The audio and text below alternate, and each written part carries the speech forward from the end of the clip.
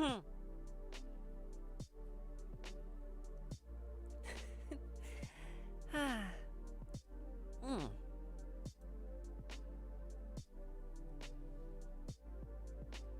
As unprepared as ever. Hello, everyone. Sorry for starting the stream a little bit too late, I guess.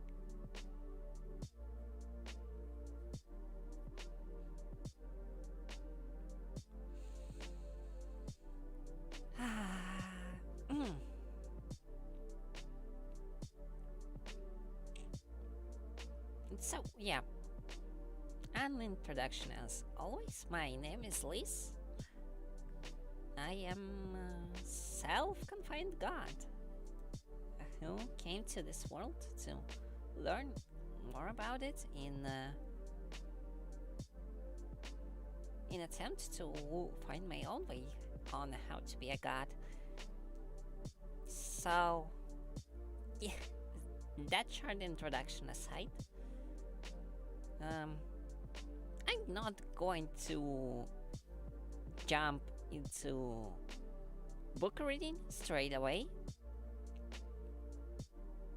despite the fact that I probably would like to. Instead, I think I will try to cover some happenings from my recent days as I was not streaming.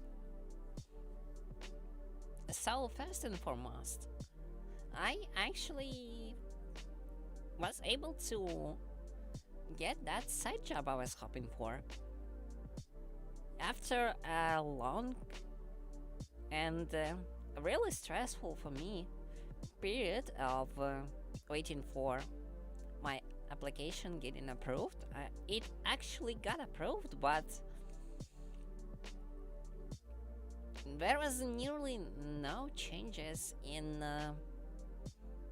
an agreement. So, as a matter of fact, the agreement itself is supposed to end in a week. I was talking with the person who's supposed to be my chief at that work. We talked with him on the matter of me starting extremely late with this job, and the situation right now looks like that either I will be paid for the days I will spend working, or they will pay me in full, but I will have to work extra on holidays outside of time written in agreement to work off the money they are going to pay me. Which is, well, not exactly bad, but I feel I might get a little bit stressed by this.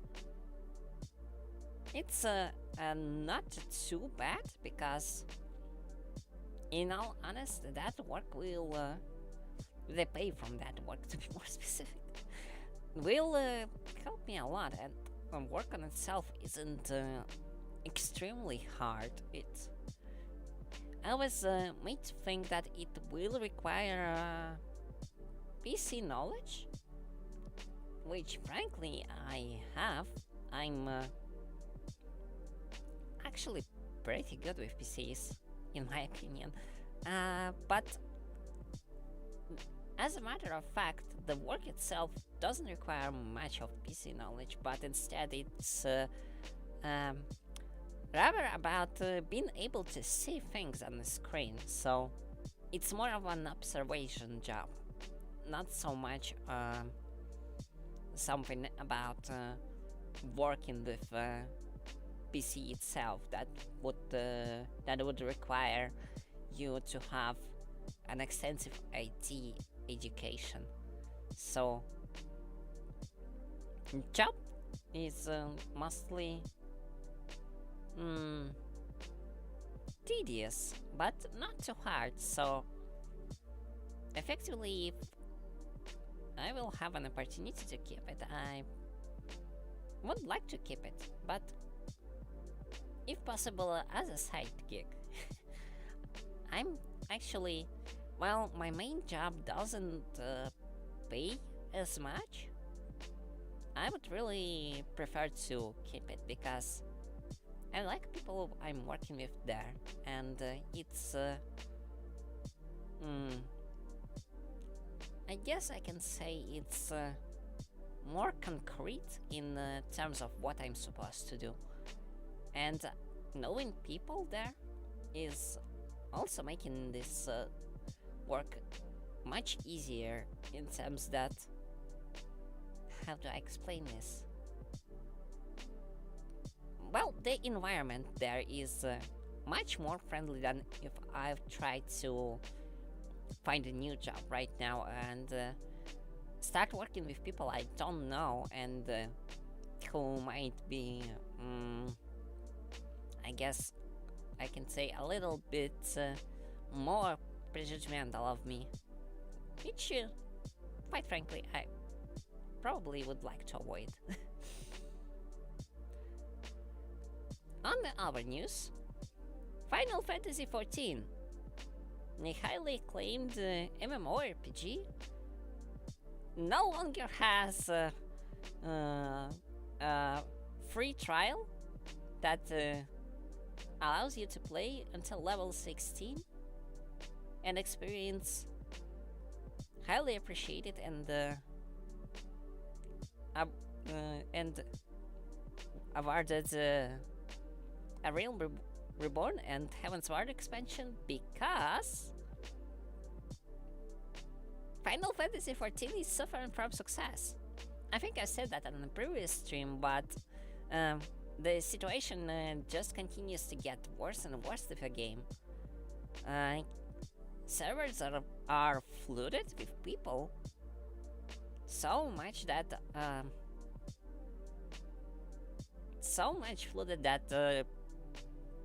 we had to stop sales and free trial account registration. On the prime time, then people joining the server, the queues are just way too high for anyone to play, and that probably will stay as holidays come in. And people will be having more time to play. So basically servers will stay heavily crowded, even maybe even then everyone is asleep. Like, not everyone, but the majority of players. And for free trial players, it's just even more terrible time because there's so many people that actually have a full game, and they always get the priority in the queue. So as a result, they just won't be able to log in until every paid player is on the server, or more like off the server, because they will be infinitely put into the end of the queue until until there's no paid players trying to get in, which is a really bad time. As I mentioned at one point previously, and as I posted on my Twitter, to which I suggest you subscribe if you didn't yet, I wanted to do a fresh start with new character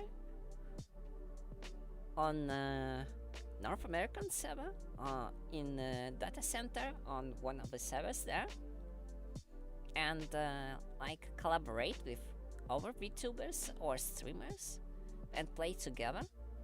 This idea still stands, and I actually got a response from 3 different people, but one of them is actually a free trial player, so I would not exactly want to start ahead of them, so to say. They haven't made much progress in the game, and the current time is really problematic to start as a result.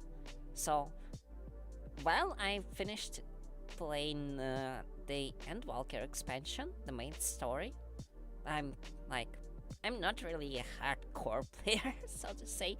I'm not seeking a raid group, even if I would like to try some of extreme and savage raids and extreme trials, because those give really nice items, like not necessarily stat wise, but I really like the appearance of some. So, as a big enjoyer of nice glamours, I would like to have some of that. The thing there is that the free trial player not being able to log in at the current moment, I'm just can't start the new thing. So it's kind of like status on a thing that haven't even started yet. So it's just been put aside. But then when the situation with server quiz will be resolved, then things settle down at least a little bit, and the people will stop trying to enter the game so aggressively. I guess I will start streaming Final Fantasy XIV. I will make new character. We will start playing with all people I have managed to gather. We still have to discuss on how we will be approaching this. Like, will we be playing at all times together, or there will be times when some of us will be progressing ahead of others? How that's gonna work, I don't know yet. That's still up to discussion. So, yeah. Hopefully everything will be resolved after Christmas holidays. So, I also seen the news on Final Fantasy XIV Lodestone website that the development team and techies there are working on resolving the problem with servers capacity, and there will be updates in January on the situation. Like, there will be updates, but no one is saying that when they will expand the capacity of their servers. So if hopefully quiz will start dying down after holidays, maybe in mid-January we will start streaming, but we will have to see until then. So please stay tuned. Maybe in a month we will start playing Final Fantasy in a group. That would be nice to see. I'm actually a little bit nervous and excited about this experience, because that might as well be my first collaboration stream thing when that happens.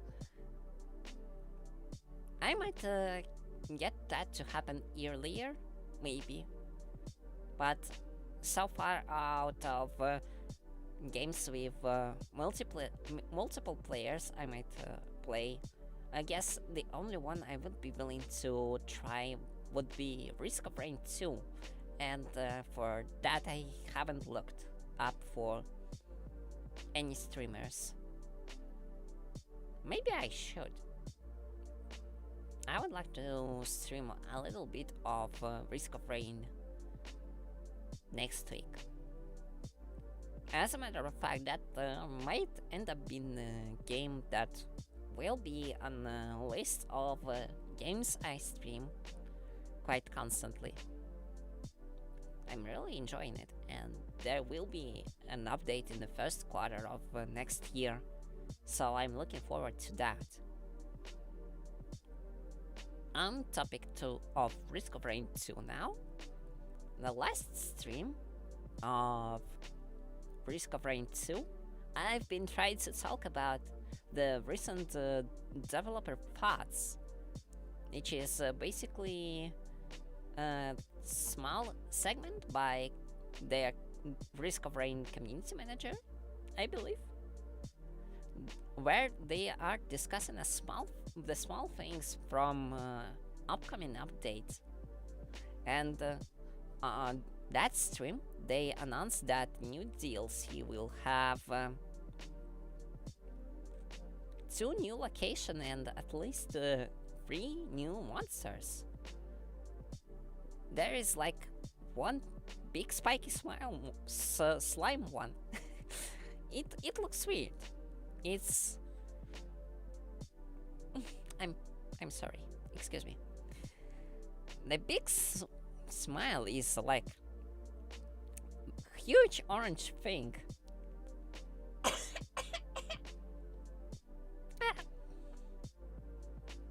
My throat is a little sore.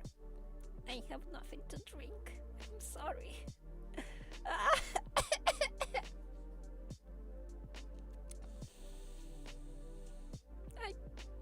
I haven't prepared for today's stream properly. I'm suffering the consequence of it. My throat is sore, I'm sorry. I hope I don't sound too weird. So, yeah. Risk of Rain 2, slimes. Big slimy blobs. Orange color can become spiky.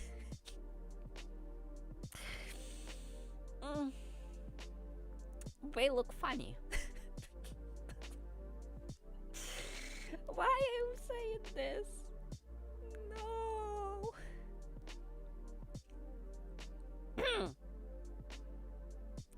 Okay, so I need to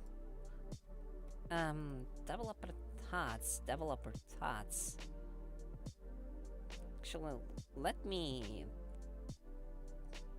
check the give me a second. I would like to actually read it. Risk of Rain 2. Yep, Dev Thoughts 24. So, what they did announce is there will be console updates. Release of the expansion will also come an update where they have completely rebuilt the console version from the ground up.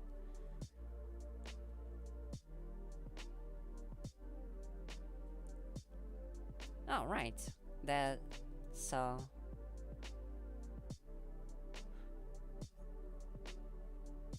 Risk of Rain 2 expansion will be released on second quarter on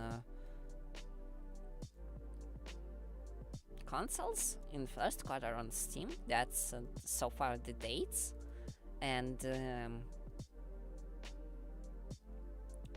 console will be completely renewed.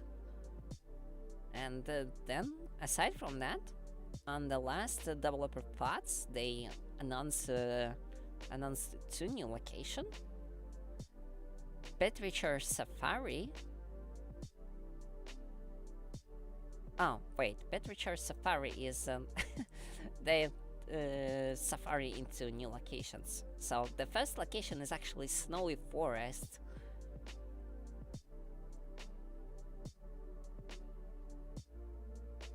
And the second one is Aphelion Sanctuary. Both looking really nice. I actually like the labyrinth-like and like ancient-ish appearance of Aphelion Sanctuary. It kinda does look like an extension to the to the groove. How was it called properly? Ah.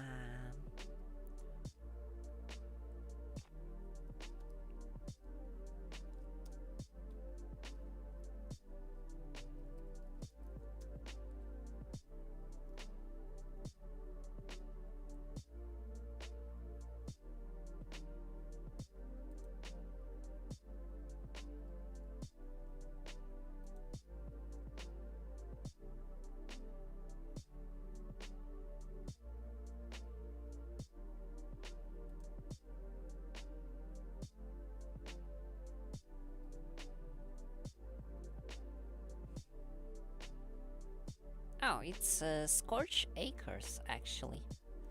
Huh. My memory is absolutely terrible. I can't remember names. That's awful. So, yeah, Aphelion Sanctuary actually reminds me a lot of Scorched Acres. This location really look quite the same. Like there's this circly things, and they have forest around them, so quite much alike. Although denizens of this place are different, because Scorched Acres is a home to wisps, all while Aphelion Sanctuary is actually home to the blind pests, which aren't exactly the same.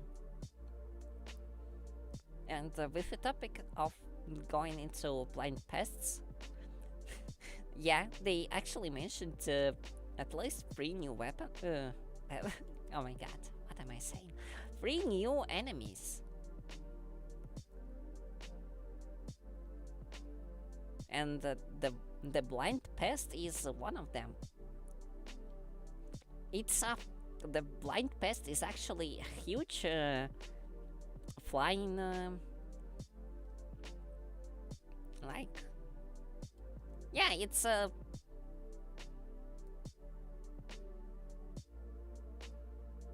I'm looking at it and I'm actually trying to understand. It flaps something, but it's like a big fluffy orb with a giant mouth with a tongue sticking out, but it looks like it flaps ears and flies on its ears like the giant flappy ears. I can't flap my ears, and I certainly can't fly on those, and it's kind of looks weird.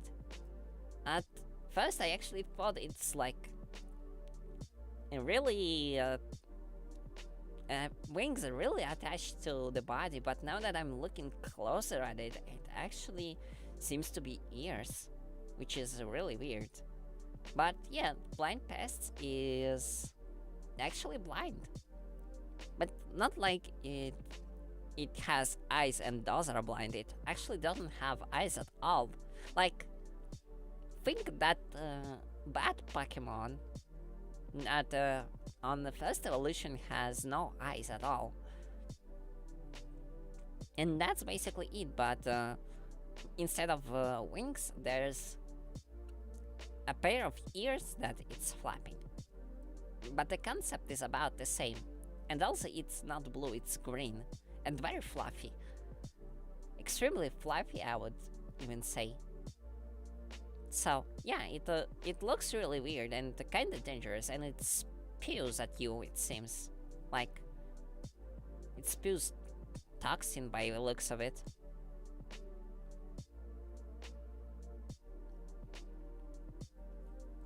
The second enemy would be Void Jailer. They are, I guess, native to Snowy Forest, although a snowy forest in itself isn't exactly their environment because, well, Void Jailer, they belong to Void, so The void is a completely separate location, and from the void there's also another monster that is already in the game.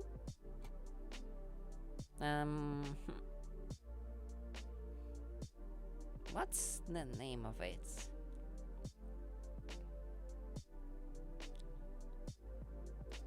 I need to look it up again.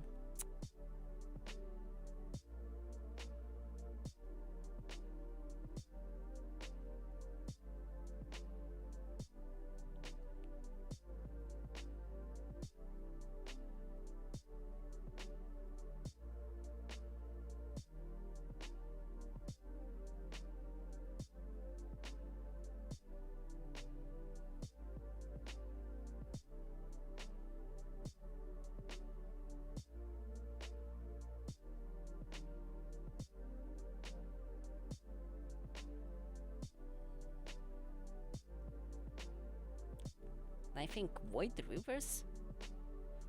The enemy was was Void Yeah, Void River, right?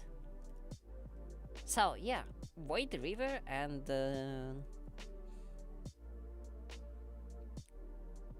Void Jailer essentially should be the same group of enemies that hail from the Void, and the Void in itself isn't really like a living environment, but well, more like I guess it's more like a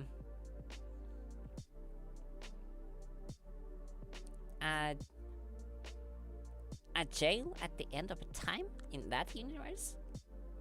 There's not so many facts given by developers about it, but it's all kinda curious in its own way. So yeah, big thing about Void Rivers is that its death can actually get you stuck in the void, and there you will be trapped for eternity, so to say. That's literally game over.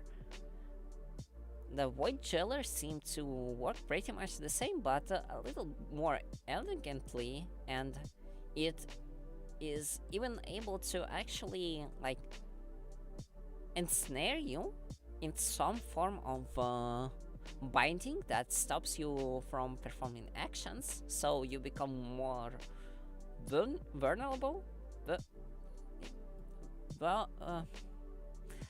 Vulnerable. Yes, so easier to get attacked, and as a result, it's actually clearly a very dangerous enemy, especially if it shares the same death thing as Void Rivers, who explode into a black hole that sucks you into the void. So you need to tread carefully whenever if they will start to appear. Not to be too close, and clearly look out to not get overcrowded by those, and possibly not to get hit by them at all, which will be problematic for me. So, aside from that, third enemy they announced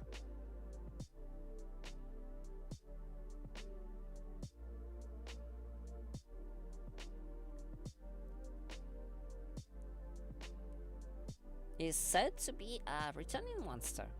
I can't really say anything about that because I haven't played First Risk of Rain, but they say it's returning, so I have no reason to not believe them. And that monster is Goop. And a Goop is literally that. A big giant goop. An orange slime that can become spiky, so you will be having a really sad time fighting them as a melee survivor.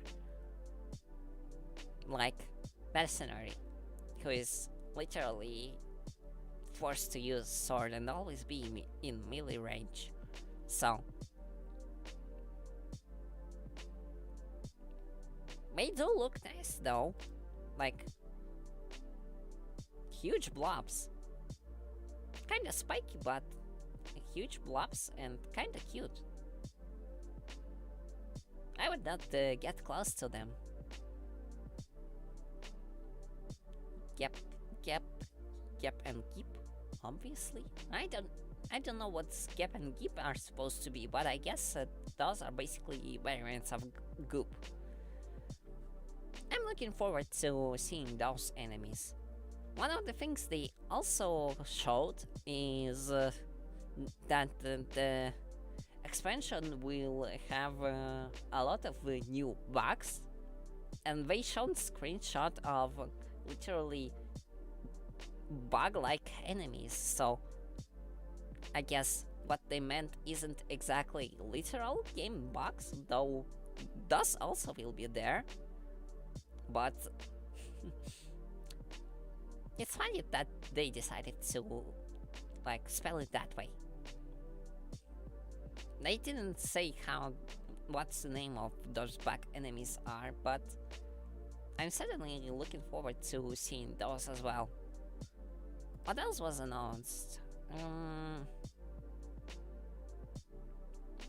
Not much.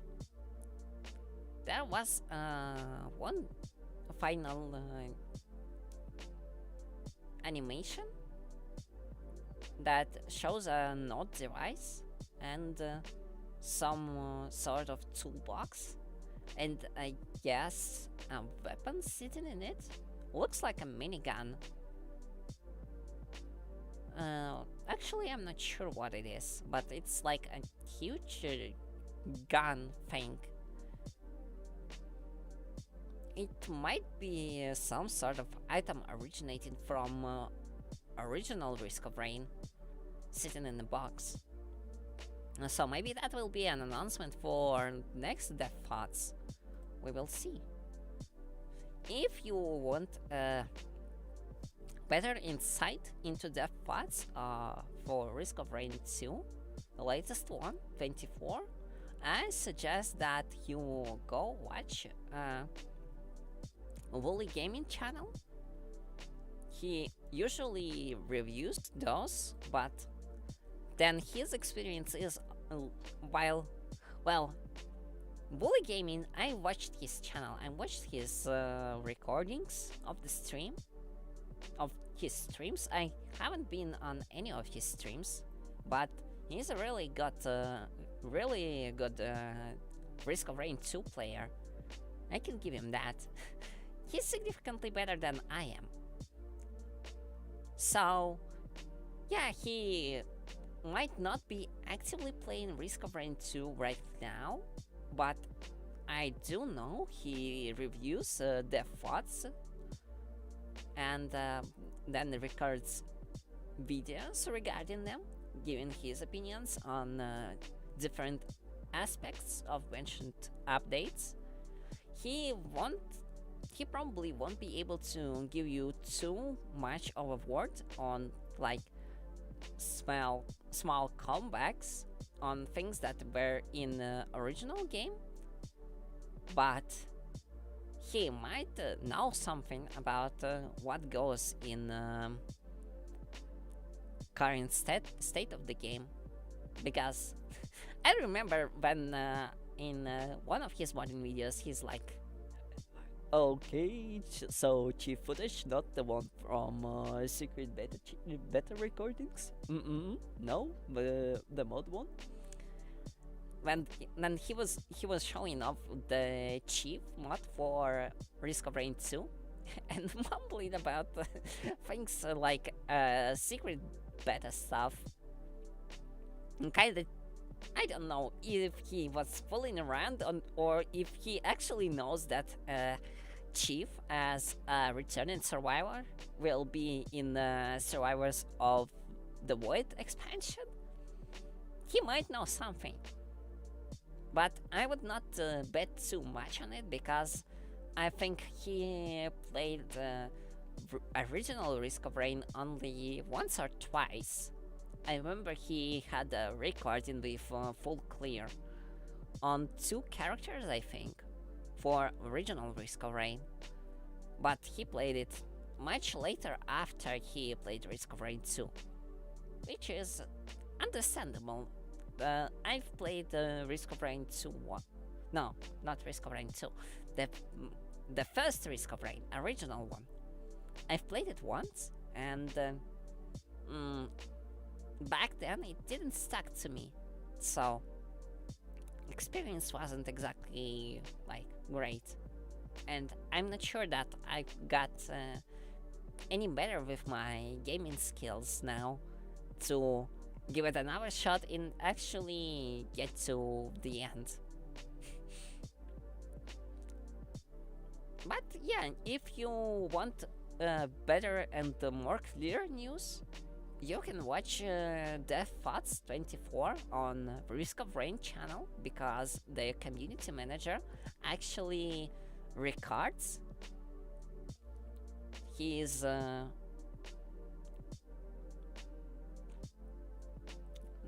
he makes a video recording of the state of the game to so anyone can just watch and listen to him on background, and then also writes an article for the game. I'm usually watching an update on Steam, but there's probably other mediums as well. Maybe they have a website. I'm not entirely sure. Or you can check Wooly channel, Wooly Gaming, and see what he has to say about it. Also, I would wish to say that Random Thursday would be a good source for info, but no, I don't think so. I don't think he's a good source of info.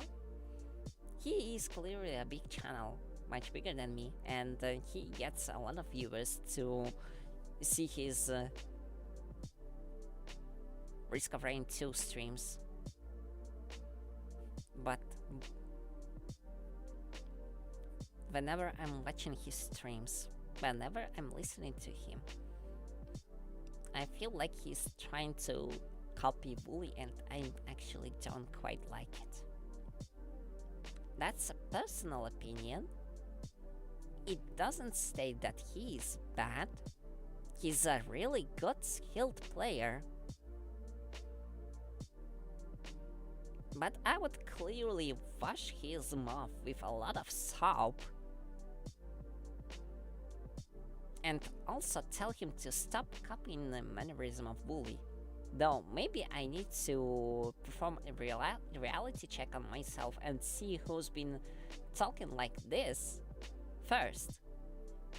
Maybe it's Wooly who's copying Random Thursday, not the other way around as I imagine it right now.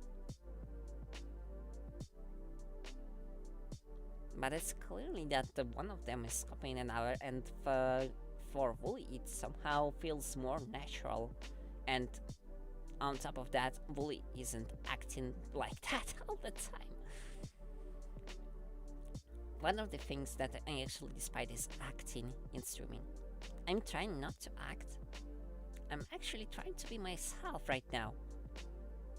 I understand that in a way it's the persona you present that attracts people, and probably a lot of streamers are actually acting in a way that, how do I say this, will be more attractive for viewers, would be more entertaining and more fun to see, and yeah, that's understandable. But then also attracts a specific kind of audience, and when you start, you likely won't be able to stop and will have to stay in that act forever. I don't want that. I don't want to have an audience that is interested in acting. I want to have audience who would be interested in how I am myself. I think that's better to be myself than be an image that might be at sometimes inspired by others and that sometimes maybe like straight up trying to copy someone. I don't want to copy anyone, I want to be myself. I think that's much better because I don't have to force myself to be something else, something that I am not.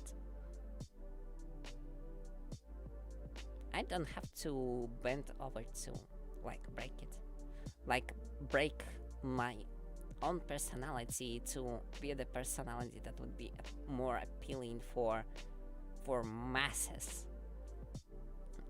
as I probably should put it.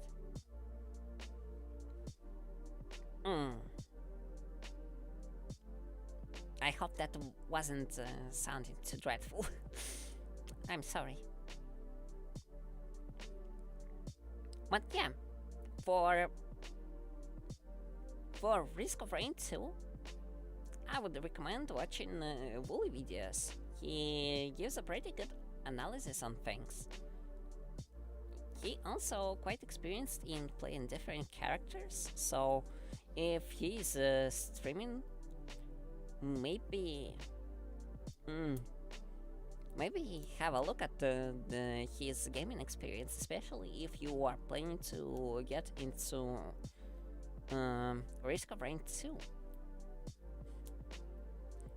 As of his tier lists, like he made a tier list on Risk of Rain 2 items, which is considerably a pretty solid tier list, but when it goes to characters, always get things with a grain of salt. I'm sorry. So yeah, then things go about characters, always take it with a grain of salt. And also take with a grain of salt any recommendation about difficulty. For all I care, anyone could play on Drizzle difficulty, and it's a really nice experience to do so. Never get discouraged by people playing on Monsoon or challenging themselves with Eclipse, and then watching the streamers doing an Eclipse run and like, oh, how we doing so great! They've been playing for over an hour already and looping for a second time. Well, that's good for them. That's really good for them. I'm not challenging myself to Eclipse gameplay. No, thank you. I'm not doing Eclipse, especially solo. I would rather play on normal difficulty or even on Drizzle because I just want to relax a little bit. Then I'm going to feel that I want to challenge myself. Yeah, sure, I will probably try Monsoon. But I'm not jumping on that train. If you want to just have fun, Drizzle is totally fine. Yes, it's a really easy difficulty, but it's also a lot of fun in general. Also, when it goes to character, as I said, take it with a grain of salt. Everyone badmouths Artificer, but Artificer is literally the only character I play myself. I'm not going to say it's an easy character to play. I'm not gonna say that I'm good at this character. But I will say that I'm having fun playing it. I'm genuinely enjoying playing as an Artificer, and slowly I'm improving. The character is good. In general terms, other characters are probably easier to play, but that doesn't discourage me from continuing to play Artificer, and as a matter of fact, as a result, I'm absolutely not playing any other characters. I don't have multiple masteries like, again, Bully and the Random Thursday, and I'm not feeling bad about it. And neither should you. You should try characters you want to try, see what sits best with you, and just play as that character. There's no shame in playing a character that might be unpopular. Random Thursday badmouths Artificer especially a lot. Especially when he played Artificer only to go and convert it into a Sacred Survivor. I still don't like him for that. But, well, that's his deal. Everyone plays in way they feel comfortable, so that's up to him.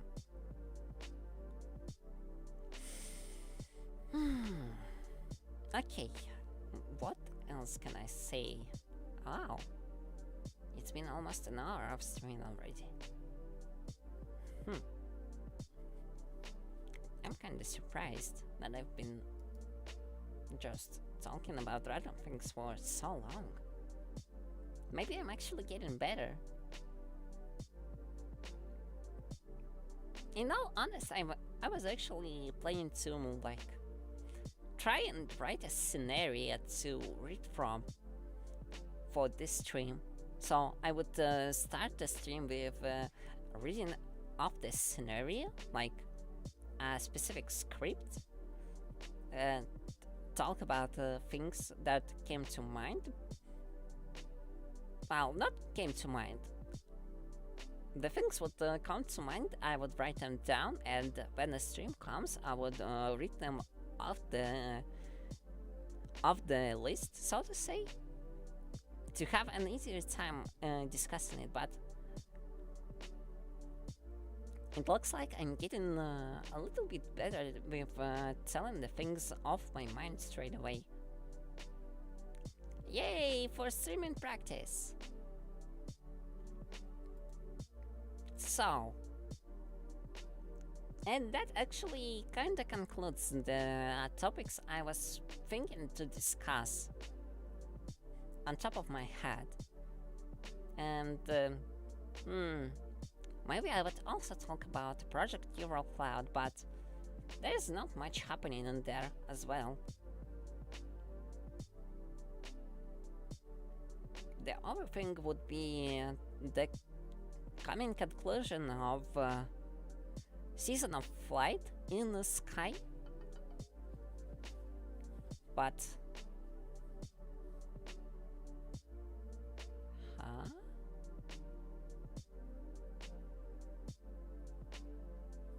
why did my mobile give me a notification about my Twitch being live only now?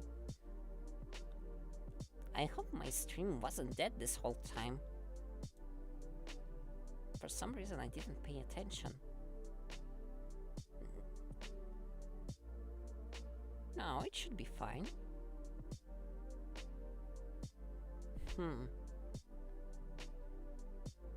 It says the streaming session is fine. Okay.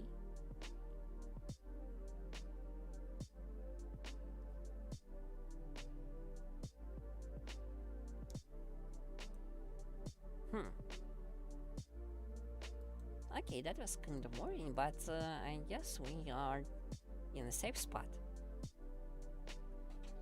That really surprised me. Anyways, I'd probably talk also about Sky, with Season of Flight coming to a close, only to give way to Days of Feast, which will stay for, I think, 3 weeks. And probably in January somewhere, maybe closer to the end of Days of Feast, maybe right after they are over, there will be coming Season of the Abyss. Season of Abyss, yes. Which wasn't announced yet, but a lot of footage from beta was already out, yet there's still no trailer somehow, oddly enough. Hmm. Much to my surprise, they actually announced the season of flight closer to the end of season of Little Prince, and yet there's still no trailer for season of Abyss as season of flight ends.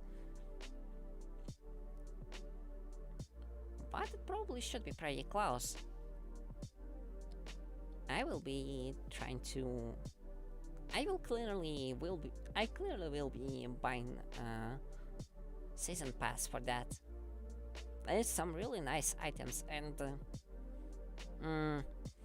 I'm kinda feel judgmental about this, but one of the final season items, there is a special mask with uh,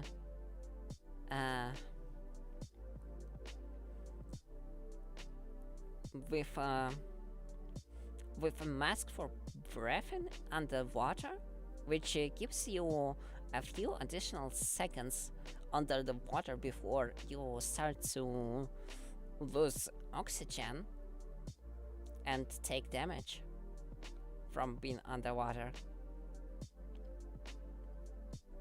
So this item is potentially the might be the first time in Sky then I see that item gives player a significant advantage, and it won't be available for players without season pass, which is a kind of a dangerous move in my list. I'm sorry. Excuse me. And yeah. But I guess we will see. Maybe I'm jumping on conclusions too early.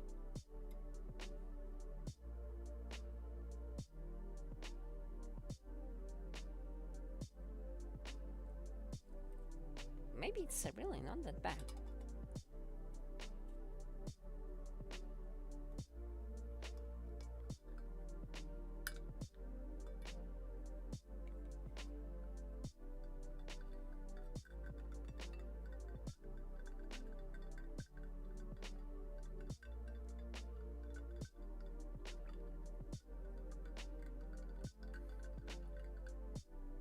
But yeah, I clearly will be buying a season pass to have that very item.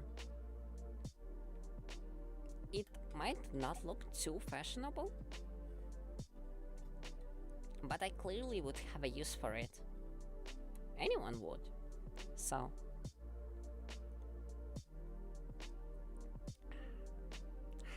nice. The tea in my cup is just the right temperature. I was worried that it would be too hot at this moment, but apparently it isn't. Which is nice. I finally have something to drink, so my throat won't be too sore.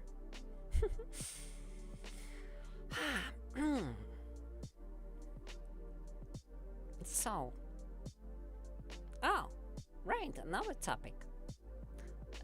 Recently on my Twitter, I also mentioned that some of my friends introduced me to existence of the game called Solar Ash. It's a game by creators of Hyper Light Drifter. I've heard a lot about that game. I haven't played it. I might try to play it, but what I've heard, the Hyper Light Drifter on itself is neon-ish, and the story is kinda grim.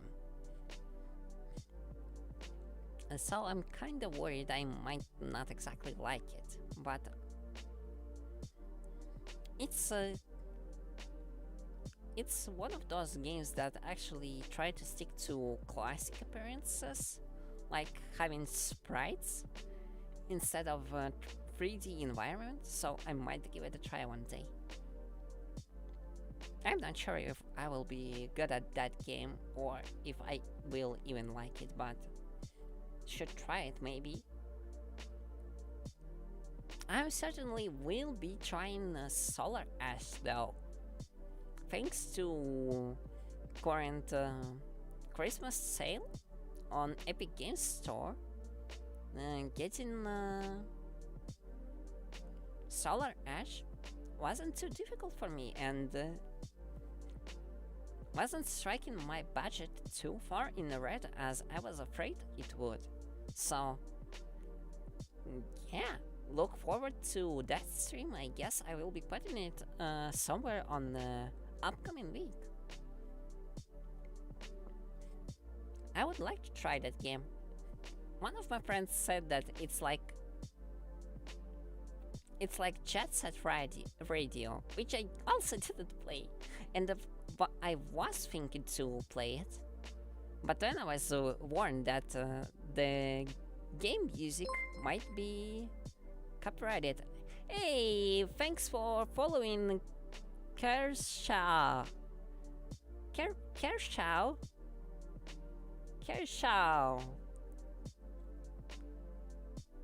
Hello. Thank you for following, and my day was a little bit exhausting, a bit stressful, and in its own way eventful, but I'm mostly fine. Thank you very much.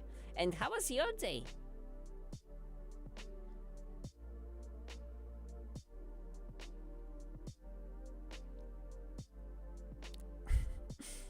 I'm willing to stop talking and just to hear that everyone coming to my streams are actually doing well.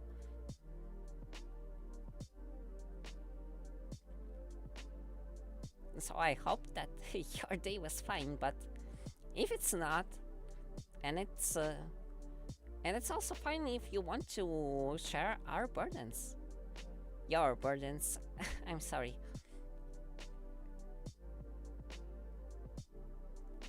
Hey, that's nice to know.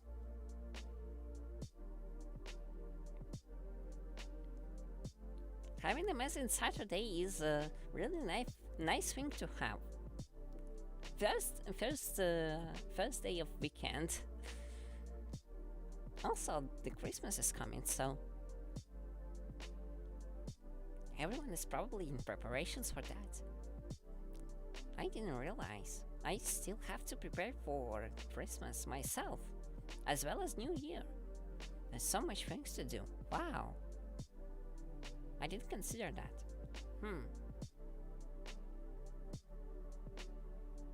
Realization struck me only now.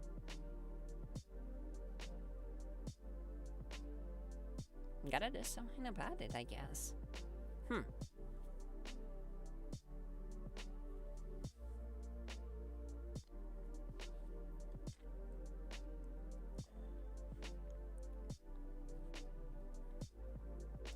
How many days it is actually until New Year? 7? Oh, it's actually less than 2 weeks already.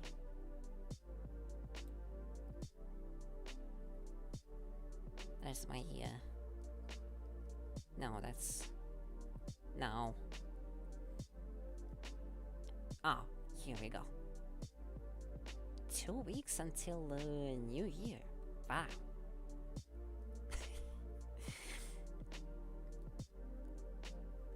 I'm not changing expressions on my model too often, so actually starting to forget what buttons for expressions do.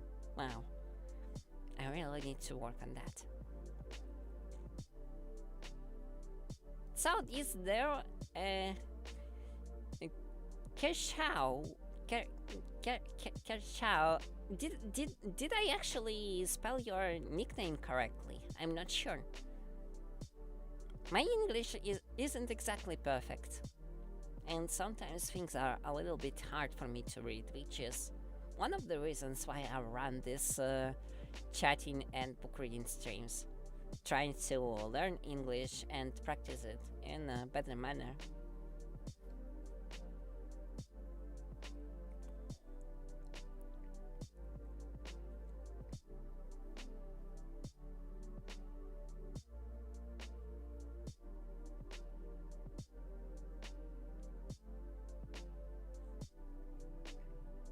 wonder if stream lag is really bad, actually.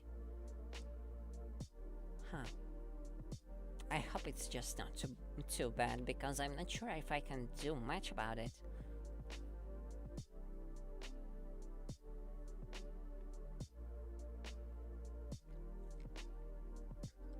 But delays is actually kind of worrying. A little bit scary even.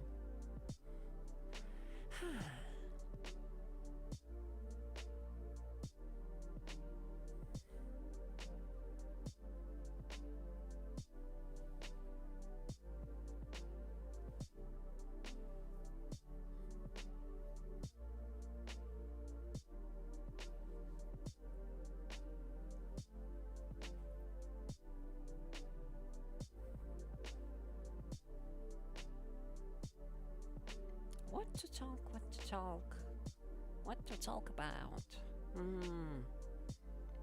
Maybe I should actually get to book reading now. I'm really running low on topics to discuss, just on top of my head.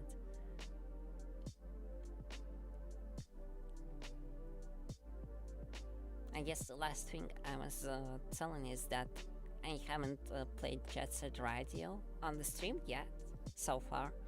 Like, I've actually been recommended this game, but then I also been warned that there's a lot of music that probably would get me copyright striked. And, I would not want that. Like, I'm not losing much, technically, but it still would be a loss if I've lost my channels because of a copyright strike. I'm only starting building from the start again would be difficult, and I'm only beginning to learn things about how to stream and all that kind of stuff.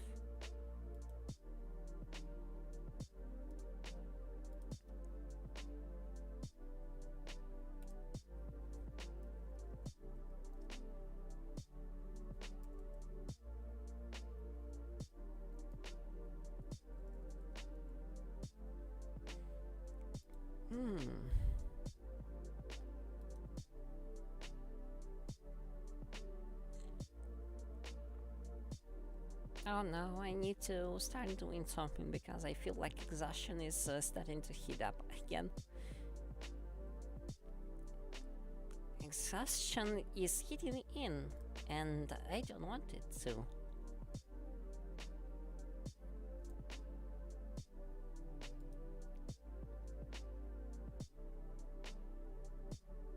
I need to get myself busy with something so I won't fall asleep.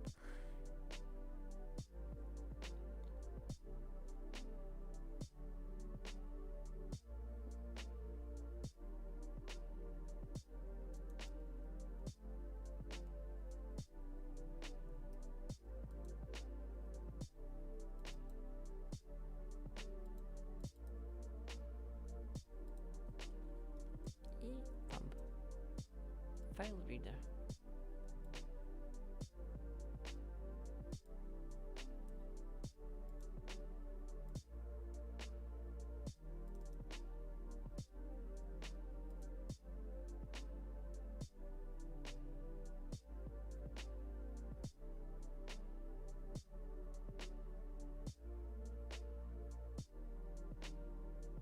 So, where did I?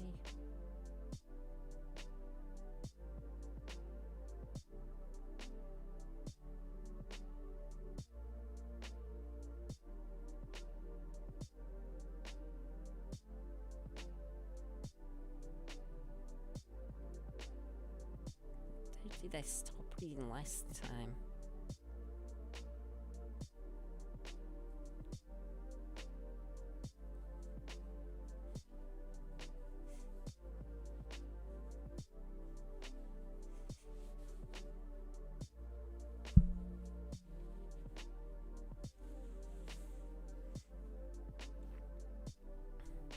Hmm. Okay, I found it. So, I was pretty close to the end of chapter 8 on the last stream of Artemis Fowl.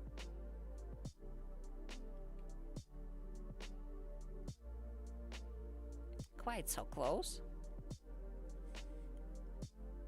So I guess I will continue reading from there. I found the spot. I probably could have finished the chapter 8 back then, but I was really just falling apart on that stream a week ago. So maybe I will actually be able to finish the book today. Ahem.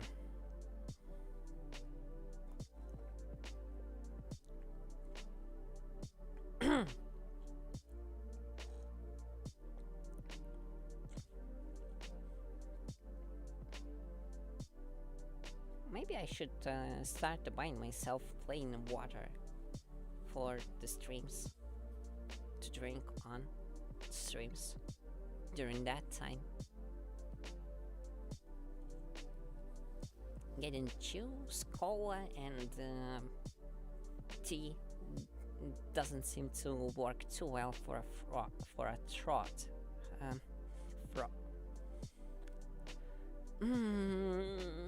I can't spell words. Anyways, to the reading.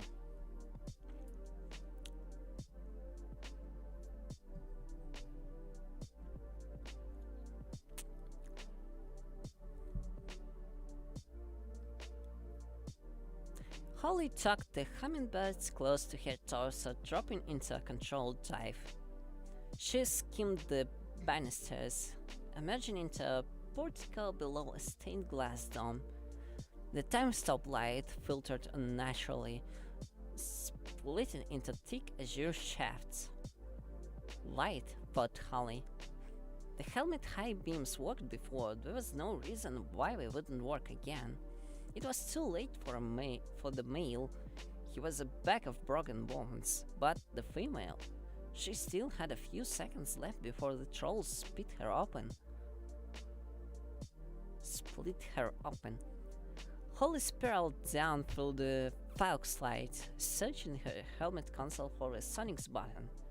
Sonic's was generally used on canines, but in this case, it might provide a moment's distraction, enough to get her to ground level.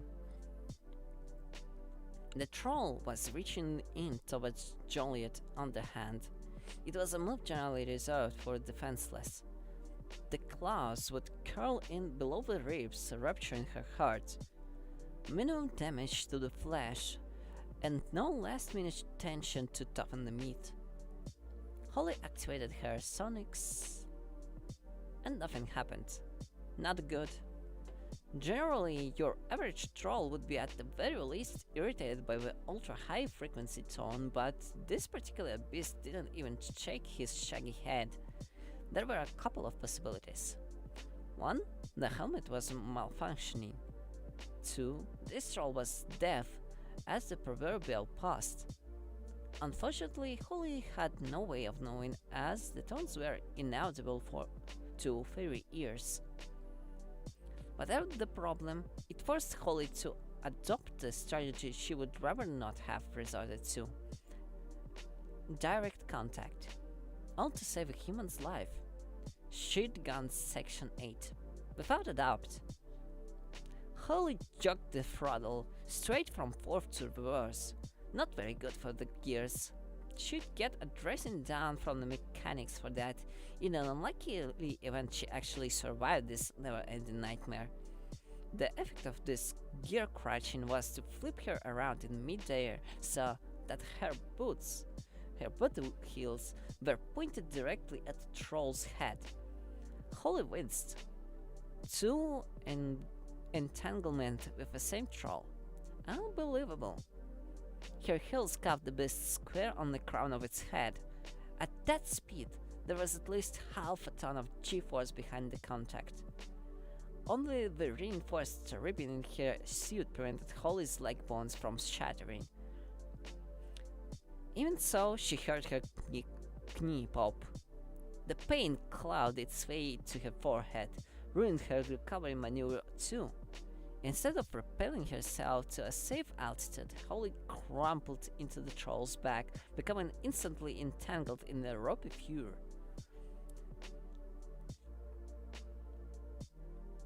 The troll squeezed tire, somehow securing a grip on the helmet's anti-friction coating, which according to... No, wait, that's too far. The troll was suitably annoyed. Not only had something distracted it from dinner, but now that something was nested in his fur, along with the cleaner's slugs. The beast straightened, reaching a gloved hand over its own shoulder.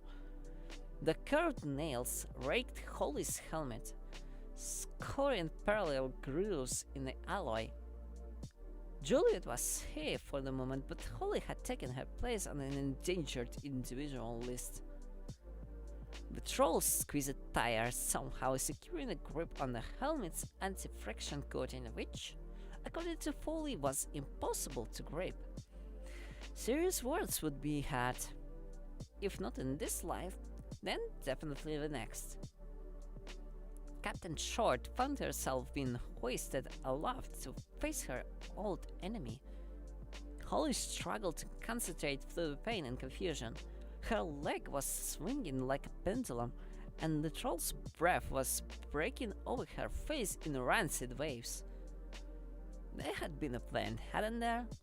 Surely she didn't fly down here just to curl up and die. There must have been a strategy. All those years in the academy must have taught her something. Whatever her plan had been, it floated just out of reach somewhere between pain and shock. Out of reach. Lights, Holly. A voice in her head. Probably talking to herself, an out-of-head experience. She must remember to tell Foley about this. Foley? Hit the light, Holly. If those tasks get to work, you will be dead before the magic can kick in. Foley? Is that you? Holly might have said this aloud, or she may just have thought it. She wasn't sure. The total light beams, Captain! A different voice. Not so cuddly. Hit the button now! That's an order! Oops. It was rude. She was falling down on the job again. First Hamburg, then Martina Franca, now this. Yes, sir, she mumbled, trying to sound professional. Press it! Now, Captain Short! Holly looked at the troll straight in its merciless eyes and pressed the button. Very melodramatic. Or it would have been if the lights had worked. Unfortunately for Holly, in her haste, she did grab the one of the helmets cannibalized by Artemis Fowl. Hence, no sonics, no filters, and no tunnel beams. The halogen bulbs were still installed, but the wires had come loose during Artemis investigations. Oh dear, breathed Holly. Oh dear, Backroot, what's that supposed to mean? The beams are offline, explained Foley. Oh, Root voice trailed off. What more was there to say? Holly squinted at the troll. If he didn't know trolls were dumb animals, he would see that the beast was grinning. Standing there with blood dripping from various chest wounds, grinning. Captain Short didn't like being grinned at. Let this off, she said, and butted the troll with the only weapon available to her. Her helmeted head. Valiant undoubtedly, but about as effective as trying to cut down a tree with a feather. Luckily, the ill-advised blow had a side effect. For a split second, two strands of conductor filament connected, sending power flooding to one of the tunnel beams. 400 watts of white light blasted through the troll's crimson eyes, dispatching lightning rods of agony to the brain. Hehe, mumbled Holly in a second before the troll convulsed involuntarily. Its spasms sent her spinning across the pocket floor, leg jittering along behind her. The wall was approaching at an alarming speed. Maybe, thought Holly hopefully, this will be one of those impacts where you don't feel any pain until later. No, replied her pessimistic side. Afraid not. She slammed into a normal narrative tapestry, bringing it tumbling down on top of her. Pain was immediate and overwhelming. Oof, grunted Foley. I felt that. Visuals are shot. Pain sensors went right off the scale. Your lungs are busted, Captain. We're going to lose you for a while, but don't worry, Holly, your magic should be kicking in already. Holly felt the blue tingle of magic skewing to her various injuries. Thank the gods for acorns, but it was too little too late. The pain was way beyond her threshold. Just before unconsciousness claimed her, Holly hand flopped from beneath the tapestry. It landed on Butler's arm, touching the bare skin. Amazingly, the human wasn't dead. A dogged pulse forced the blood through smashed limbs. Heal, thought Holly, and the magic scurried down her fingers. The troll faced a dilemma. Which female to eat first? Choices. This decision was not made any easier by the lingering agony bustling around its shaggy head, or the cluster of bullets lodged in its fatty chest tissue. Eventually, it settled on the surface dweller. Soft human meat. No dense fairy muscle to chew through.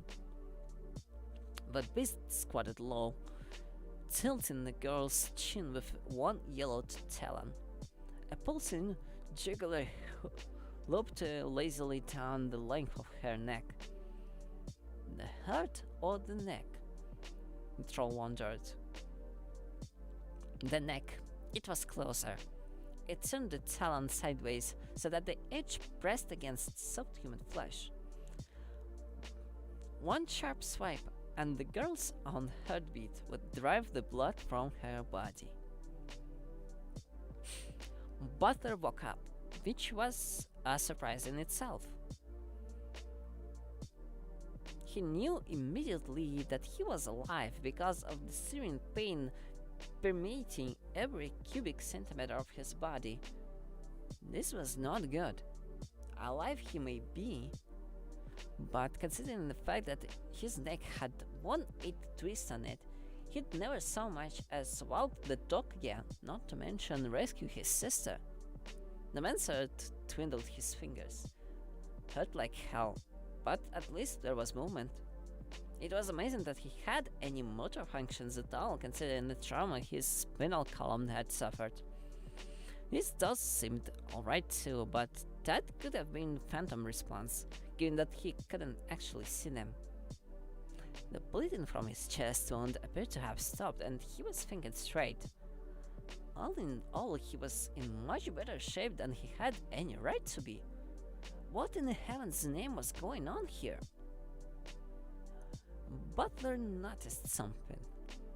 There were blue sparks dancing along his torso. He must be hallucinating, creating pleasant images to distract himself from the inevitable. A very realistic hallucination, it must be said. The sparks congregated at trauma point, sinking into the skin. Butler shrugged. That was no hallucination. Something extraordinarily was happening here. Magical. Magic? That rang a bell in his recently reassembled cranium. Fairy magic. Something was healing his wounds. He twisted his head, wincing at the rate of sliding vertebrae. There was a hand resting in his forearm. Sparks flowed through the slim elfin fingers, intuitively targeting bruises, breaks, or ruptures. There were a lot of injuries to be dealt with, but the tiny sparks handled it all quickly and effectively. Like an army of mythical beavers repairing storm damage. Butler could actually feel his bones knitting and the blood retreating from semi-congealed scabs. His head twisted involuntarily and his vertebrae slid into their niches, and Stray returned in a rush as magic reproduced the 3 liters of blood lost through his chest wound. Butler jumped to his feet, actually jumped. He was himself again. No, it was more than that. He was as strong as he had ever been, strong enough to have another crack at that beast hunkered over his baby sister. He felt his rejuvenated heart speed up like the stroke of an outboard motor. Calm, Butler told himself. Passion is the enemy of efficiency. But calm or no, the situation was desperate. This beast had already effectively killed him once, and this time he didn't even have the 6 hour. His own skills aside, it would be nice to have a weapon, something with a bit of weight to it. His foot clenched on a metallic object. His foot clinked on a metallic object. Butler glanced down at the debris strewn in the troll's wake. Perfect. There was nothing but snow on the view screen. Come on, Rod, hurry up! Fully elbowed past his superior. Maybe if you didn't insist on walking all the circuit boards. Ruth shuffled out the way grudgingly. In his mind, it was the circuit board's fault for being behind him. The sensors had disappeared into the access panel. Anything? Nothing, just interference. Ruth slapped the screen. Not a good idea. First, because there was not one chance in a million that it could actually help, and second, because plasma screens grow extremely hot after prolonged use. Darn it! Don't touch that screen, by the way. Oh, haha, we have time for jokes now, do we? No, actually. Anything? The snow settled into unrecognizable shapes. That's it, hold it there. We got a signal. I've activated the secondary camera. Plain old video, I'm afraid, but it will have to do. Bert didn't comment. He was watching the screen.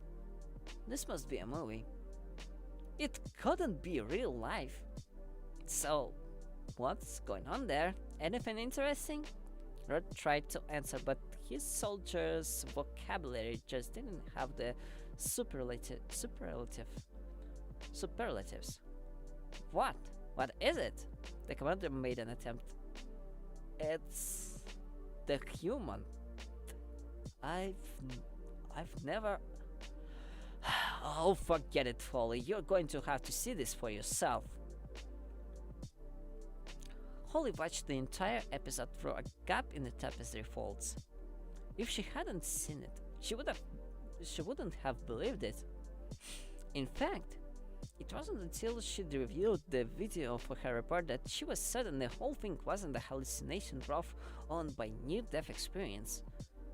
As it was, the video sequence became something of a legend, initially doing rounds on the amateur home movies cable shows and ending up on the LAP Academy hand-to-hand curriculum. The human, Butler, was strapping on a medieval suit of armor. Incredible as it seemed, he apparently intended going toe-to-toe with the troll. Holly tried to warn him, tried to make some sound, but the magic hadn't yet re-inflated her crushed lungs. Butler now closed his visor, hefting a vicious mace. Now, he grunted through the rail. I will show you what happens when someone lays a hand on my sister. The human twirled the mace as though it were a cheerleader's baton, ramming it home between the troll's shoulder blades. A blow like that, while not fatal, certainly distracted the troll from its intended victim. Butler planted his foot just above the creature's haunches and took the weapon free. It relinquished its grip with a sickly sucking sound. He skipped backwards, settling into a defensive stance. The troll rounded on him, all 10 talons sliding out of their to a full extent. Drops of venom glistered from the tip of each tusk. Playtime was over, but there would be no lightning strike this time. The beast was wary. It had been hurt. This latest attacker would be afforded the same respect as another male of the species. As far as the troll was concerned, his territory was being encroached on, and there was only one way of solving a dispute of this nature, the same way that trolls solved every dispute. "I must warn you," said Butler straight-faced. "I am armed and prepared to use deadly force if necessary." Holly would have ignored if she could. Banter! The human was trying to engage a troll in macho repartee. Then Captain Short realized her mistake. The words weren't important. It was the tone he employed. Calm, soothing, like a trainer with a spooked unicorn. "Step away from the female. Easy now." The troll balanced its cheeks and howled. Scare tactics, testing the waters. Butler didn't flinch. Yeah, real scary. Now just back out of the drawer and won't have to cut you into little pieces. The troll snorted, moved by this reaction. Generally, his roar sent whatever creature was facing it scurrying down the tunnel. One step at a time, nice and slow. "Easy there, big fellow." You could almost see it in the troll's eyes. A flicker of uncertainty. Maybe this human was. And that was then Butler struck. He danced under the tusks, hammering home a devastating uppercut with his medieval weapon. The troll staggered backwards, talons flailing wildly, but it was too late. Butler had stepped out of reach, scooting across to the other side of the corridor. The troll lumbered after him, spitting dislodged teeth from pulped gums. Butler sank to his knees, sliding and turning the polishing floor, burying him like an ice skater. He ducked and pirouetted, facing his pursuer. "Guess what I found," he said, raising his 6-hour. Not chest shots this time. Butler laid in the rest of the automatic clip in a 10 cm diameter between the troll's eyes. Unfortunately for Butler, due to millennia spent butting each other, trolls have developed a thick ridge of one covering their brows. For his textbook, Spread failed to penetrate the skull in spite of the Teflon-coated load. However, 10 devastating slugs can't be ignored by any creature on the planet, and the troll was no exception. The bullets beat a sledgehammer tattoo on its cranium, causing instant concussion. The animal staggered backwards, slapping at its own forehead. Butler was after it in a heartbeat, pinning its shaggy foot beneath the mace spikes. The troll was confused, blinded by blood, and flame. A normal person would feel assured of remorse, but not Butler. He'd seen too many men gored by injured animals. Now was the dangerous time. It was no time for mercy. It was time to terminate with extreme justice. Holly could only watch helplessly as the human took careful aim and delivered a series of crippling blows to the stricken creature. First, he took out the tendons, bringing the troll to its knees. Then he abandoned the mace and went to work with gauntleted hands, perhaps deadlier than the mace had been. The unfortunate troll fought back pathetically, even managing to land a few glancing blows, but they failed to penetrate the antique armor. Meanwhile, Butler toiled like a surgeon, working on the assumption that the troll and human physics were basically the same.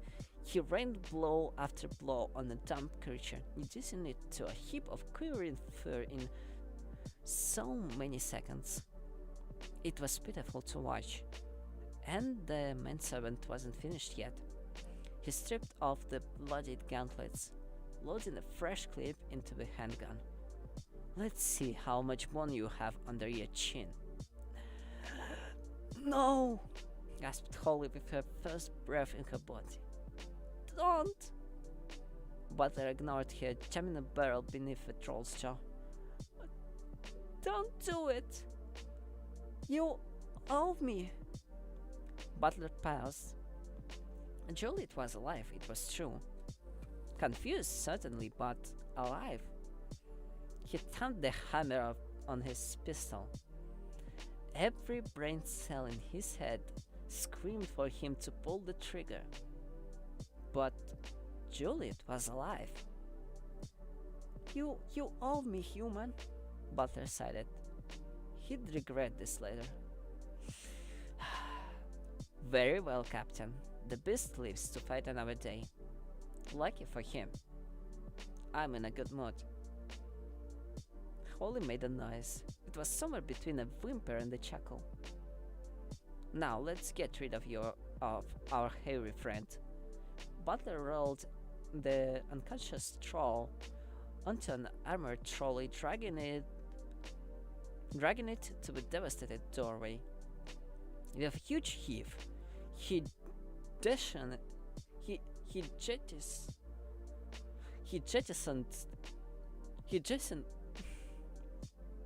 How do I spell this?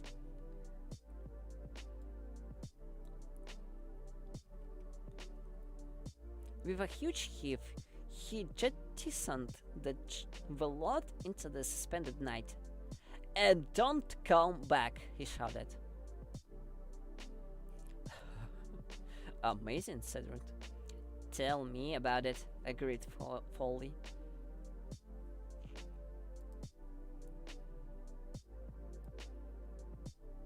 Chapter 9. Ace in the Hole. Artemis tried the doorknob and got a scorched palm for his trouble. Silt! The fairy must have blasted it with her weapon, very astute. One less variable in the equation. It was exactly what he himself would have done. Artemis did not waste any time attempting to force open the door. It was reinforced steel and he was 12. You didn't have to be a genius to figure it out, even though he was. Instead, the folder hair apparent crossed to the monitor wall and followed development from there. He knew immediately what the LAP were up to. Sending the troll to secure a cry for help. Interpret it as an invitation, and next thing you know, a brigade of goblin stormtroopers were taking the manor. Clever and unanticipated. It was the second time he'd underestimated his opponents. One way or another, there wouldn't be a third. As the drama below unfolded on the monitors, Artemis' emotions jumped from terror to pride. Butler had done it, defeated the troll, and without a single plea for aid passing his lips. Watching the display, Artemis appreciated fully, perhaps for the first time, the service provided by the Butler family. Artemis activated 3-band radio, broadcasting on revolting frequencies. "Commander Root, you are monitoring all channels, I presume." For a few moments, nothing but white noise emanated from the microspeakers, then Artemis heard the sharp click on the mic button. "I hear you, human." What can I do for you? Is that the commander? A noise filtered through the black gauze. It sounded like a whiny. No, this is not the commander. This is Polly, the centaur. Is that the kidnapping wildlife human? It took Artemis a moment to process the fact that he'd been insulted. Mr. Foley, you have obviously not studied your psych tests. It is not wise to antagonize a hostage taker. I may be unstable. May be unstable? There is no may about it. Not that it matters. Soon you will be no more than a cloud of radioactive molecules. Artemis chuckled. That's where you are mistaken, my quadruped friend. By the time that biobomb is detonated, I will be long gone from the time stop. It was Foley's turn to chuckle.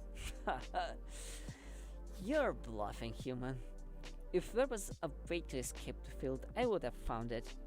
I think you're taken through your... Thankfully, it was that moment. Root took over at the microphone. Fowl? This is Commander Root. What do you want? I would just like to inform you, Commander, that in spite of your attempted betrayal, I am still willing to negotiate. That troll had nothing to do with me, protested Root. It was done against my wishes.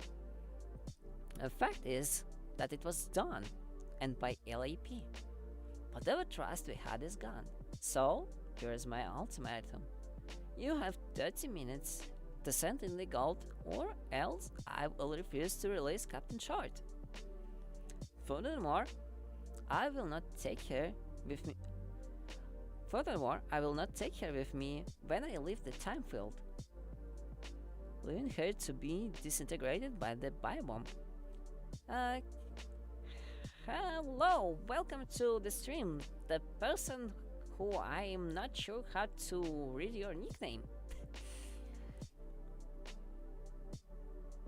Yeah, I'm sorry, I'm just not sure how to read it. I'm not sure what even that is. Like, what is that?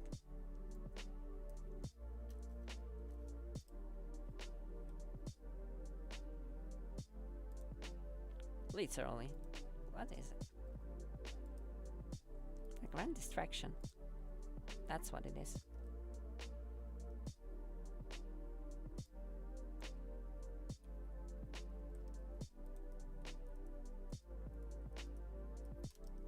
A bunch of symbols that can't be recognized by Restream chat, apparently.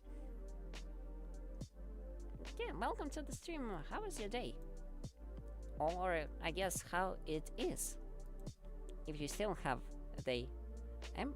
Oh, yeah, that means that it's still like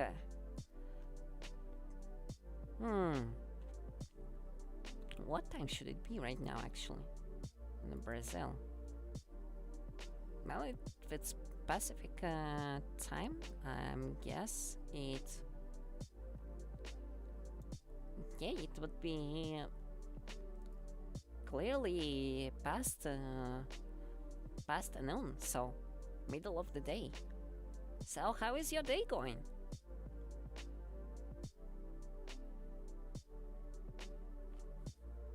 Mine is certainly fine. Reading a nice book here. Actually, almost done with it. I might even say. Might have to look for another book to read on the next stream.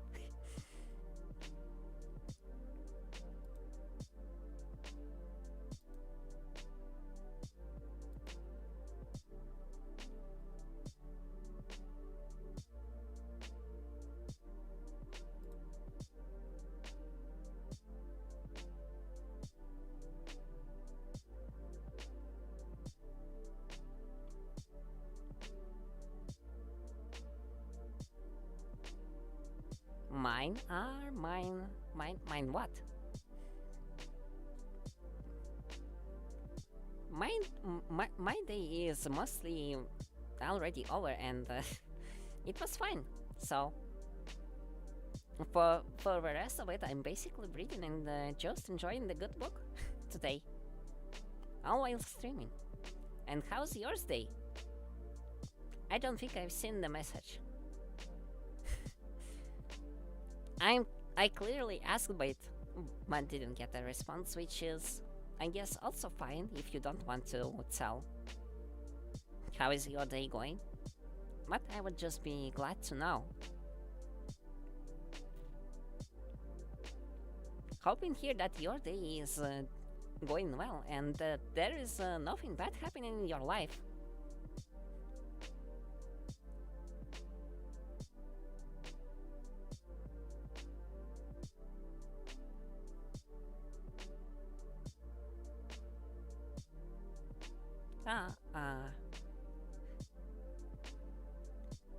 Straight face emote. That doesn't look good. Can I make a straight face myself? That doesn't look too straight. That looks kinda sad.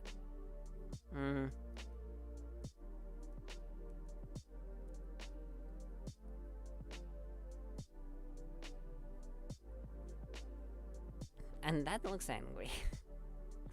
Okay, I'm not going to experiment with expressions today.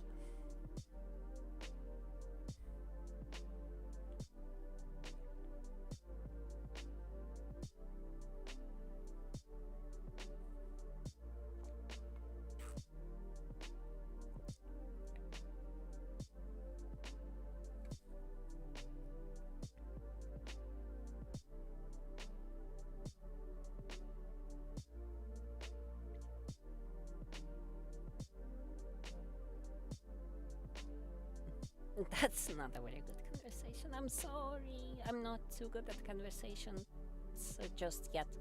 I'm really trying. If my guess is correct and like your day is like I will guess is it is kind of so-so. Not very bad, not very good. I'm just hoping that you that it will get better before it ends and you will have something fun to do.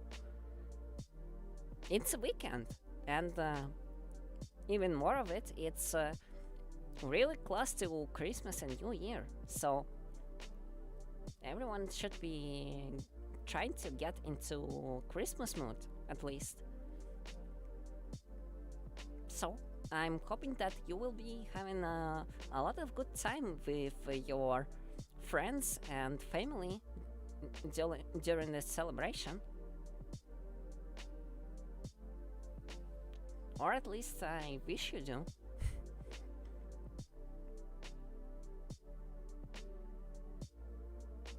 I'm still not entirely sure what I will be doing during that time. But I probably need to start making plans for it.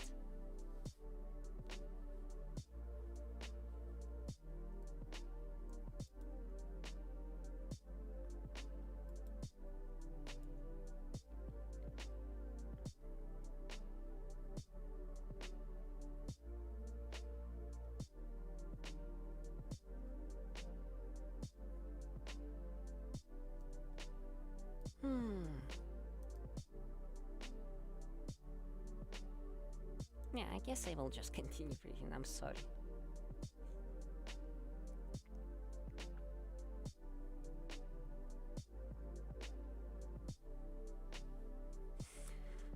The fact is that it was done, and by LAP. Whatever trust we had.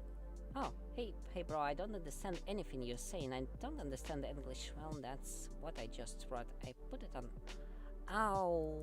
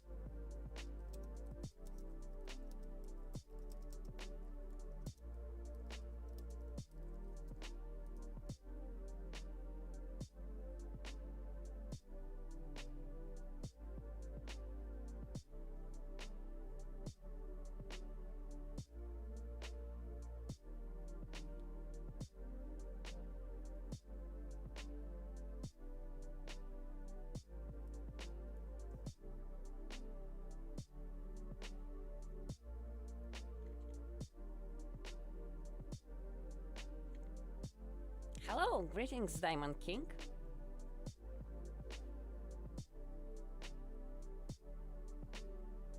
Thanks for joining the stream. How was your day?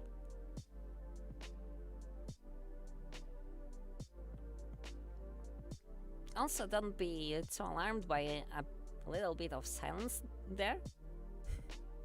I'm fine. How are you? I'm also fine. Was reading until the chat started.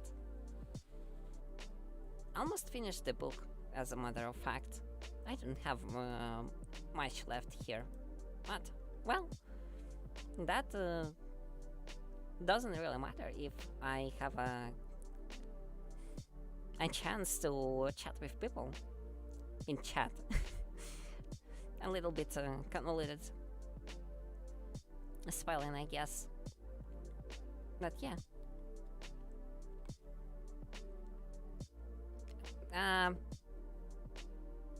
May I not answer that?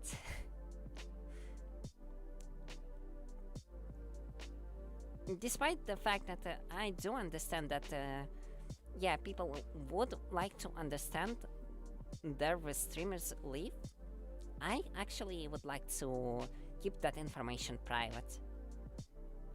Like, not even explaining where I live, basically, but like private.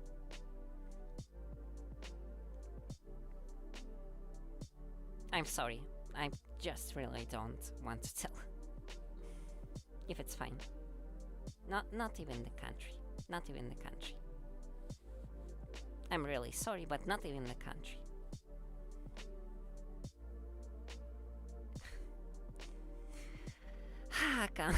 Continent. Okay, I guess I can say that it's Eurasia continent, if that helps you.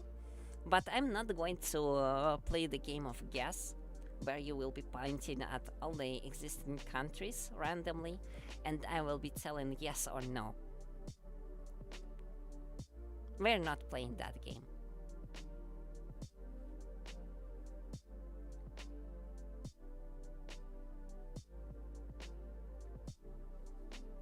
No country. I'm not telling you the country.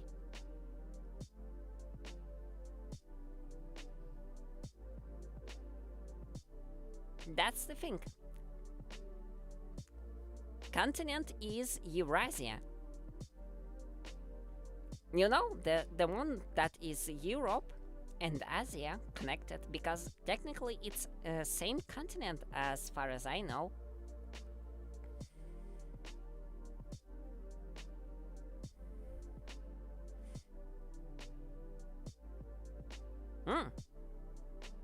One big continent. And I'm not telling you where even proximally on it I am.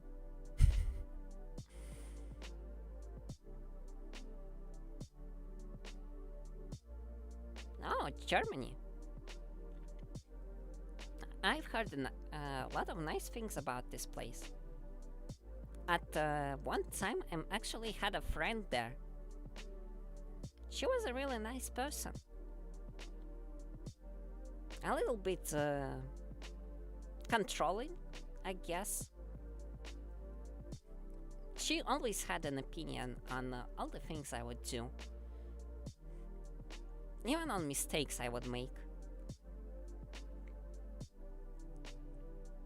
But in general, she was a really nice and caring person, so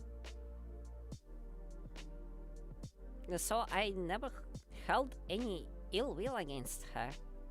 And while at the end we stopped contact with each other, I just hope that she is also doing fine.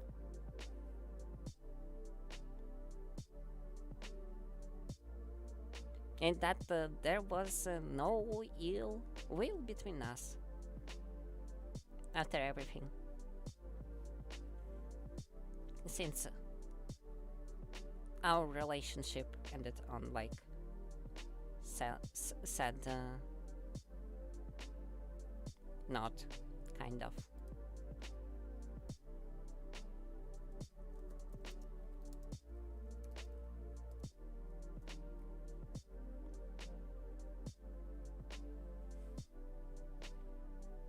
Well, the Brazilian viewer left. Oh well. I'm actually surprised some people are coming to chat streams while not knowing English. A little bit confusing concept to me, but I guess maybe the person was hoping that I was streaming some games so they would watch it. Not exactly expecting me to talk the language we don't understand. Call of War? Call of War? Like, the way how you typed it? Is it O? Oh, you... Call of War.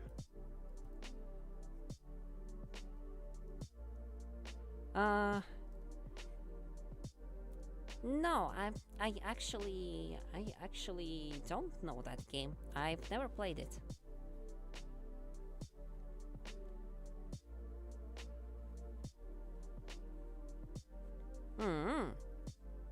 I see. Well, I probably haven't played it in a big part because I'm not very good with strategy games. I'm a little bit more of an action person. Like something with more active gameplay. Not very good with playing. I'm sorry.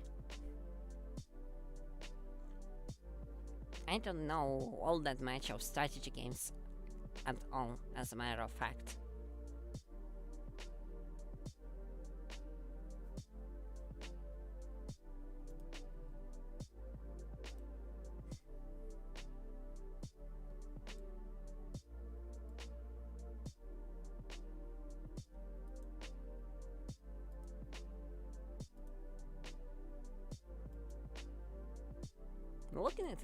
Looking at it in browser right now, it looks kinda classic.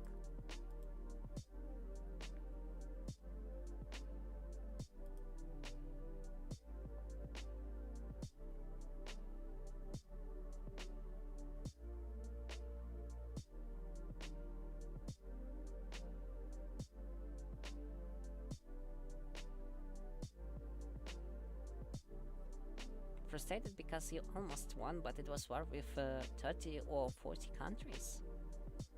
And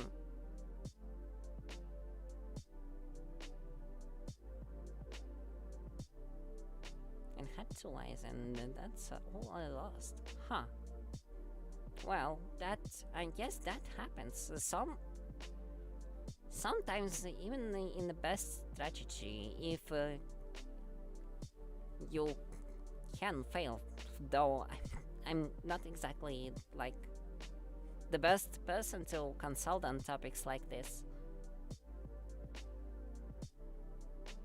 Well, if there was a multiplayer, like you can play with other people, and if I guess you're playing with other players and they are your allies, sometimes things can get unpredictable. It's multiplayer.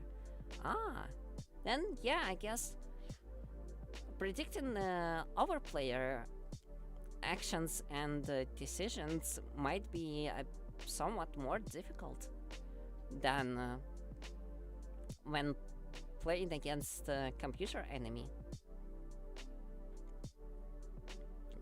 Things are a bit harder to figure out if player is especially experienced. Oh. Yeah. Face detection goes brrr.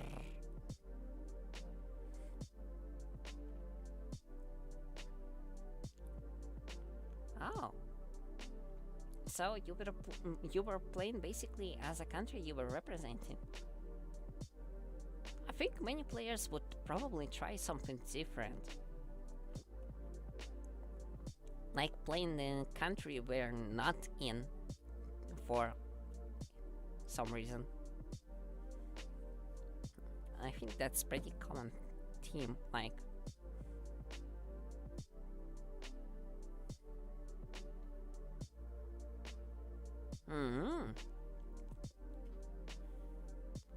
Well, I hope that you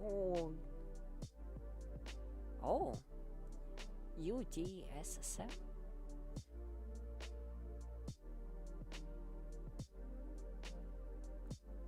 I'm not sure what UDSSR is. Ah,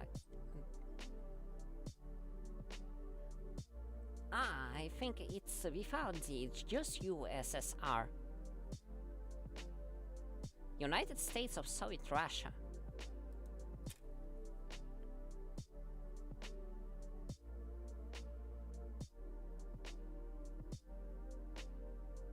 Soviet Union. Yeah. I believe that's how it translates, but don't have my word on it. I might be wrong. Let me check Wikipedia. Oh, yeah, I spelled it wrong. It's Union of Soviet Socialist Republics. That's the right way to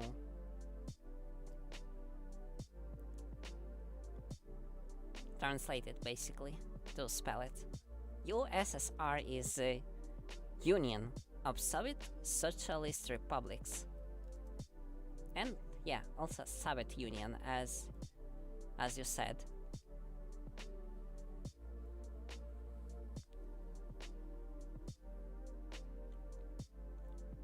Your English is a little bit broken, but still understandable, so yeah, it's okay.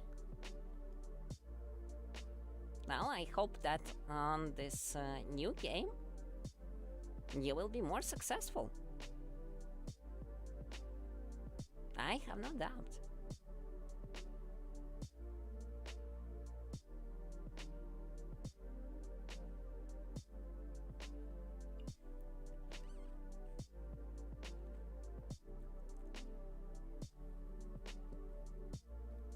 Genetic disability? Huh. Not sure I've heard of that one before, but I guess I will keep that in mind for the future.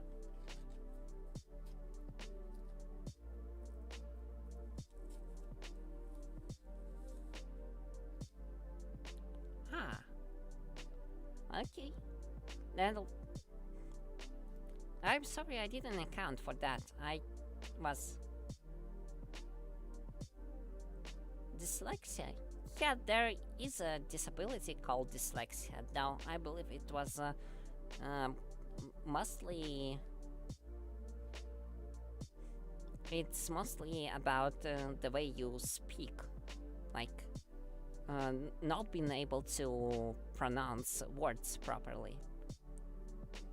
But I wasn't exactly aware that it can affect your typing that much.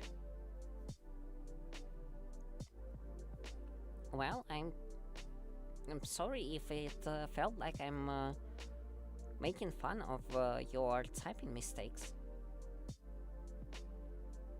It was literally not my intent. I had no intent of laughing at anyone having any health problems. That wouldn't be nice.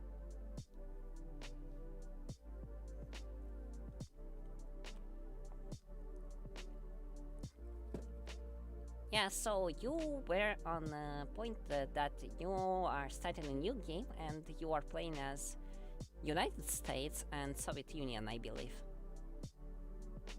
And before that, you lost the game.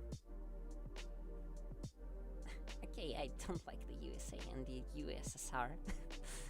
That's fine, I guess.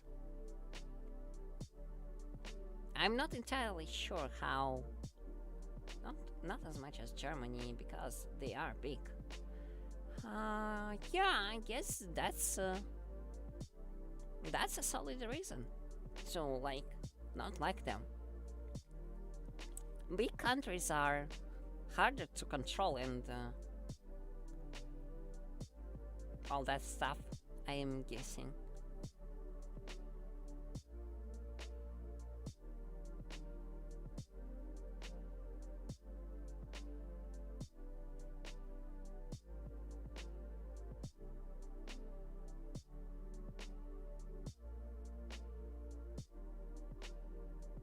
More, more troops on a smaller territory are more practical. Hmm. Yeah, I guess I will have to agree with that. Well, maybe I'm not, but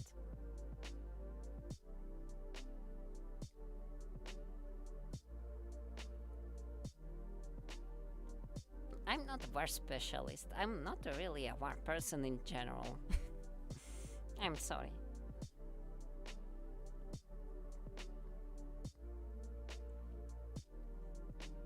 I like sometimes to watch a good battle, but I'm not exactly fond of taking too much part of it by myself.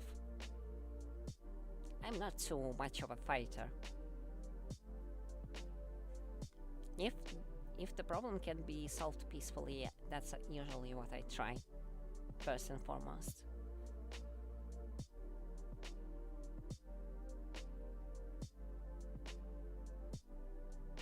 Hmm.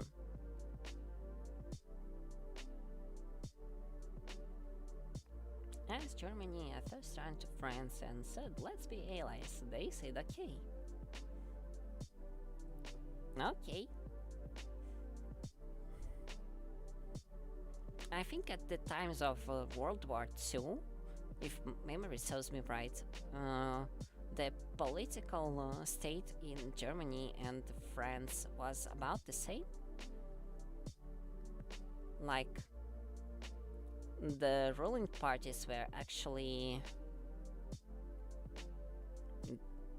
pretty identical in their ideals.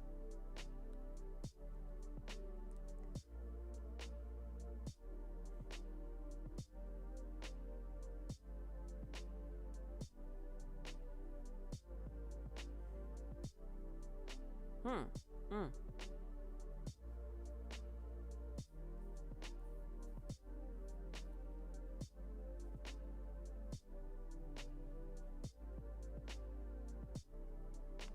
And then we tried to make allies with Soviet Union. Hmm. Hmm.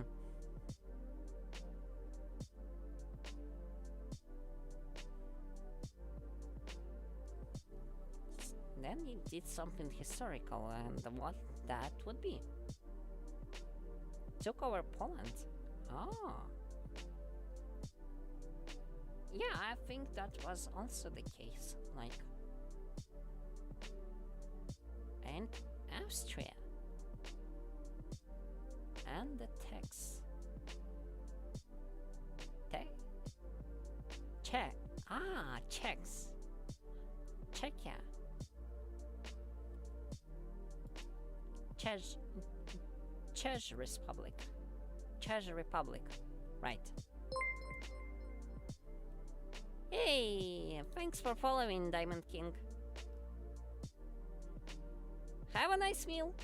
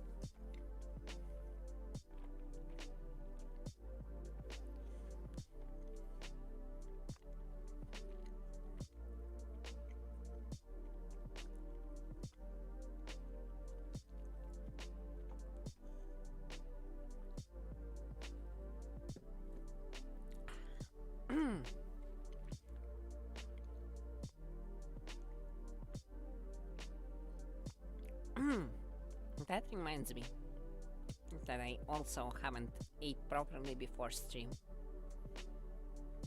So yeah, I'm actually have almost finished dish of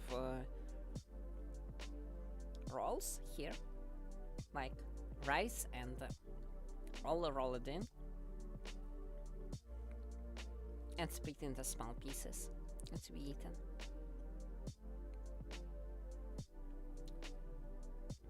Well, I guess back to the book while there's no one in the chat for now.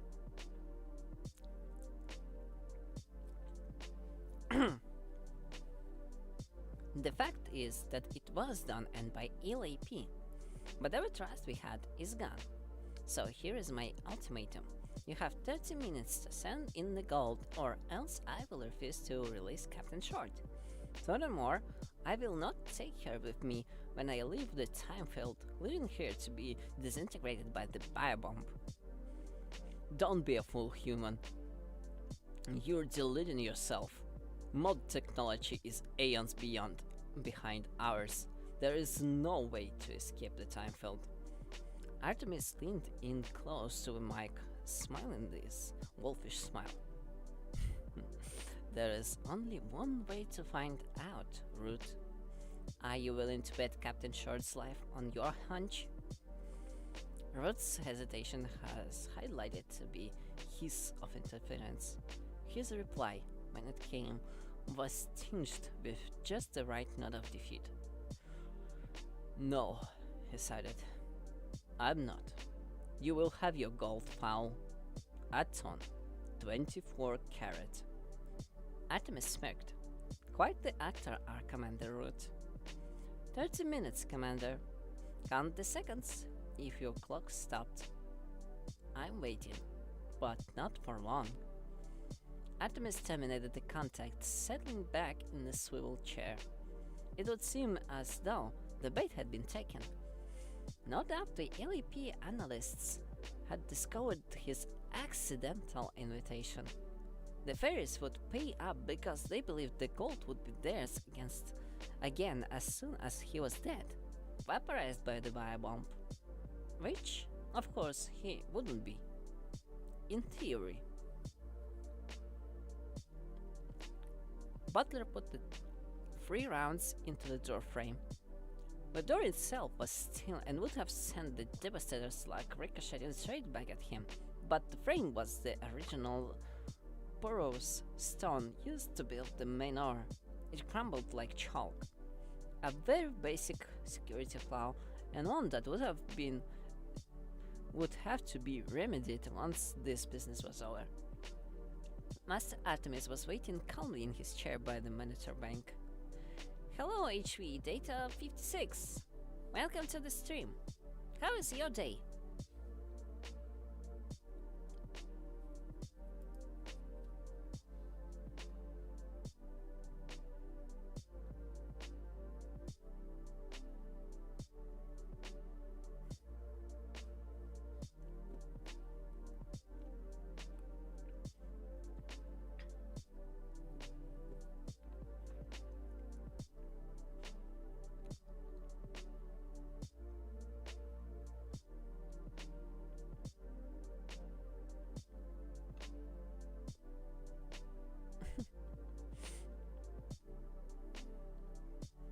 People coming and going today.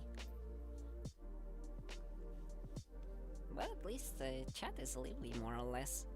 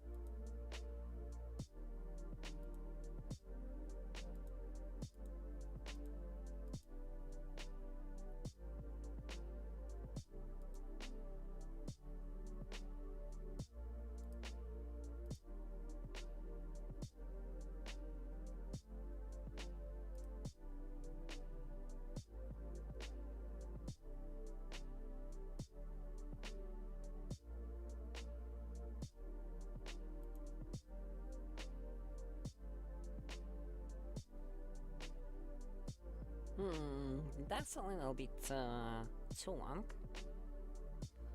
to wait for a response. Maybe I should type in.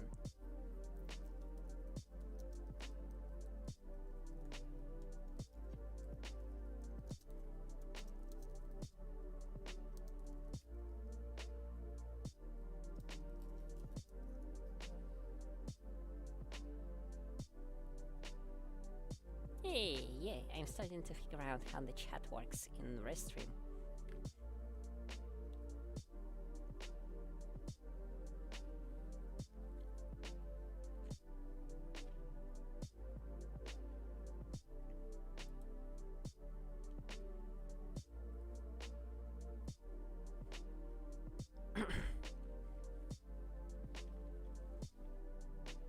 Master Artemis was waiting calmly in his chair by the monitor bank. Nice work, butler. Thank you, Artemis. We were in trouble for a moment there, if it hadn't been for the captain. Artemis nodded. Yes, I saw. Healing, one of the favorite arts. I wonder why she did it. I wonder too, said Butler softly. We certainly didn't deserve it. Artemis glanced up sharply. Keep the faith, old friend. The end is in sight. Butler nodded. He even attempted a smile. But even though there was plenty of teeth in the grin, there was no hurt. In less than an hour, Captain Short will be back with her people, and we will have sufficient funds to relaunch some of our more tasteful enterprises. I know, it's just... Artemis didn't have to ask. He knew exactly what Butler was feeling.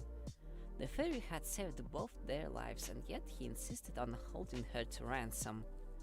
To a man of honor like Butler, this was almost more than he could bear. When negotiations are over, our way or another, she will be returned to her kind. No harm will befall Captain Short, you have my words. And Juliet? Yes? Is there any danger to my sister? No, no danger. The fairies are just going to give us this gold and walk away? Artemis nodded gently. No, not exactly. We're going to buy a bomb farm on order second, Captain Short is clear. Butler took a breath to speak, but hesitated. Obviously, there was more to the plan. Master Fowl would tell him when he needed to know.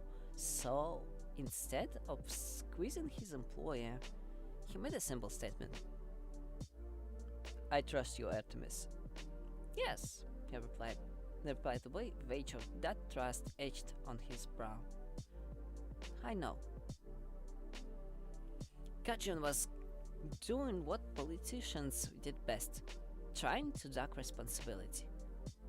Your officer helped the humans. He blurted, mustering as much indignation as possible.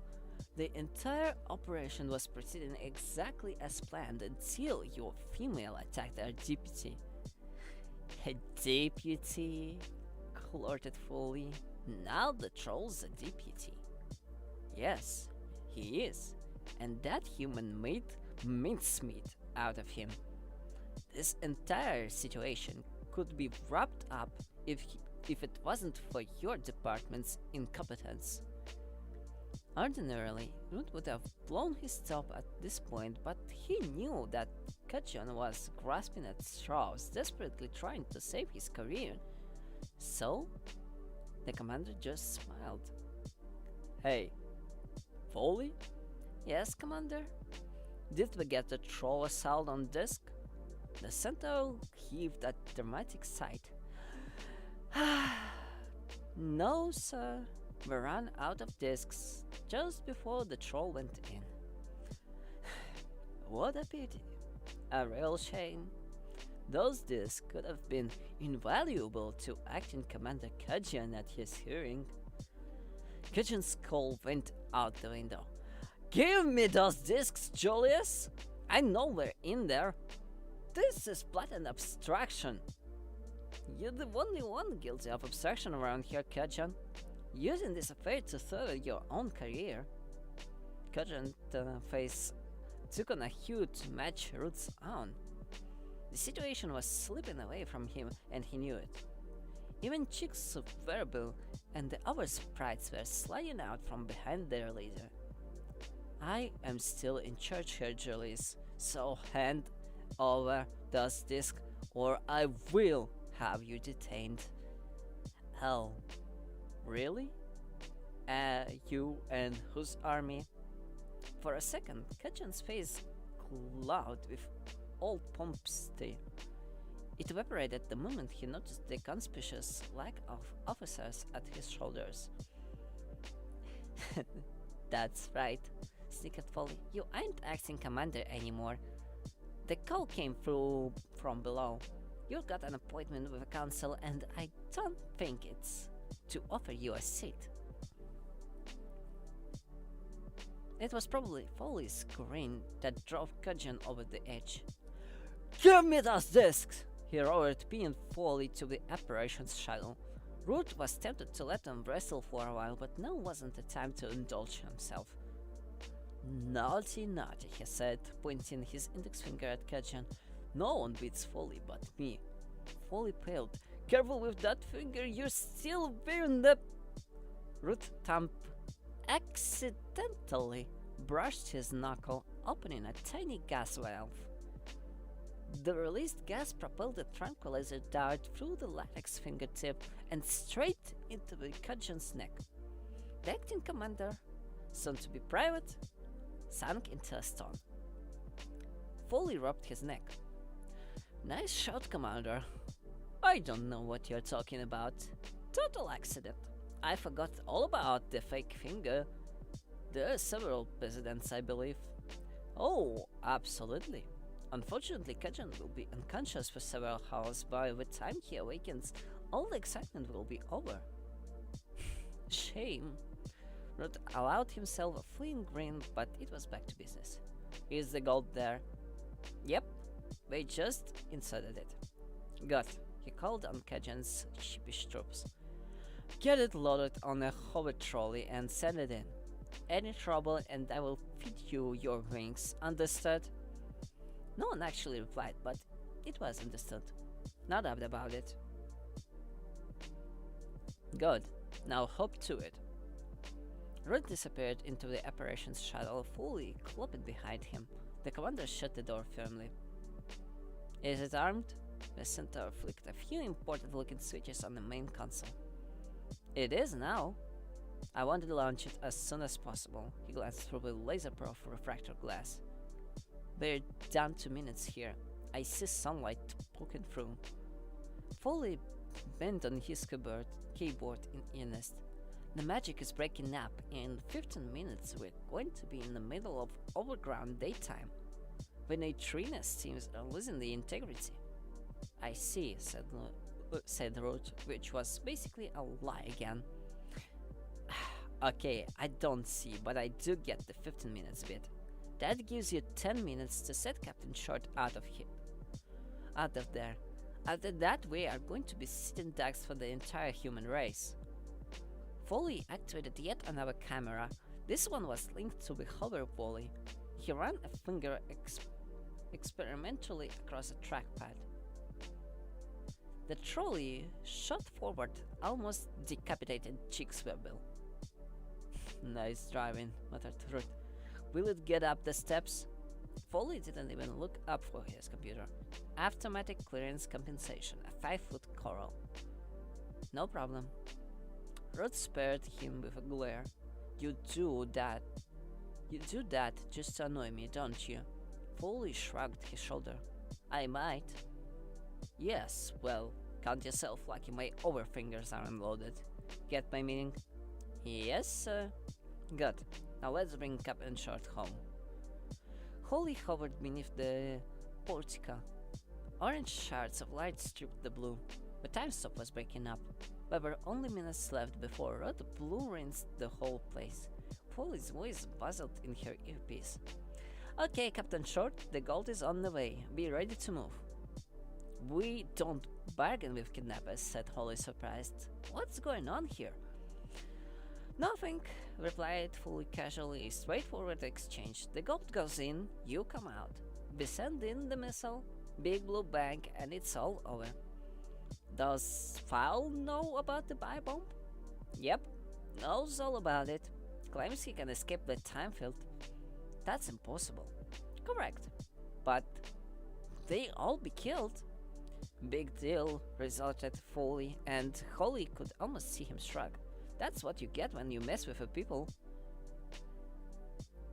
Welcome back, Diamond King.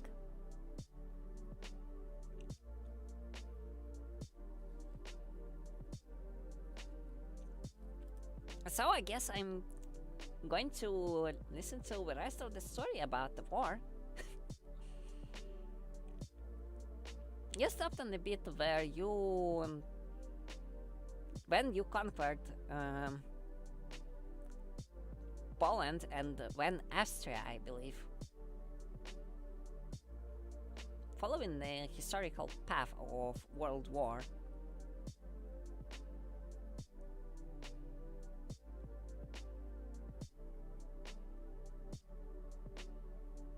Hmm.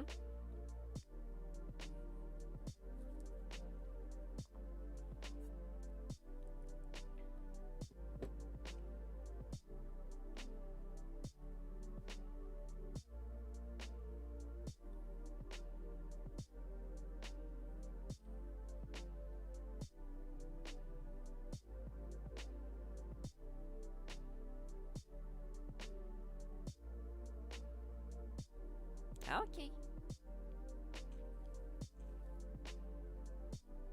There's a lot of countries in Europe after all.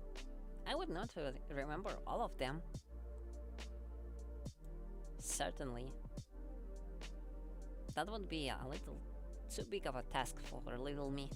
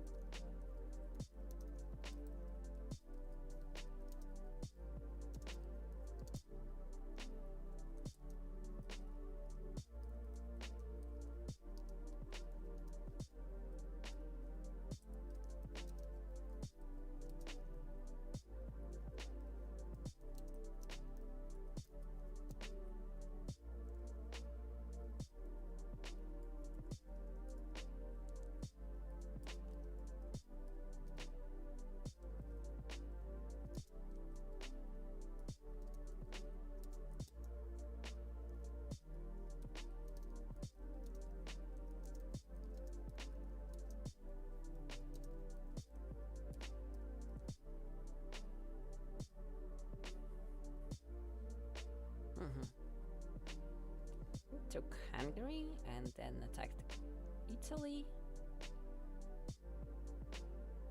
Not just took the mainland and not the colonies. Okay. The colonies would be probably a little bit too far away.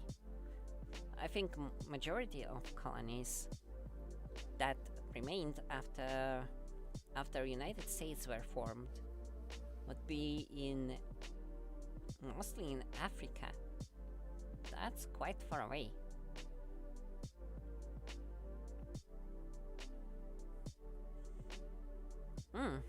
I see.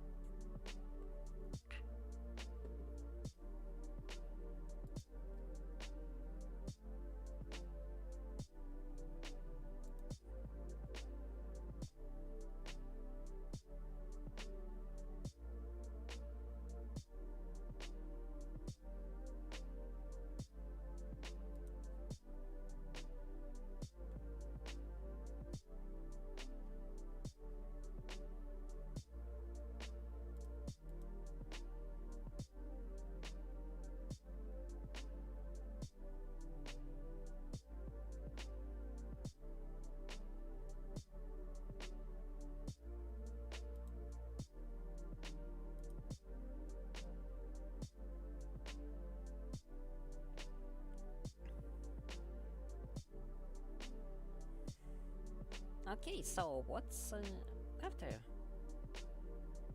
Yeah, it's okay. So what was after the conquering the mainland?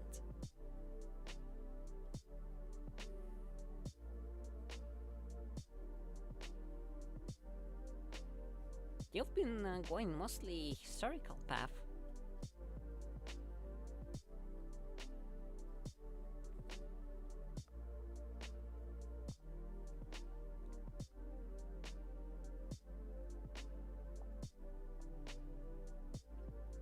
Coal, Balkan and Denmark.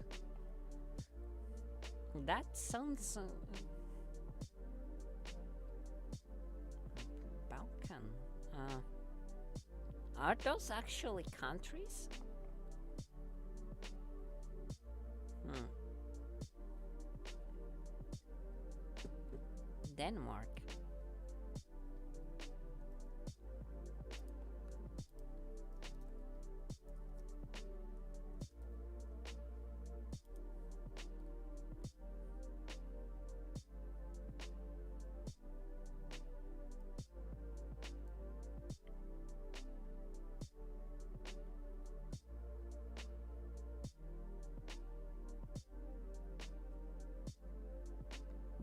Balkans, also known as Balkan Peninsula, is a geographic area in the southeast Europe with various geographical and historical definitions.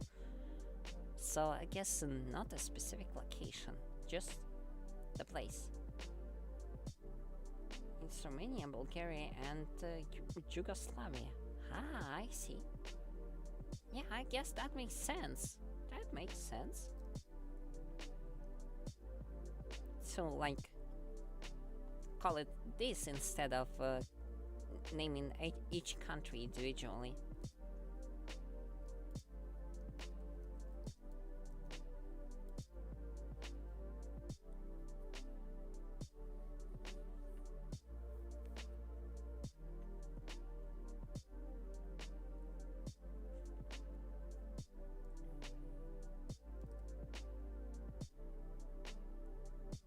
Belgium and Luxembourg.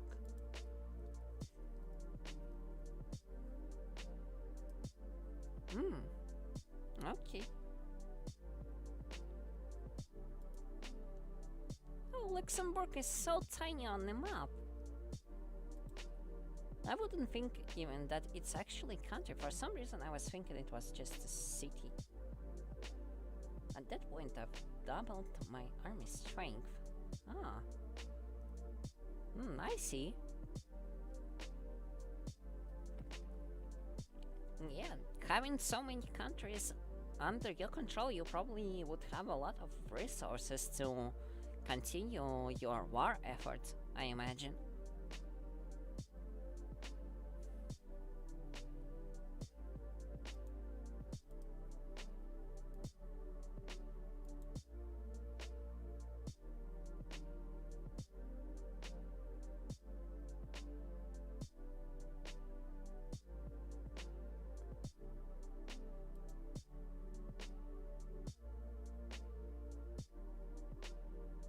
Oh.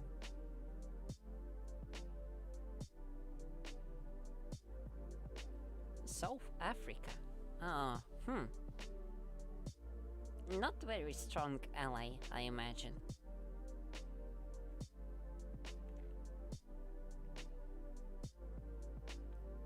And then Soviet Union leaving the alliance is probably pretty much almost like a betrayal, I guess.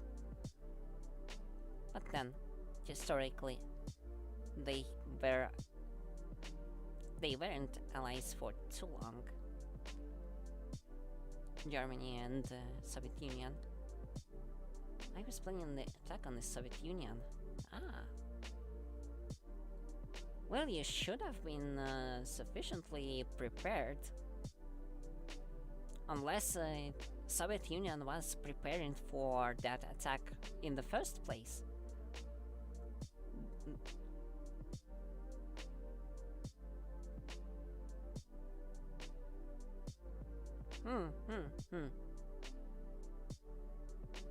I see.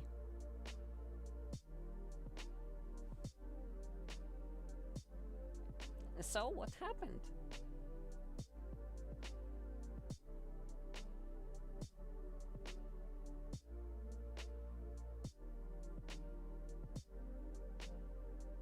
Oh.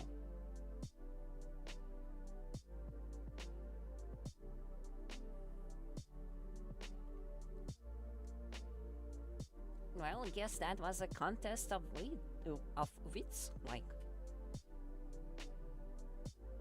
and took 3 to 5 provinces. That's pretty heavy casualties. Angry. Well, angry isn't really a good emotion when you are talking about strategy game.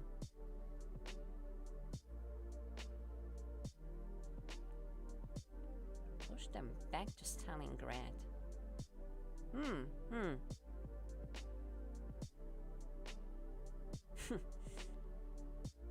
I see.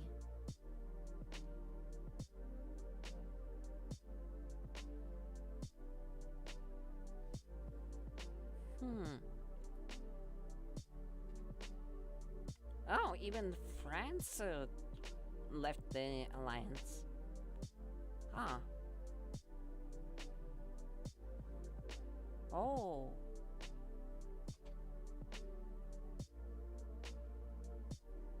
Well, it's no surprise that Norway declared war, like...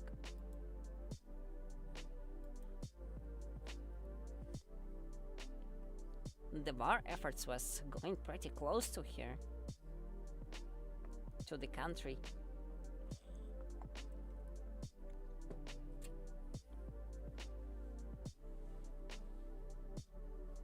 But it seems like that's exactly where things started to go downhill.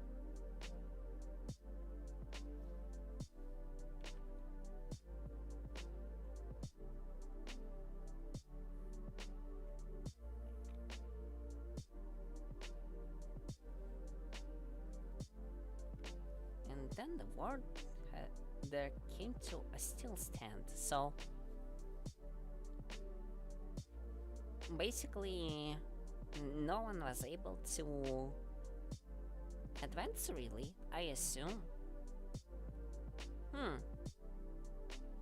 Sounds kinda odd, but okay.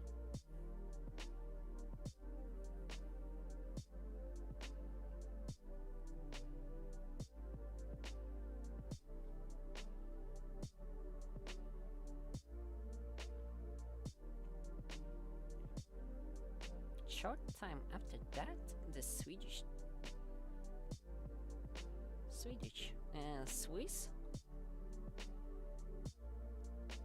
I guess. Then the Turks declared war. That's a lot of pressure.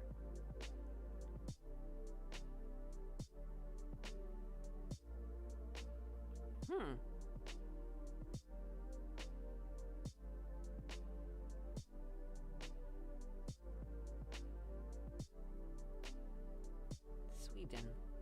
Ah, right, that would be probably Sweden. I keep forgetting that Sweden and Switzerland are really different places. After a time, I started advancing in Norway too.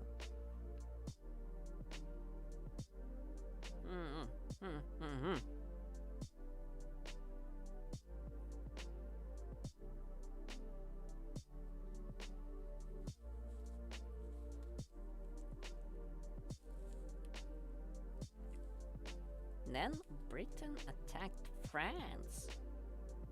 Why?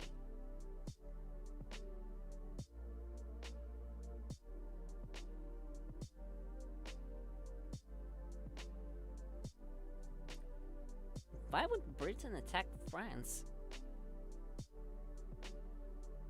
Between me and Britain, the war came to a still stand.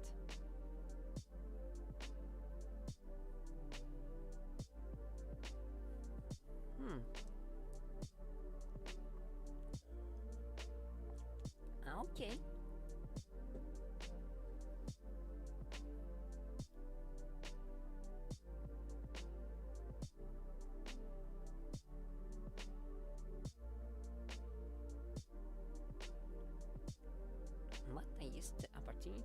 attack friends. Well, friends did declare war on you, so I guess that's fair.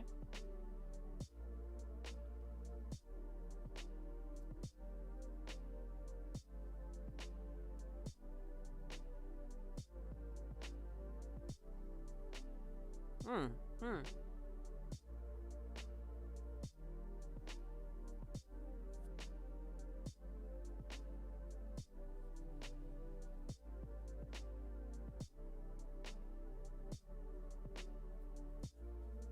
So, still the colonies that remained. Okay.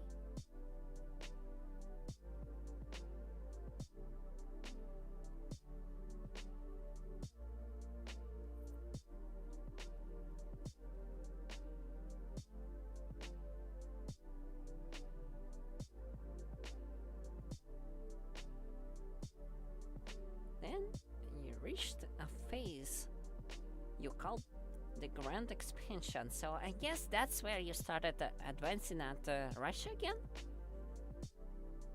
USSR. Soviet Union. No? What's the Great Expansion then? In what direction did you decide to expand?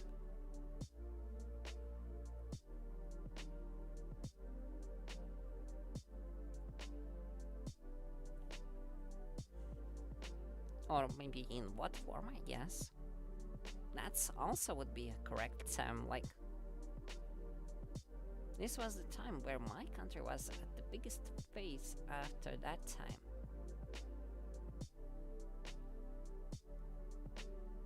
After that time it went all downhill.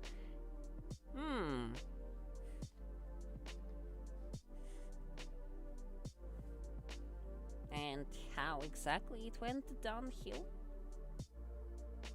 Like, you call it a great expansion, but suddenly you are saying that things went terribly wrong. For you, at least.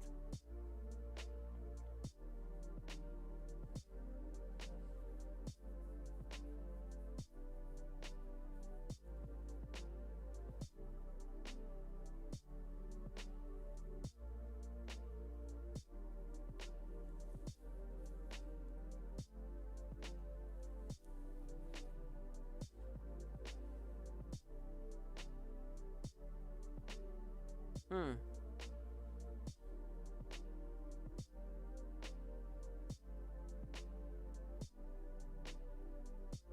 I don't know. The expansion is basically if something starts to extend beyond its border. At least that's how the term is in English, I believe. To expand is to make bigger. It's about growth. It's about getting greater. Hmm.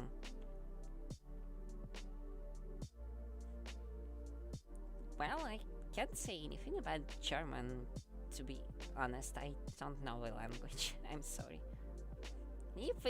If you say it makes sense in German, then I guess it does. We'll have to have your word on that. Can't really have a doubt or like disagree or something. You were on the great expansion, as you called it, and how the things went downhill.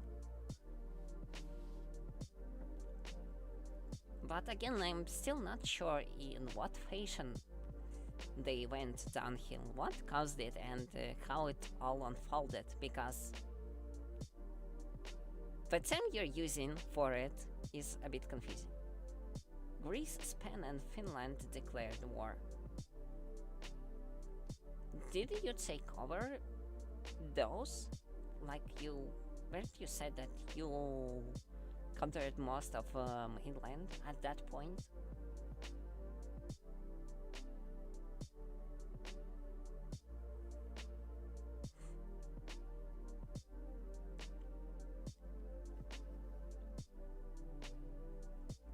More countries can actually declare war on you even after you, like, conquered them. Took Barcelona from Spain and another city. Yeah, okay.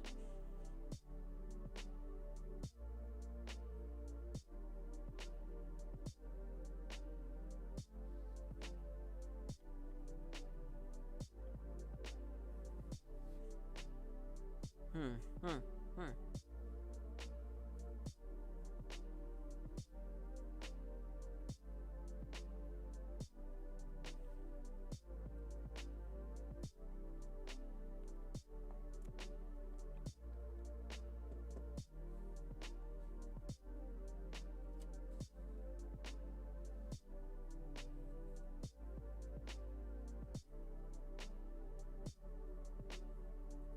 Wasn't prepared for war with Greece. So they advanced. And you were unable to stop them. Well, that's bad. Oh.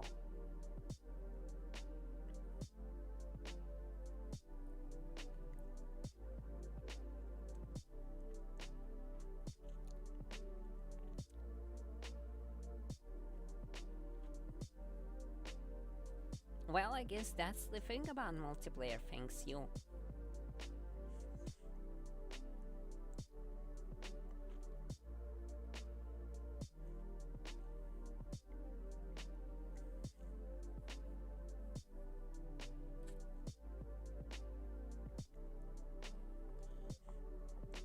The Netherlands declared war. Oh. Yeah, that's the thing about multiplayer things. About multiplayer games. You can't quite exactly predict what other people will think and decide unless you will be luring them into making specific decisions. Which is exactly the thing I'm not very good at, so I'm not playing strategies games for that reason. They may be small, but they had lots of time to build up a strong army, yeah. Yeah, that's fair. It was all the time you've been fighting the other countries that they've been basically having time to be ready to fight with you instead.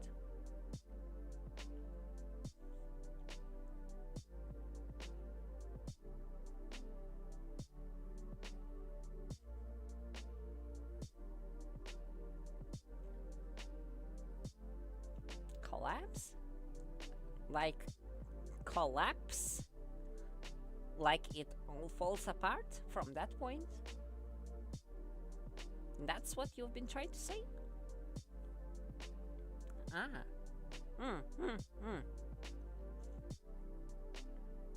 It fell apart. Yeah, I guess that makes sense, and that's probably where it ends, considering that you have no way to lead a fence anymore.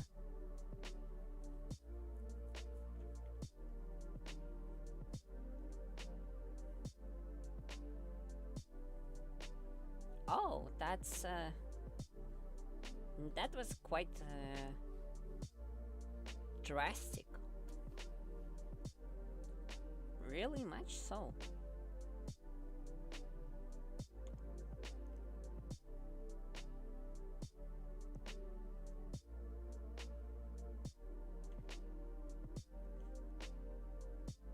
With so many countries being against you, you were clearly at disadvantage.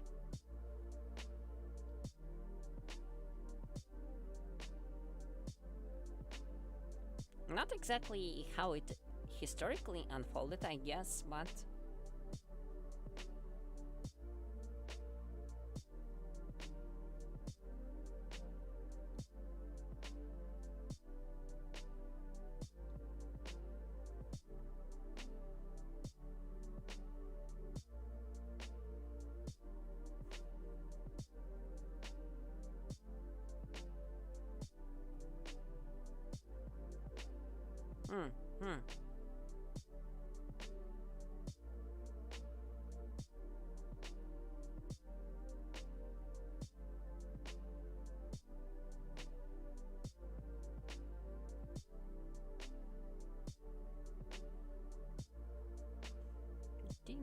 the strongest army anymore.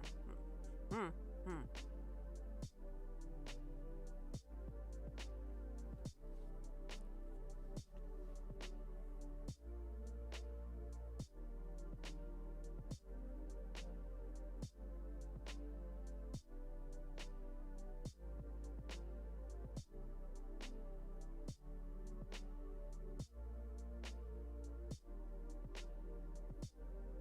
But I guess that wasn't enough anyways. 3 nuclear bombs. That's pretty serious. The thing is, if you actually manage to do it in time,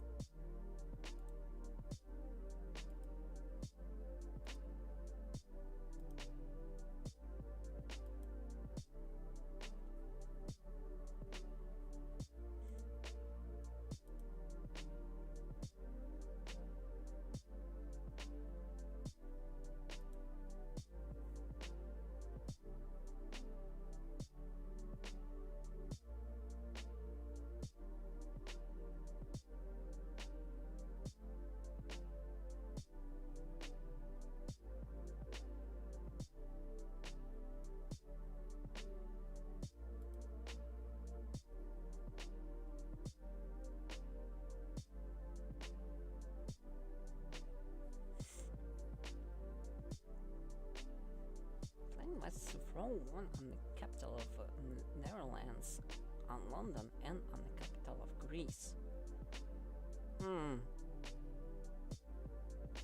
I don't know, kind of odd choices, but okay.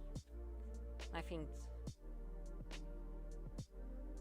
think they kind of make sense, considering that those are the countries waging war on you.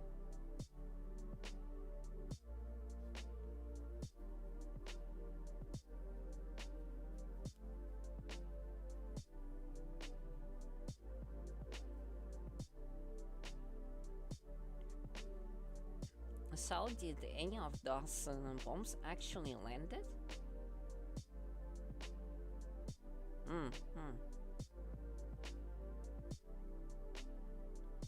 Okay, I see.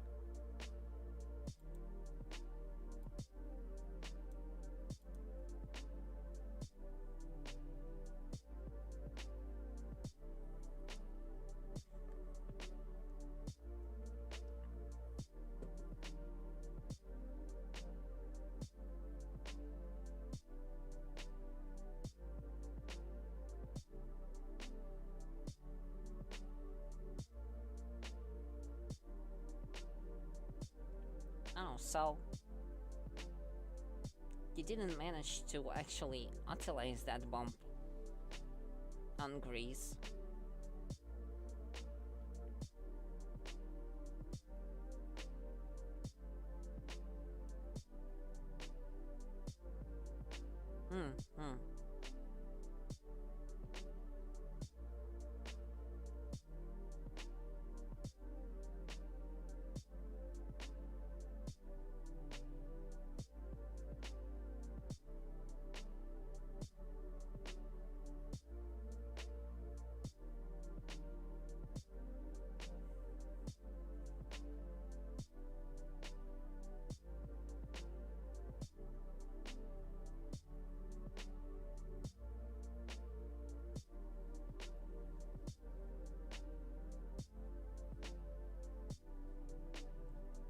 Showdown? You mean slow down? Like the production was slower than the first one. Shut down. So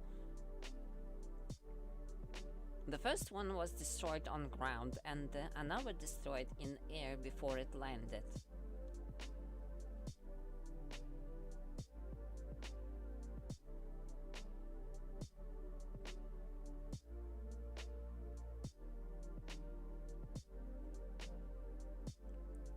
The third one was for the Netherlands, yeah.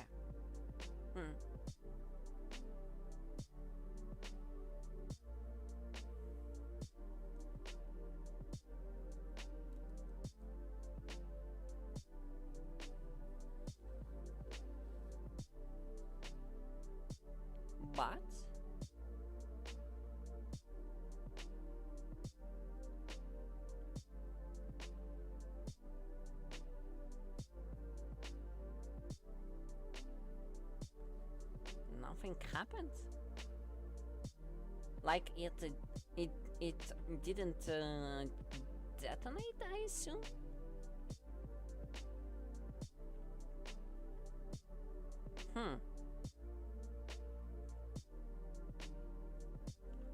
So that means all of your last ditch effort basically.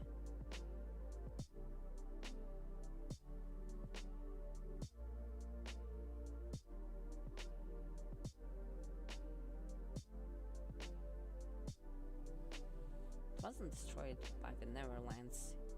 It hit. Oh, so it actually hit the Neverlands.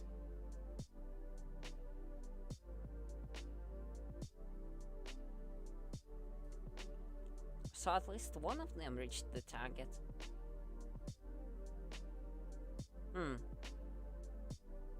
But did it help you?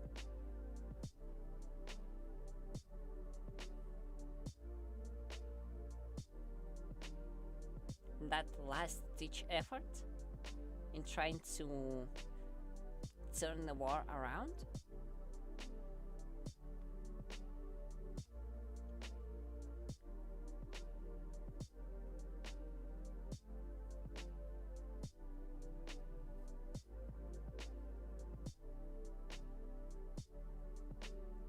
Netherlands were not dead, and Britain and Greece were still there. So you didn't gain a significant advantage. And the 10 other countries. Oh, so at this point the loss was just the basically it was just a matter of time and how much of a devastation you can cause before going down, I assume. I see. Well, at least you had fun, I guess.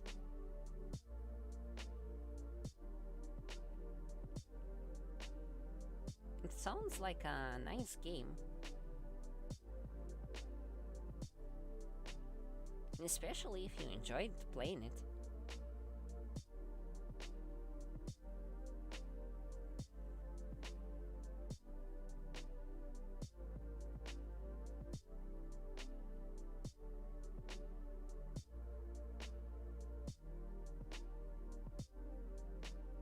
Even if you didn't win, it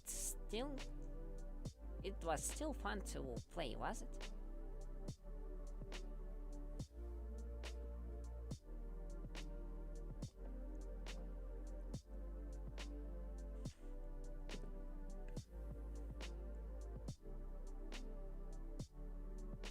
Real-time strategy. Well, that's even worse for me then, because I understood that the real-time strategy game requires you to react to things fast. And that's something I can't do, which is why I'm not playing those. But if you can, and if I enjoy in doing so, then that's nice for you.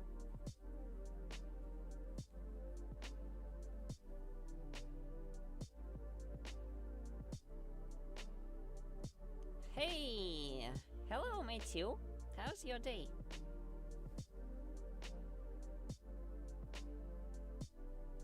$15 to 25 days.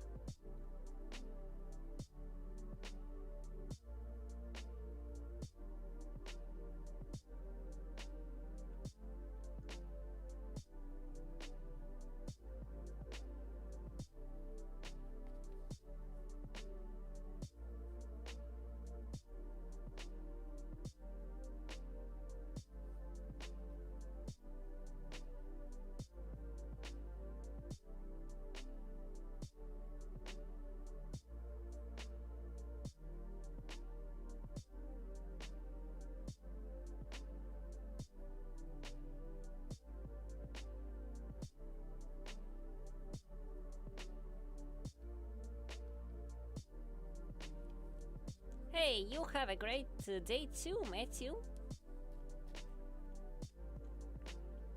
I hope you're having fun, and thanks for dropping in. It's always nice to have a person wishing a great day to others. It means that I get the chance to wish a great day to you back.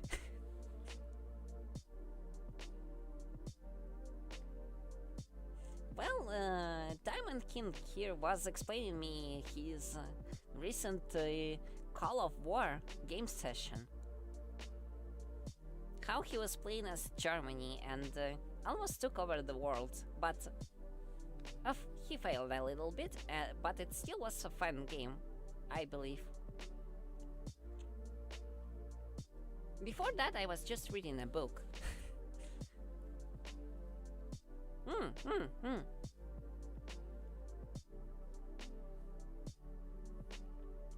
We do have people here coming and going. What book name? It's Artemis Fowl. It's the very first book of Artemis Fowl series. I almost finished reading it, as a matter of fact. I'm on the final chapter right now.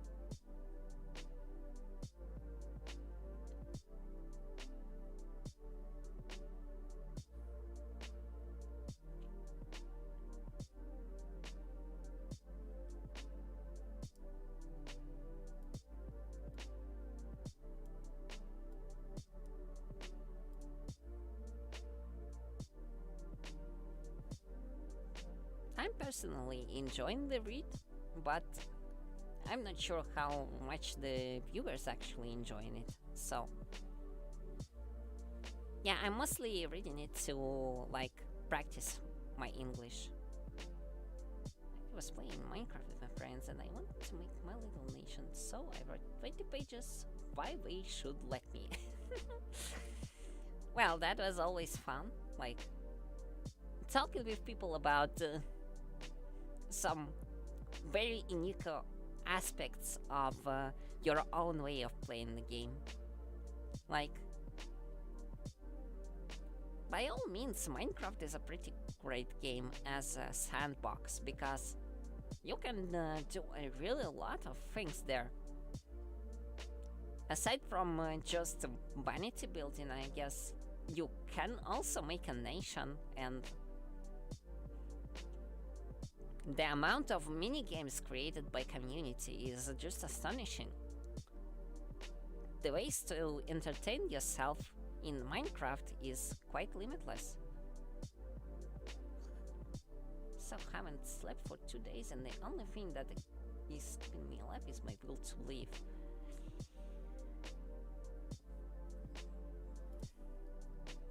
And maybe you should actually just take a good rest instead of like testing your will to live in a fit of not sleeping at all. Doesn't sound very healthy. I'm a little bit concerned. Matthew, why would you do this to yourself?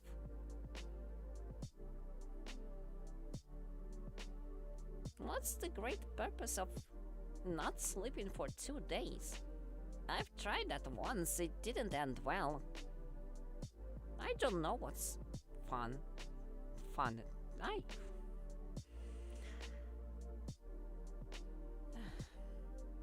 Yeah, I guess there is no point questioning it. I'm not going to say that it's fun. It's not fun for me. I've tried that and that was really stressful. It's sometimes necessary, and then I guess I would do that. After a day of not sleeping, I behave like on drugs. I like pickles. I ate a whole jar today and I ran out. Pickles. Okay. I don't have a jar of pickles. Or maybe I do. Maybe I should cook something to eat with those. But that will go for tomorrow. That's clearly not today and not now.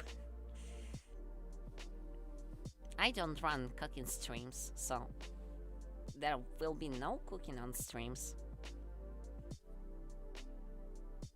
At least not now, at least.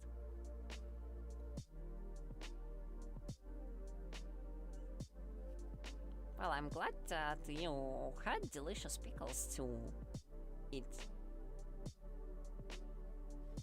The Marsalatida Junakogas. I'm not sure what language that is. That doesn't mean I can't use Google Translate. Hehehe.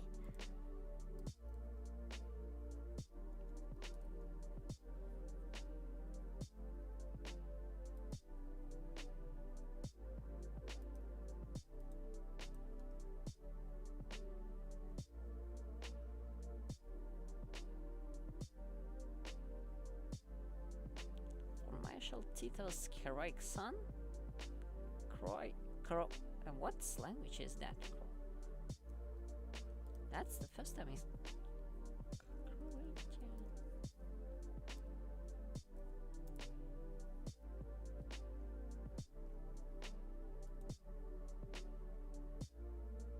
Oh.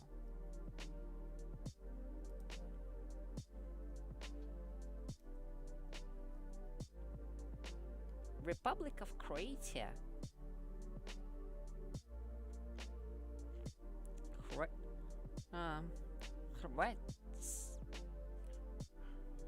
Oh, Horvatia.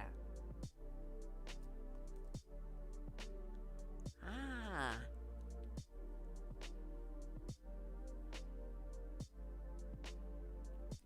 Okay.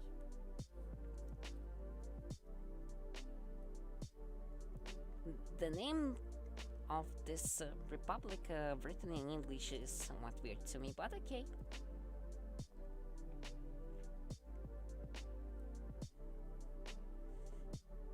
That still doesn't mean that staying for 2 days without sleep is healthy and good for your health in general, and well, that your brain won't be a mashed potato on third day. And I can't guarantee that it will be, because your brain needs rest and it will demand it. You can't run on fumes for too long. Eventually you'll run out of them.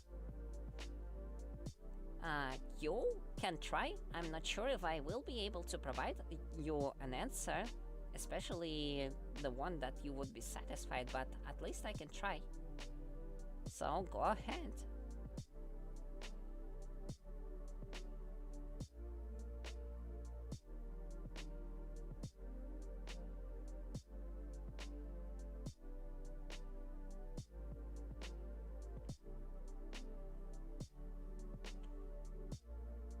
Side effects of sleep deprivation can be very different. Hallucinations is not the only one of them. There's wide variety of symptoms. Have you ever laid in a bed and thought, why the fuck am I feeling an 2342? No, I never did. And hopefully never will. That would be really weird. That would also mean that there's something not quite right with my head. And I would rather not reach that point of mental health.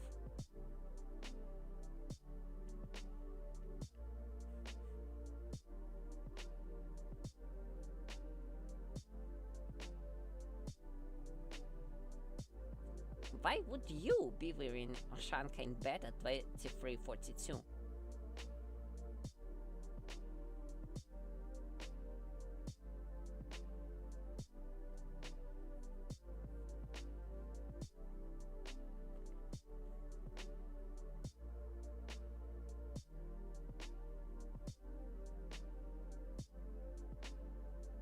If you reach that point of mental health,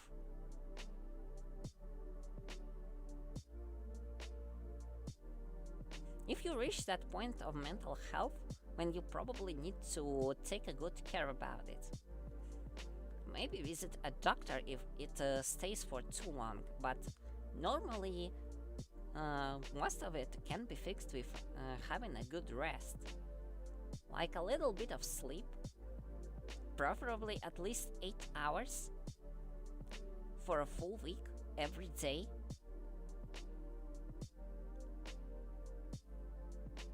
Eating healthy also helps 3 times a day. What is sleep? Sleep is something you're not doing and it's damaging you. Gotta be honest.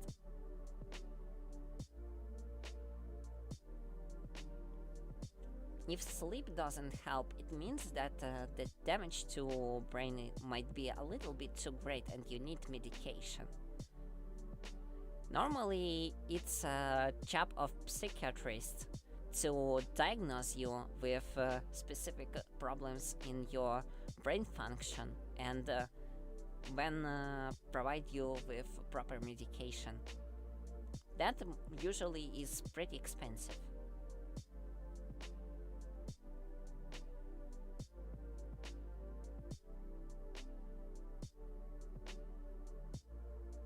Not having the same symptoms doesn't always mean that there is no problem to solve. Some symptoms can not be visible to eyes, which means that to be properly diagnosed, you need to visit a doctor and perform some tests.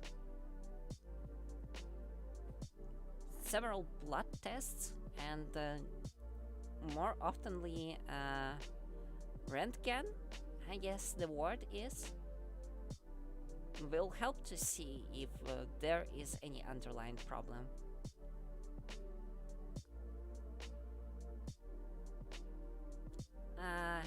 Matthew, I won't be questioning your taste test, especially for onions.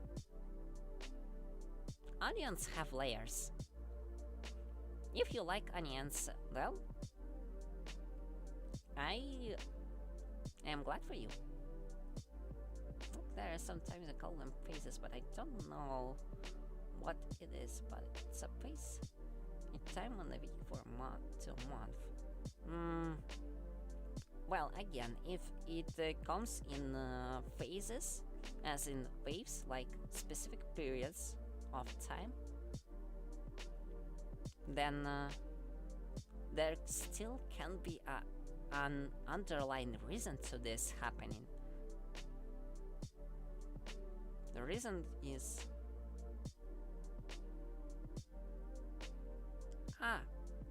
greetings, Vitalik.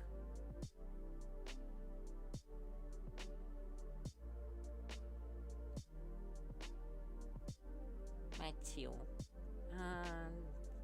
I'm not sure if that's what's schizophrenia. I know schizophrenia. I don't know schizophrenia. I'm thinking that almost at every time there is something or someone behind my back or in my house. No need to use that word, Matthew. Not really nice. Even if as a joke.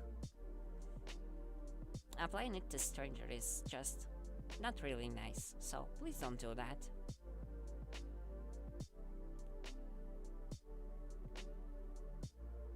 Well, if you have a feeling of presence at times, when it might be schizophrenia.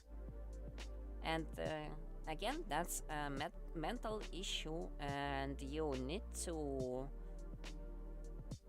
probably get diagnosed from a psychiatrist. Yeah. Hello, Vitalik. Welcome to the stream. Thanks for joining.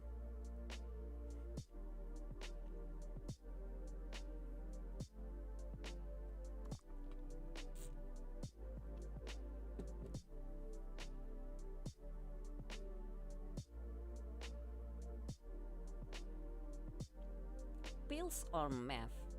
I wouldn't straight up suggest taking pills or meth. Again, you need to get diagnosed from psychiatrist, so he would watch on a specific cause of your problem and then provide medication that work specifically for you. Just taking drugs randomly without any recommendation is ill-advised. It most likely will cause more damage.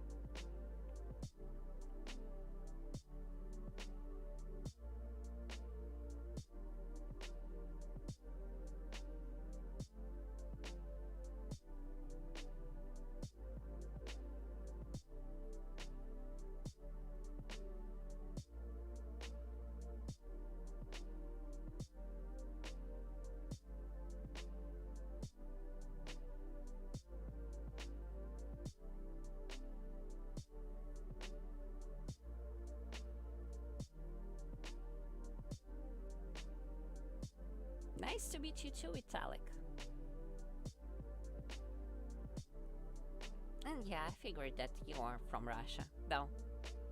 As you may see, we kinda having a little bit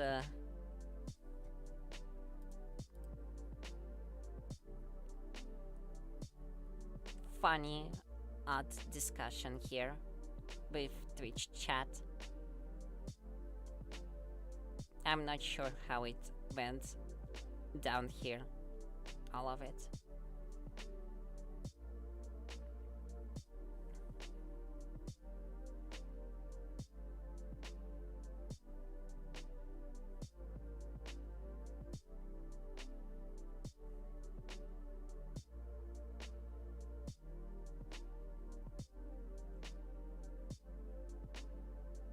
Yeah, it's all fine, diamonds. If you need to go, it's totally cool. I'm not sure when exactly I will be streaming next time, but there is. I post a schedule on my Twitter at the start of every week, either Monday or Tuesday. So if you want, you can either, yeah, you are following me already. Thanks for follow, Matthew. You can follow me here to get notification on next stream, or you can follow my Twitter and get notification whenever I will be posting my next week's schedule. I can totally say that I stream on every Saturday, but the rest is kind of debatable depending on how much free time I will be having over the week. Thank you. Thank you.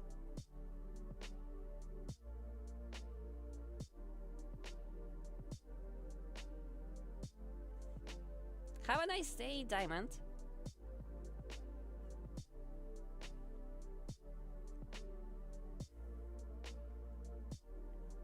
Also, Matthew, you're not being very funny. And yes, I am, in part, a fox. As you can see, I even have a tail.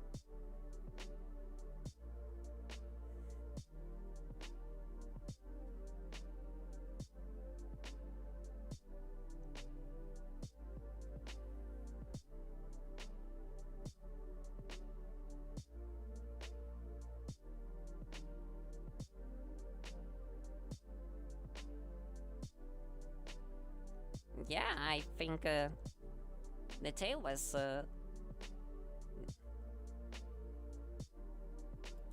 fire?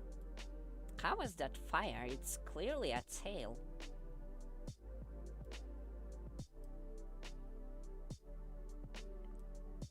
Like slowly wagging.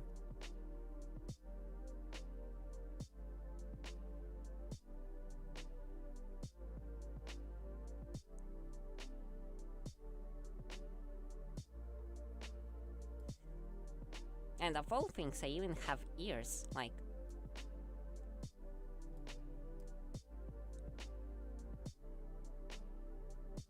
actual ears. Animal ones. fine. What the fox looks like. You don't have to, like... It's okay if I'm not exactly recognizable as a fox, specifically, because I'm not specifically a fox. And, well, I guess you haven't watched the movies with animated foxes? Like, I don't know, Zootopia? Or something like that.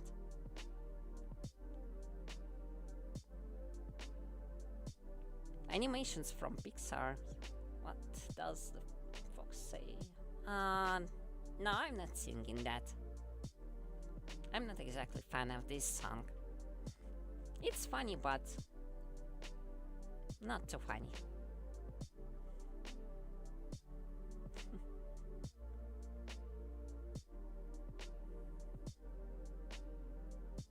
So basically you just continue to fool around. Understandable, have a nice day.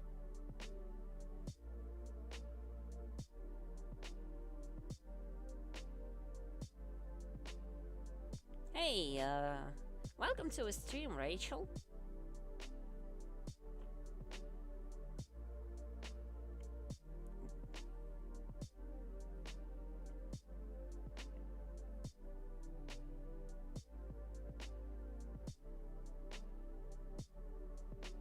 I'm not sure what's so tech about this stream though. And yeah, I guess foxes do bite rabbits. Not exactly in my case, I'm not really like that much after rabbits. Not very interested.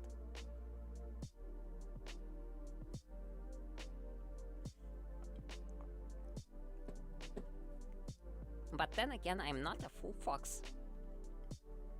From a fox, there's only tail and the ears.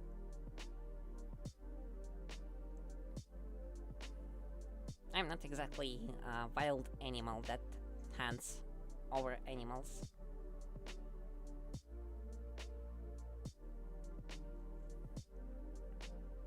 Or like, I'm exactly not an animal that hunts over animals. I'm anything but, aside from visuals, I guess. You need to work on explaining this a little bit better, I guess, one day. When will I be ready for my debut? That's a really good question I always ask myself.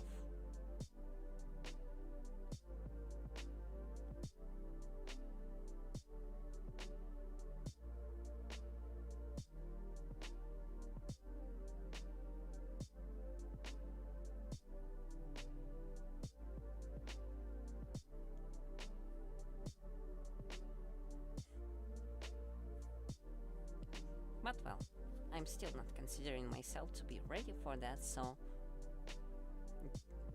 Not yet, I guess. Not yet.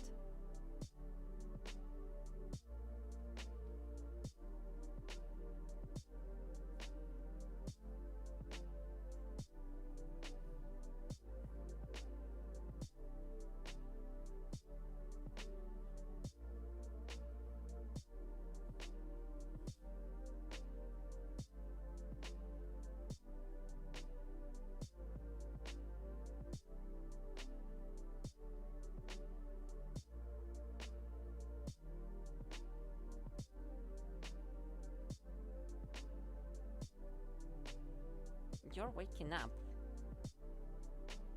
Ash and dust. Maybe you should actually go and sleep instead. Considering that you said that you haven't slept for 2 days.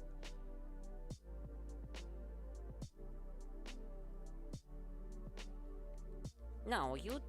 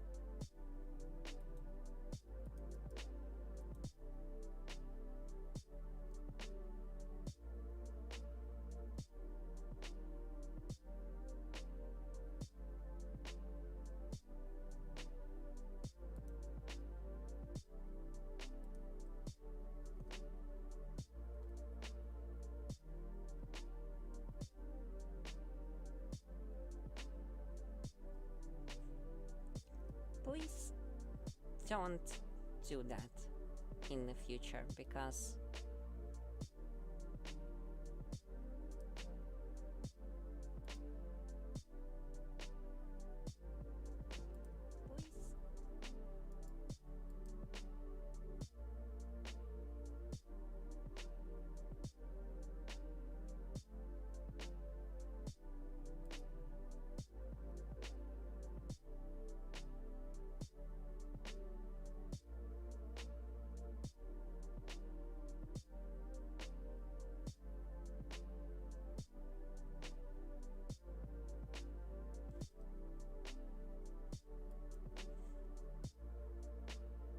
I don't really like that phrasing. I did understand what song you've been defiling basically, but please don't do that. That's not the attitude I would appreciate. And it's absolutely not funny.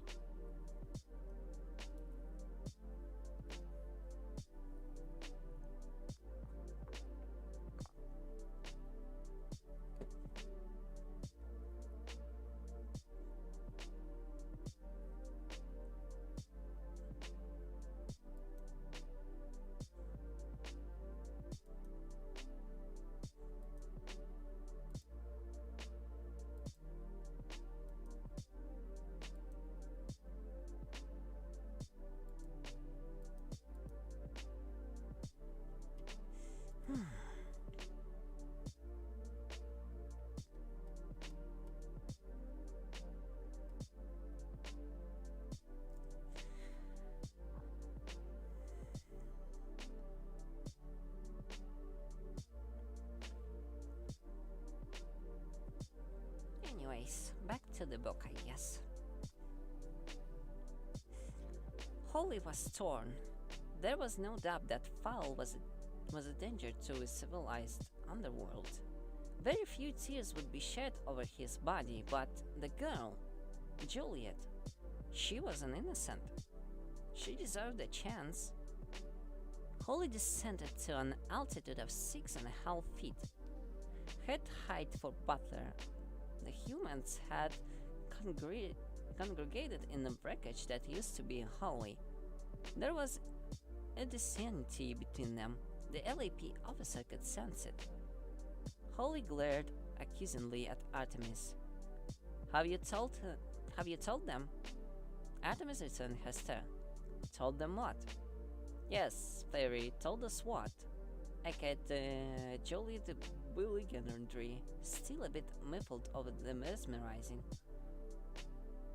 Don't play dumb, Fowl. You know what I'm talking about. Artemis never could play dumb for very long.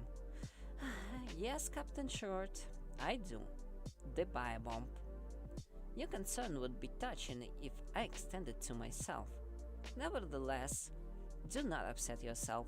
Everything is proceeding according to plan. According to plan? Gasped Holly, pointing to the devastation surrounding them. Was this part of the plan? And Butler almost getting killed? All part of the plan? No, Artemis admitted. The troll was a slight blip, but irrelevant to the overall scheme. Holly resisted the urge to punch the pale human again, turning instead to Butler. Listen to reason, for heaven's sake. You cannot escape the time field. It has never been done. Butler's future could have been etched in stone. If Artemis says it can be done, then it can. But your sister, are you willing to risk her life out of loyalty to a felon? Artemis is no felon, miss. He is a genius. Now, please remove yourself from my sideline. I am monitoring the main entrance. Holly buzzed up to 20 feet. You're crazy, all of you! In 5 minutes you'll all be dust, don't you realize? Artemis said it. You had your answer, Captain. Now, please. This is a delicate stage in the proceedings. Proceedings? It's a kidnapping. At least have the guts to call it what it is. Artemis' patience was beginning to fray. Butler, do we have any tranquilizer hypodermic left? The giant servant nodded but didn't speak. At that precise moment, if the order came to sedate, he wasn't sure if he would or could. Luckily, Artemis's attention was divided by activity in the avenue. It would seem the LAP have capitulated. Butler, supervise the delivery, but stay alert, our fairy friends are not above trickery. You are a fine one to talk, muttered Holly. Butler hurried to the demolished doorway, checking the load and catching his 6-hour 9mm. He was almost grateful for some military activity to distract him from his dilemma. In situations like this, training took over. There was no room for sentiment. A fine haze of dust still hung in the air. Butler squinted through it into the avenue beyond. The fairy filters rigged over his eyes revealed that there were no warm bodies approaching. There was, however, a large trolley seemingly driving itself up to the front door. It was floating on a cushion of shimmering air. Doubtless Master Artemis would have understood the physics of this machine. All Butler cared about was whether or not he could disable it. The trolley bumped into the first step. Automatic compensation, my foot, snorted Root. Yeah, replied Foley. I'm working on it. It's a ransom, shouted Butler. Artemis tried to quell the excitement rising in his chest. This was not the time to allow emotion to enter the equation. Check for booby traps. Butler stepped cautiously onto the porch. Shards of disintegrated gargoyle lay scattered beneath his feet. No hostiles. Seems to be self-propelled. The trolley lurched over the steps. I don't know who's driving this thing, but he could do with a few lessons. Butler bent low to the ground, scanning the trolley's underside. No explosive devices visible. He extracted a sweeper from his pocket, extending the telescopic aerial. No bugs either. Nothing detectable at any rate. But what do we have here? Oh, said Foley. It's a camera. Butler reached in, pulling the fish-eye lens out by the cable. Nighty-night, gentlemen. In spite of the load it carried, the trolley responded easily to Butler's touch, gliding across the threshold into the lobby. It stood there, humming softly, and though waiting to be unloaded. Now that the moment had come, Artemis was almost afraid to seize it. It was hard to believe that after all these months, his wicked scheme was minutes away from fruition. Of course, these last few minutes were the vital ones and the most dangerous. Open it, he said at last, surprised at the tremble in his own voice. It was an irresistible instant. Juliet approached natively, spangled eyes wide. Even Holly closed the throttle a notch, dropping until her feet brushed the marble tiling. Butler unzipped the black purpling, dragging it back across the cargo. Nobody said a thing. Artemis imagined that somewhere the 8012 overture was playing. The gold sat there, stacked in shining rows. It seemed to have an aura of warmth, but also an inherent danger. There were a lot of people willing to die or kill for the unimaginable wealth this gold could bring. Holly was mesmerized. Fairies have an affinity for minerals. They are of the earth, but gold was their favorite. Its luster, its allure. They paid, she breathed. I can't believe it. Neither can I, murmured Artemis. Butler, is it real? Butler hefted a bar from a stack. He dug the tip of a throwing knife into the ingot, gouging out a small sliver. It's real alright, he said, holding the scalping up to a light. This one at any rate. Good, very good. Begin unloading it, would you? We will send the trolley back out with Captain Short. Hearing her name dispelled Holly's gold. Hearing her name dispelled Holly's gold fever. Artemis, give it up. No human has ever succeeded in keeping fairy gold, and they've been trying for centuries. The LAP will do anything to protect their property. Never expected a Vtuber doing a livestream reading a book. Hello, Fugo, and also thanks, I guess. Maybe it's a compliment. Nice to see a change. As a matter of fact, I think I've heard from a friend of mine that they're actually another VTuber that also reads books. I might have to look up their name.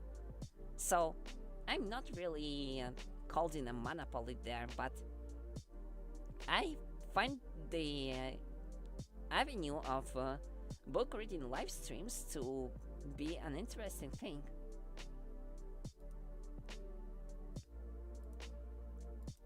Let me check the chats.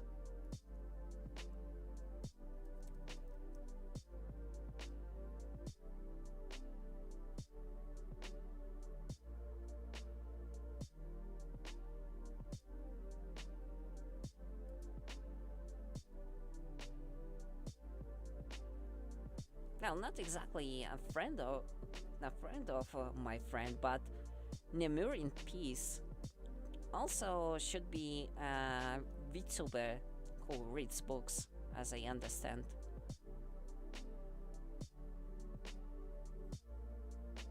Maybe I'm wrong.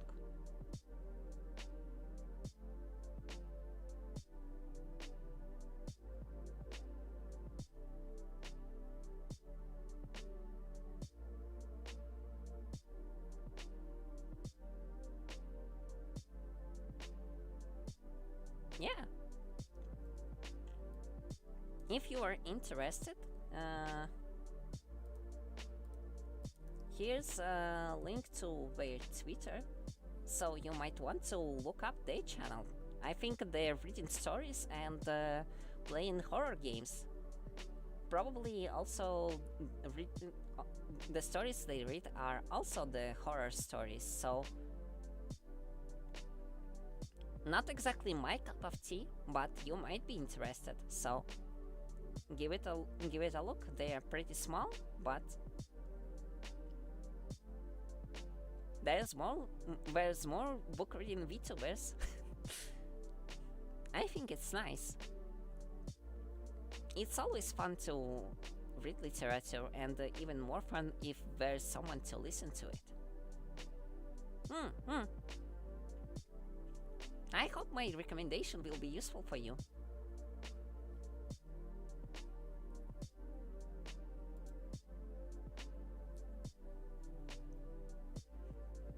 Like, yeah, I'm reading the books on a stream, but I'm not exactly a good reader. My English isn't very good. I sometimes stumble on pronunciation, so maybe my stream might be not exactly very good to listen to. especially if you intend to put me on the background. But I basically do that to practice, so hopefully with time I will actually get better, and listening to me reading a book will be a more pleasant experience. But you might have to wait a few months before that happens.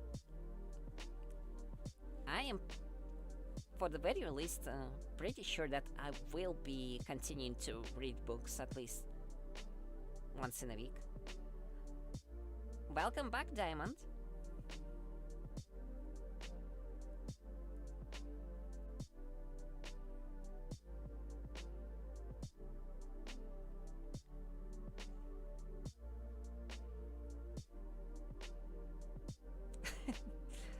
Well, yeah, I guess I will not, but there's still one thing that will have to make you leave eventually.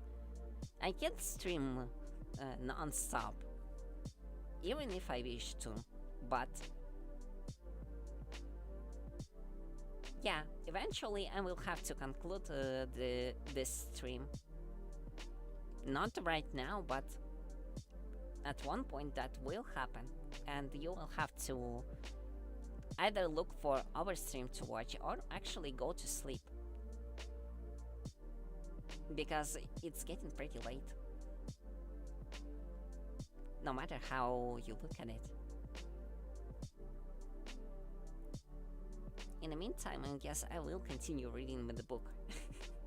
There's still not that much left after all. I really want to finish it today. Artemis, give it up. No human has ever succeeded in keeping fairy gold, and we've been trying for centuries. The LAP will do anything to protect their property. Artemis shook his head, amused. I've told you. Holly took him by the shoulders.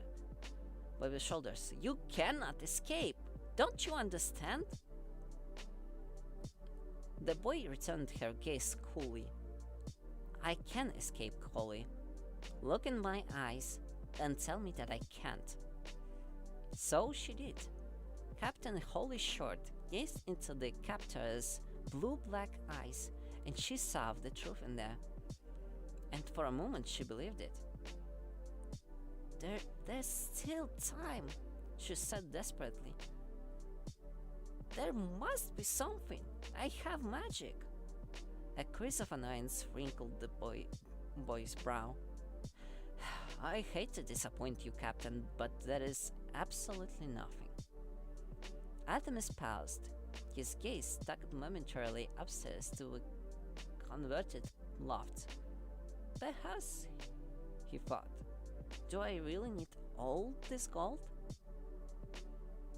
And was his conscience not needing him bleaching some of the sweetest from his victory? He shook himself. Stick to the plan. Stick to the plan. No emotion. Artemis felt a familiar hand on his shoulder. Everything all right? Yes, Butler. Keep on loading. Get Juliet to help. I need to talk to Captain Short. Are you sure there's nothing wrong? Artemis sighed. No, old friend. I'm not sure, but it's too late now. Butler nodded, returning to his task. Juliet toddled along behind him like a terrier. Now, Captain, about your magic. What about it? Holly's eyes were hooded with suspicion. What would I have to do to buy a wish? Holly glanced at the trolley. Well, that depends. What do you have to bargain with? Ruth was not what you would call relaxed. Increasingly wide bands of yellow light were poking through the blue. Minutes left. Minutes? His migraine was not helped by the pungent cigar feeding toxin into his system. Have all non-essential personnel been evacuated? Unless they would sneak back in since the last time you asked me. Not now, Foley. Believe me, now is not the time. Anything from Captain Short? Nope. We lost video after the troll thing. I would guess the battery is ruptured. It better get the helmet off her ASAP. Over radiation will fry her brain. That would be a pity after all this work. Foley returned to his console. A red light began pulsing gently. Wait, motion sensor. We've got activity by the main entrance. Rod crossed to the screens. Can you enhance it? No problem. Foley punched in the coordinates, blowing in up 400%. Rod sat down on the nearest chair. Am I seeing what I think I'm seeing? You sure are. Foley chuckled. This is even better than the suit of armor. Holly was coming out. With the gold. But retrieval was on her in half a second. Let's get you out of this danger zone, Captain, urged Spite, catching Holly by the elbow. An hour run a rad sensor over the helmet. We've got a power source breach here, Captain. We need to get your head sprayed immediately. Holly opened her mouth to protest and had it instantly filled with rat suppressant foam. Can't this wait? She spluttered. Sorry, Captain. Time is of the essence. The commander wants a debriefing before we detonate. Holly was rushed towards the mobile ops unit, her feet barely touching the ground. All around her, retrieval cleaners scanned the ground for any trace of a sage. Tetches dismantled the filled dishes, making ready to pull the plug. Ransa steered the trolley towards the portal. It was imperative that everything be relocated to a safe distance before the bio-bomb went in. Rod was waiting on the steps. Holly, he bluttered, Captain, you made it. Yes, sir. Thank you, sir. And the gold, too. This is a real favor in your cap. Well, not all, Commander. About half, I think. Rod nodded. No matter. We will have the rest soon enough. Holly wiped ram foam from her brow. I've been thinking about that, sir. Fowl made a mistake. He never ordered me to not re-enter the house, and seeing as he brought me in there in the first place, the invitation still stands. I couldn't go in and mind-wipe the occupants. We could hide the gold in the walls and do another time stop tomorrow night. No, Captain. But, sir... Do you know the DLC, Genshin Impact, or SnowRunner? I think I know about SnowRunner and Genshin Impact. Doki Doki Literature Academy I heard of, but I was never interested to try it out. Sorry if I responded late.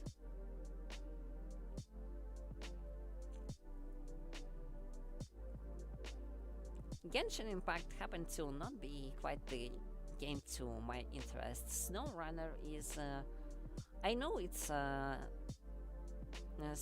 somewhat car-related game, but really not my genre. And the DLC, I just haven't heard too many pleasant things. It's not the kind of game excitement I am really after.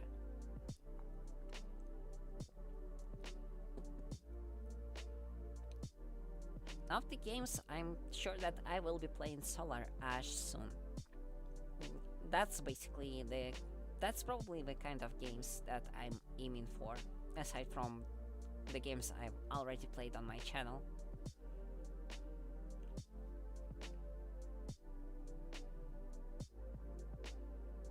SnowRunner isn't horror related. Yeah, I know. I think it's car related.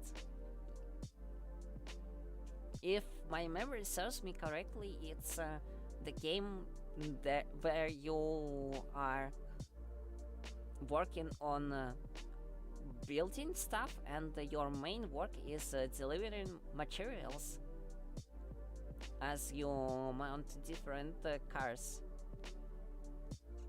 that will be doing with transporting. Yeah, I'm not really into this kind of games.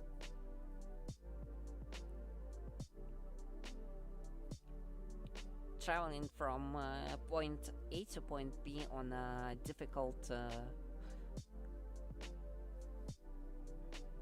transportation route to get things delivered in time. I can play racing games sometimes, but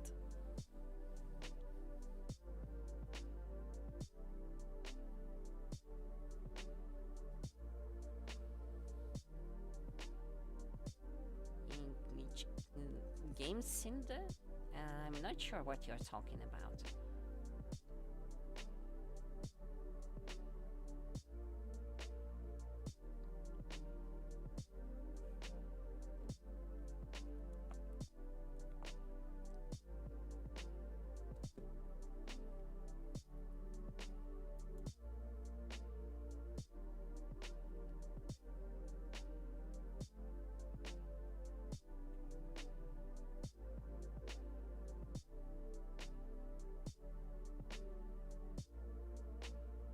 Ah, the kind of game. Uh, I I like platformers. I think I enjoy playing Metroidvanias. Like one of the most recent games that I enjoyed was Cave Story and Hollow Knights. On the stream, I also played Journey not too long ago, and I occasionally play in Risk of Rain 2. That game is also to my liking. The stages are procedurally generated, so it's kind of roguelike. So, in that genre, the Dead Cells is also a nice game, from my point of view.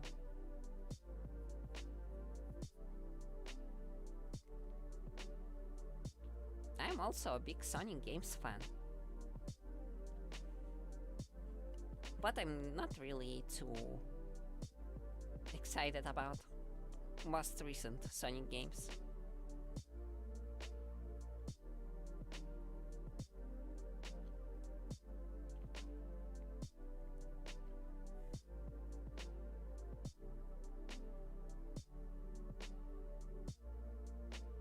I'm also playing Final Fantasy XIV in free time. That's also one of the games that I like. But it's more like a specific case than a wide genre of the games, because I like Final Fantasy, but I'm not really a big fan of other MMO games.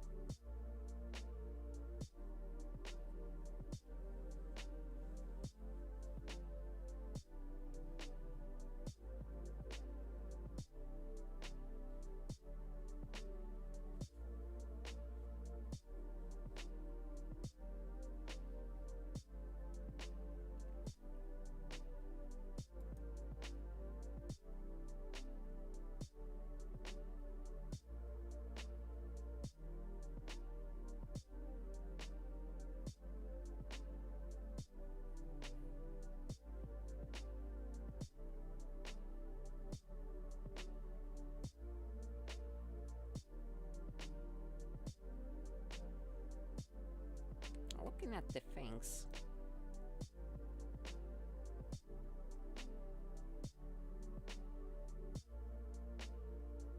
Hey, welcome back, Hugo.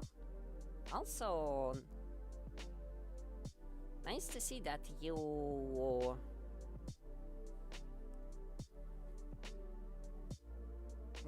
enjoyed finding about Nemure. As they say, small small VTubers are pretty poggers, I guess. Also, Anne Evans? I've seen similar. Ah, okay.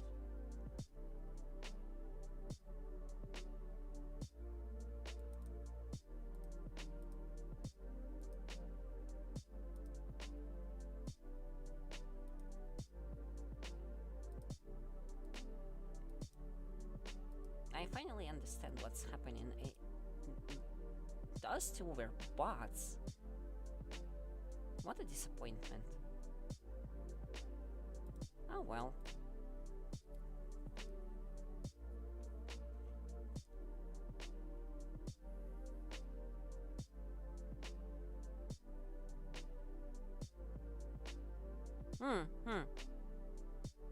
And sometimes they are getting a little bit too sneaky, so it's getting a little bit hard to understand then if it's a bot or a human.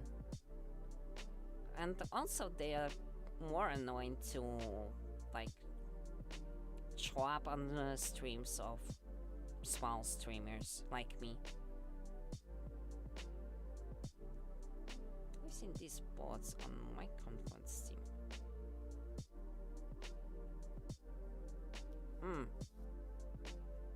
Some of them are really weird, like they are actually just nicknames that are trying to advertise.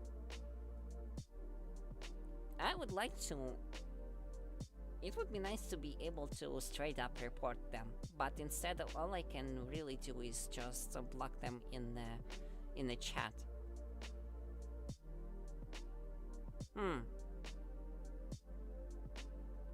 Sometimes those links aren't even quite recognizable, and it's really weird.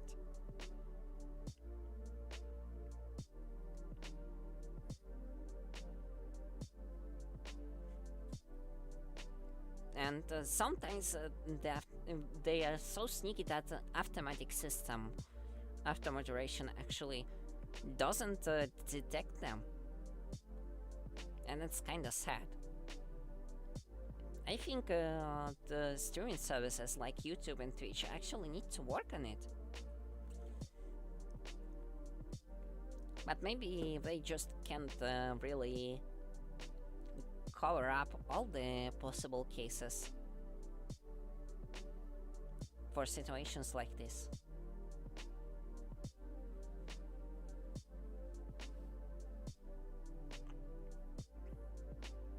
So as a result, it falls down to your ability to moderate your chat. For a small streamer, it's just you. Eventually, as you would grow, it probably would be nice to have a moderator or two among the people you know who would be able to oversee your chat. But if something like this happens on a big stream, that can be dangerous, I imagine. On the other hand, if you're a big streamer, it's probably that that not donation text will not stick for too long in chat. And besides, they probably have hired moderators who actually moderate as a job. Catastrophe, yeah. Catastrophe. Okay, that's a nice one. That's a really nice one.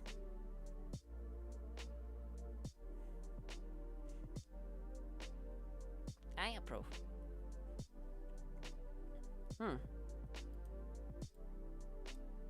Yeah, no, it's okay. You don't have anything to apologize for. Again, that's I'm not really good with puns. On one of the streams, it's okay. On one of the streams, when I was streaming Cave Story, the person I know who's been watching me actually kinda made fun of me. Then I wasn't exactly understanding of the metaphors, and like they they were a little punny, like puns almost. I have learned playing video games with little help of school. Hmm. Well, I've been learning English by basically spending time on the internet, I guess. It was a long process, and I still can't say that I'm good at English, so it's all fine. I also don't always understand things right away, so hmm, it's all cool. You don't have anything to apologize for.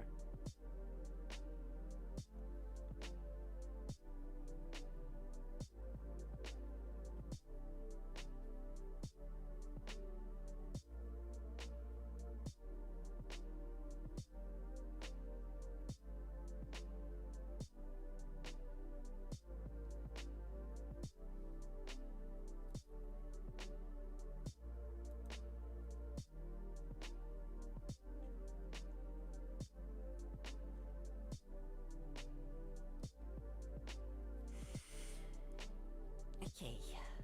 Holly wiped the red foam from her brow. I've been thinking about that, sir. Fowl made a mistake. He never ordered me not to re-enter the house, and seeing as he brought me in there in the first place, the invitation still stands. I could go in and mind wipe the occupant so we could hide the gold in the walls and do another time stop tomorrow night. No, Captain. But, sir, Root Futures regained whatever tension we had lost.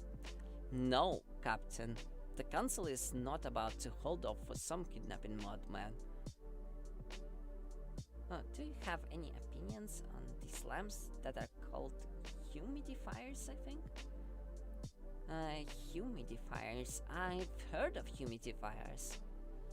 Like, not necessarily.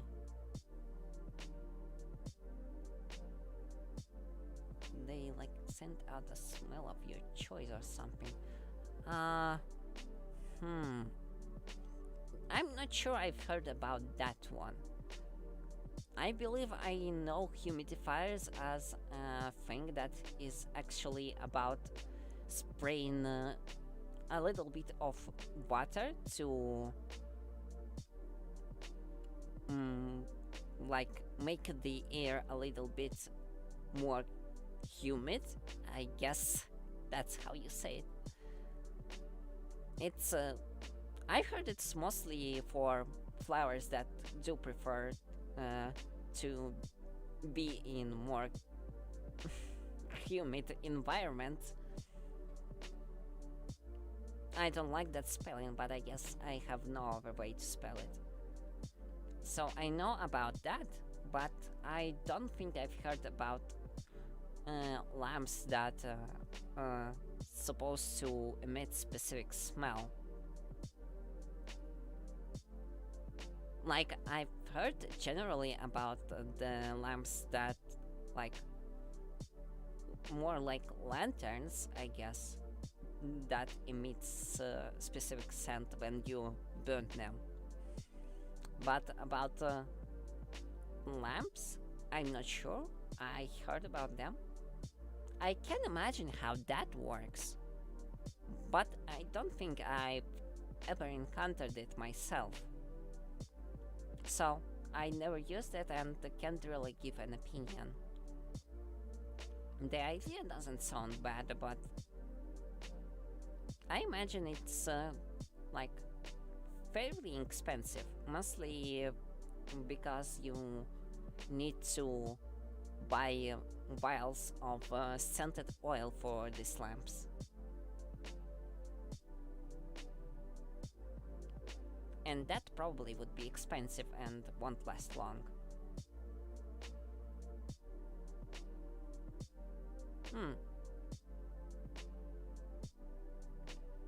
Now I'm not sure even how it's supposed to look like.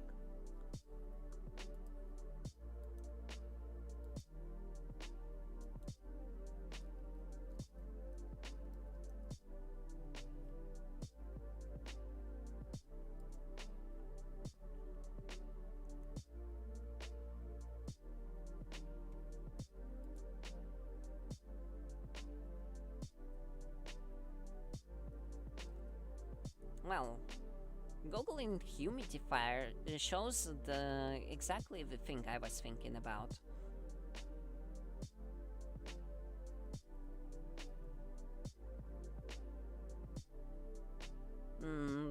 3000 CLP.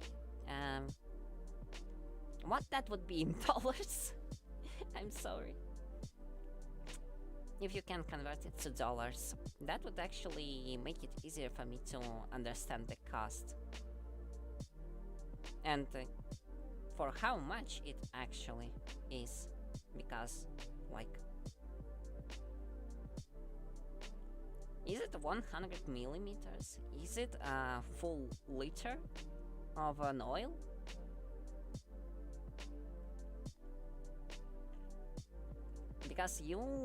Because then you buy a liquid.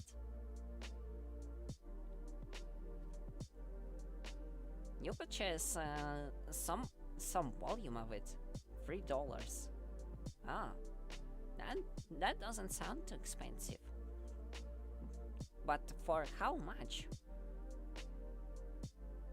If it's $3 for 1 liter of oil, of aroma oil to be more specific, that's pretty cheap.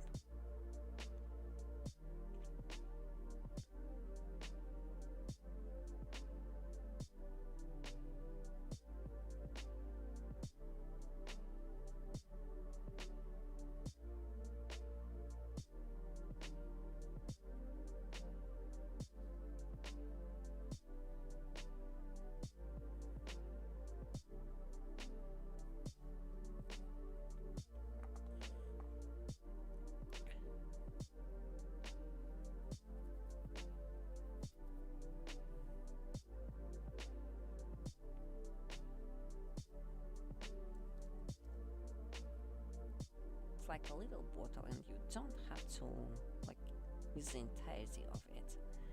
I will guess that it may be around 50 milliliters then. Yeah, I understand. It's high concentration oil that you have to mix with a large amount of water. Yeah, I guess that makes sense using it with a humidifier then. And also explains the price.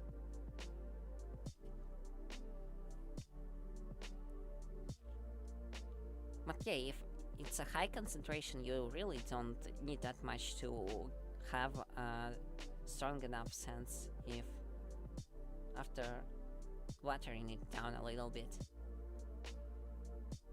Welcome back, Diamond, and how's your wargame going on?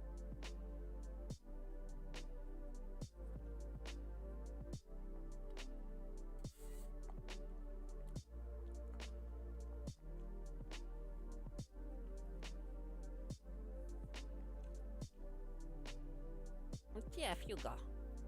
If you will Google humidifier as it is, it's not really that much of a lamp, but more of a device specifically built to like spray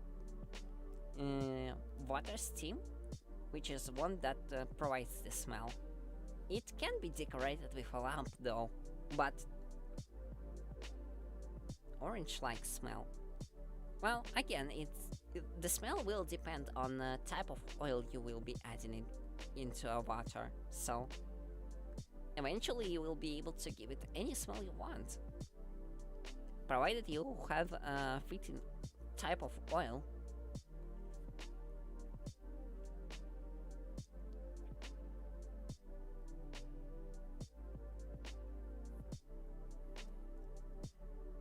In the box of mine says mini optimization humidifier.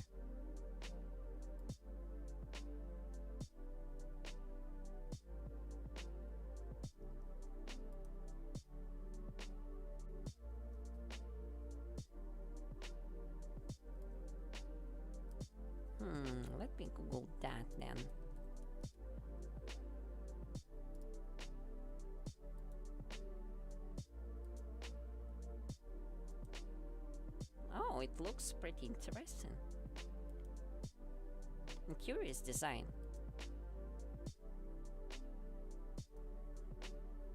Hmm. If it, if if what I see on Google is what you have, then I guess it's basically a humidifier decorated with different color LEDs. It looks really nice, but humidifier in itself isn't a lamp. It's what it is, humidifier. A water heater that releases steam that provides the smell to surrounding. If you will add oil into the water.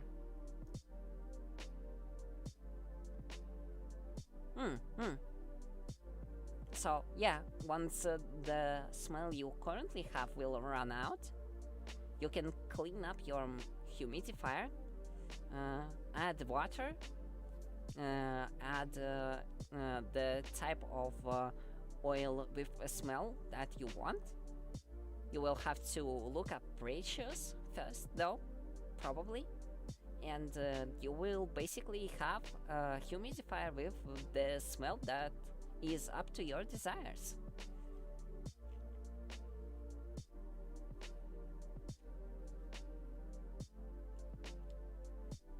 Welcome back again, Diamond, and you were on checking your war game. I guess the one that you currently have, where you are playing as US and USSR. Also, you probably should be going to sleep instead. Because again, it's getting pretty late.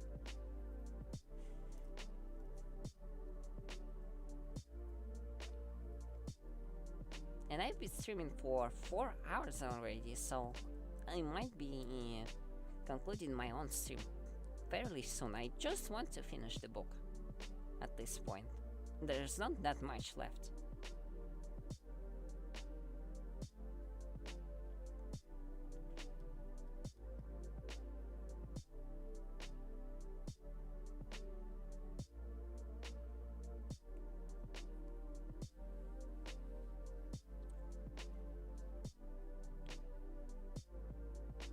Root's futures regained whatever attention they'd lost. No, Captain, the Council is not about to hold off to some kidnapping mood man. It's just not going to happen. I have my orders, and believe me, they're written in stone. Have fun, Fuga. Thanks for visiting my stream.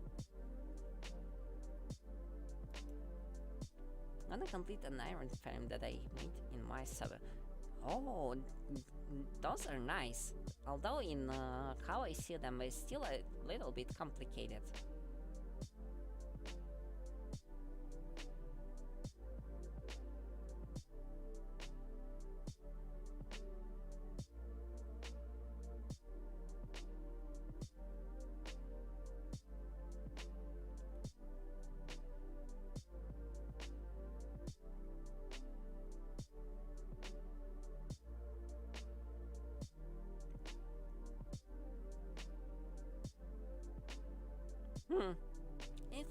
It's okay, Diamond.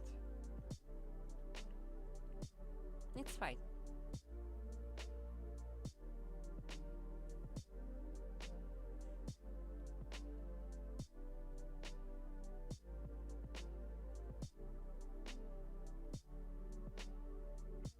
But again, you probably should take some rest. It should be past midnight for you already.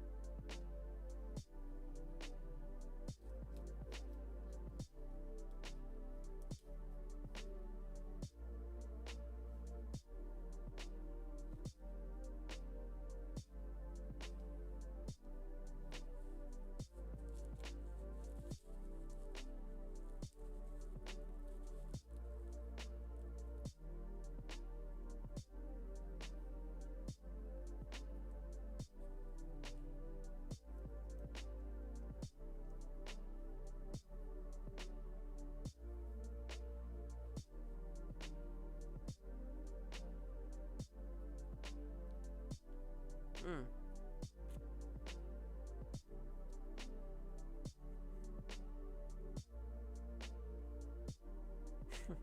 Fascismus versus communismus.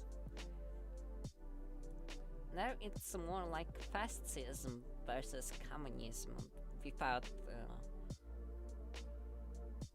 us part, I believe. But okay.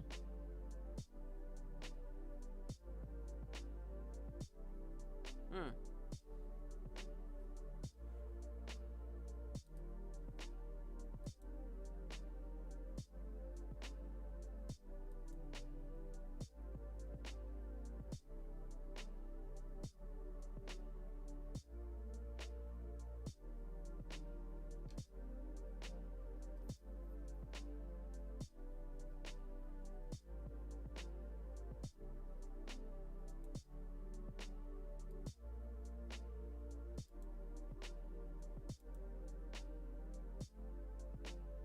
Huh. That's an odd choice on the side of USA player.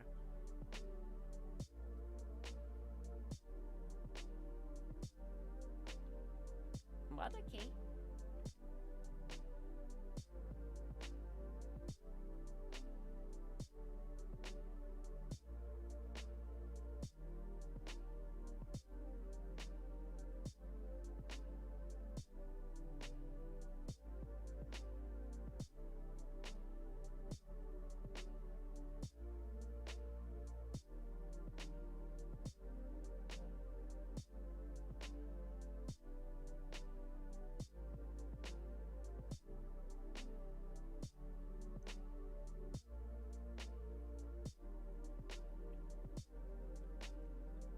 Well, I think even if you have more allies,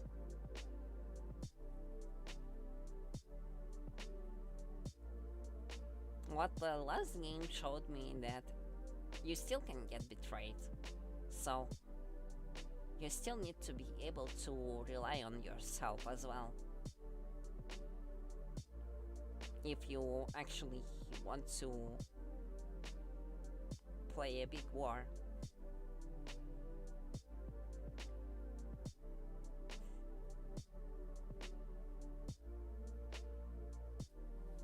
If you won't be able to hold your own whenever your allies decide to leave you behind, you will be at a big disadvantage.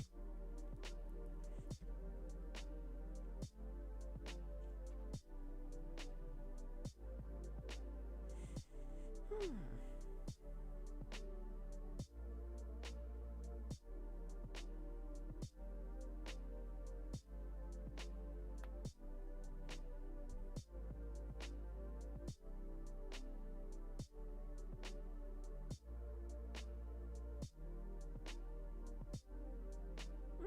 Fair enough, I guess.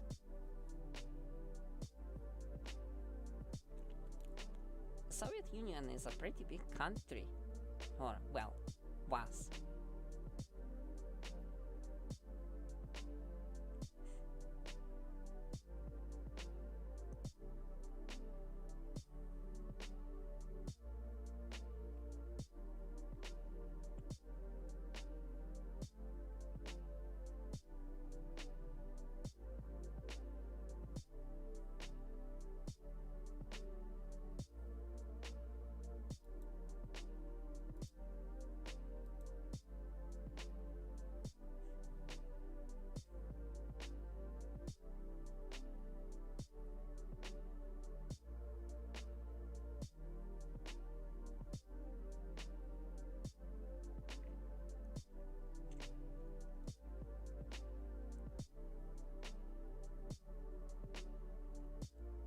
Well, if it almost started, then you need to get prepared.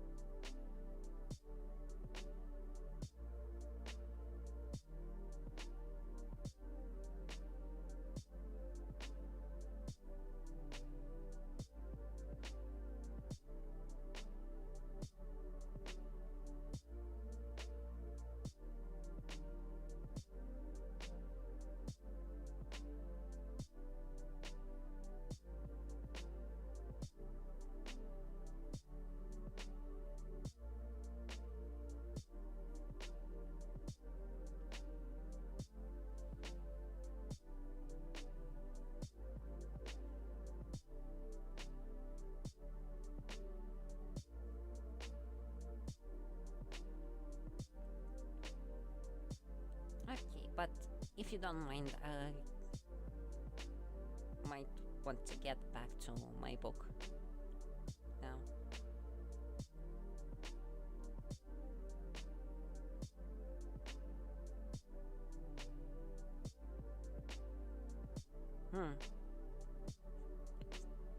In Germany is at action already, okay.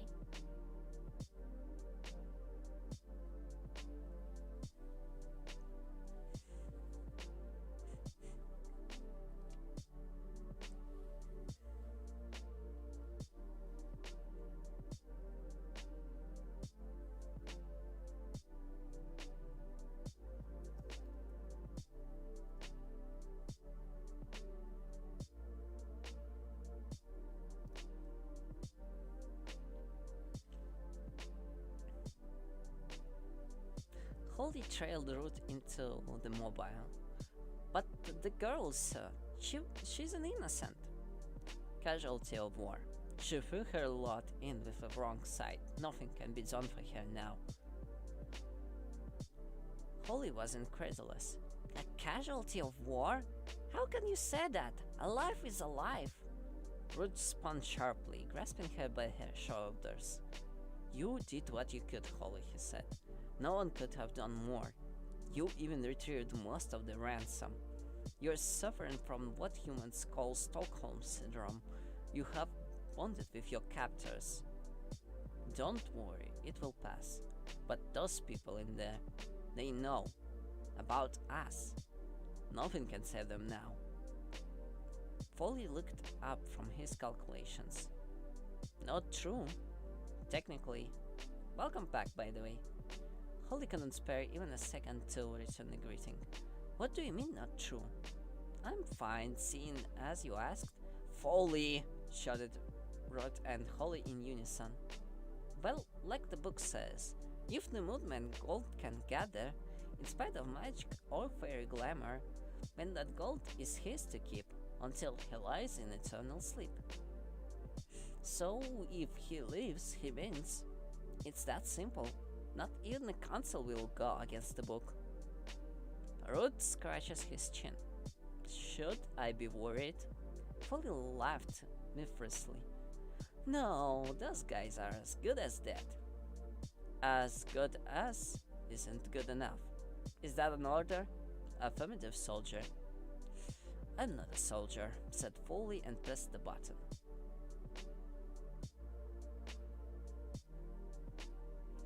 Butler was more than a little surprised. You gave it back? Artemis nodded. About half. We still have quite a nest egg, about $15 million as today's market prices. Butler usually wouldn't ask, but this time he had to. Why, Artemis? Can you tell me? I suppose so, the boy smiled. I felt we owed the captain something, for services rendered. Is that all? Artemis nodded. No need to talk about the wish. It could be perceived as weakness. Said Butler, smarter than he looked. Now, we should celebrate, and tossed Artemis, deftly changing the subject. Some champagne, I think.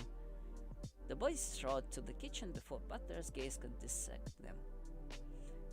By the time the hours caught up, Artemis had already filled 3 glasses of Dom Perignon.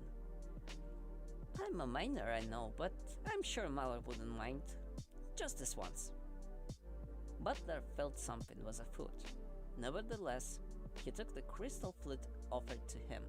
Juliet looked at the big brother. Is this okay? I suppose so, he took a breath. You know I love you, don't you, sis? Juliet scowled. Something else that local lords found very endearing. She smacked her brother on the shoulder. You're so emotional for a bodyguard.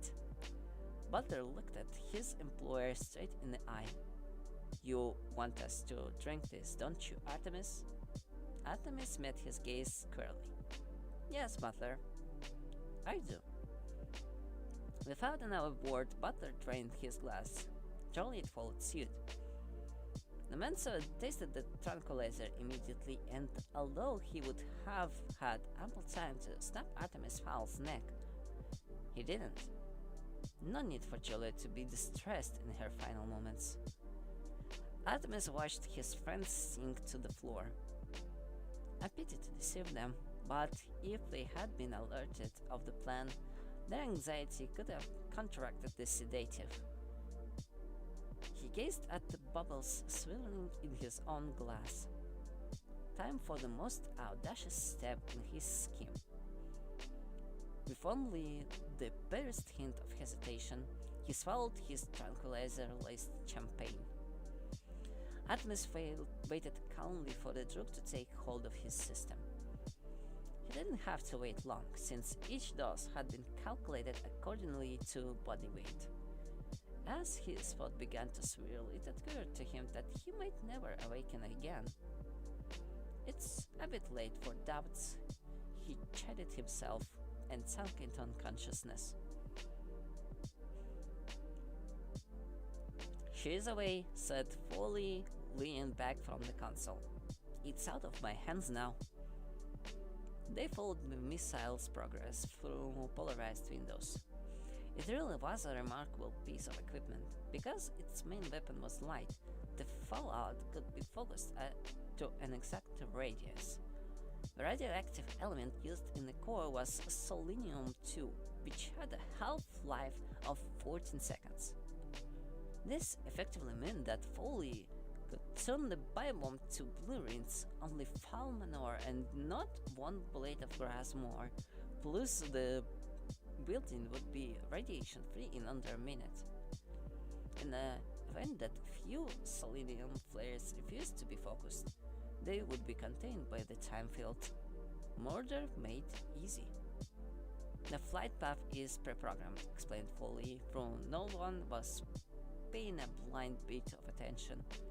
"She will sail into the lobby and detonate. The casing and firing mechanism are plastic alloy and will completely disintegrate. Clean as a whistle." Ruth and Holly followed the bomb's arc.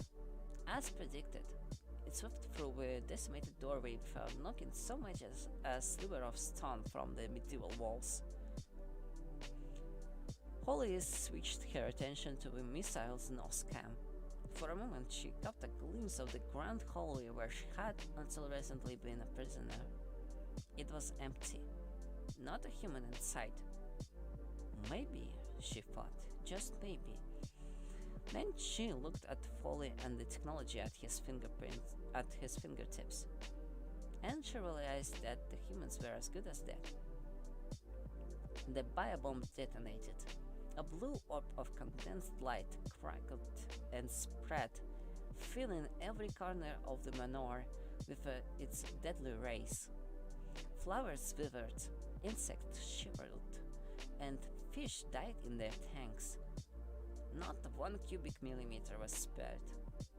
Artemis Fowl and his cohorts could not have escaped. It was impossible. Holly sighed, turning away from already dwindling blue rings.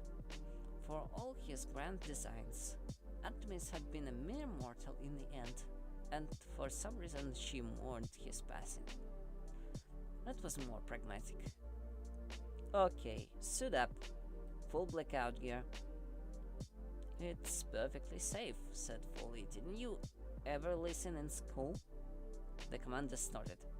"I trust science about as far as I could throw you, Foley.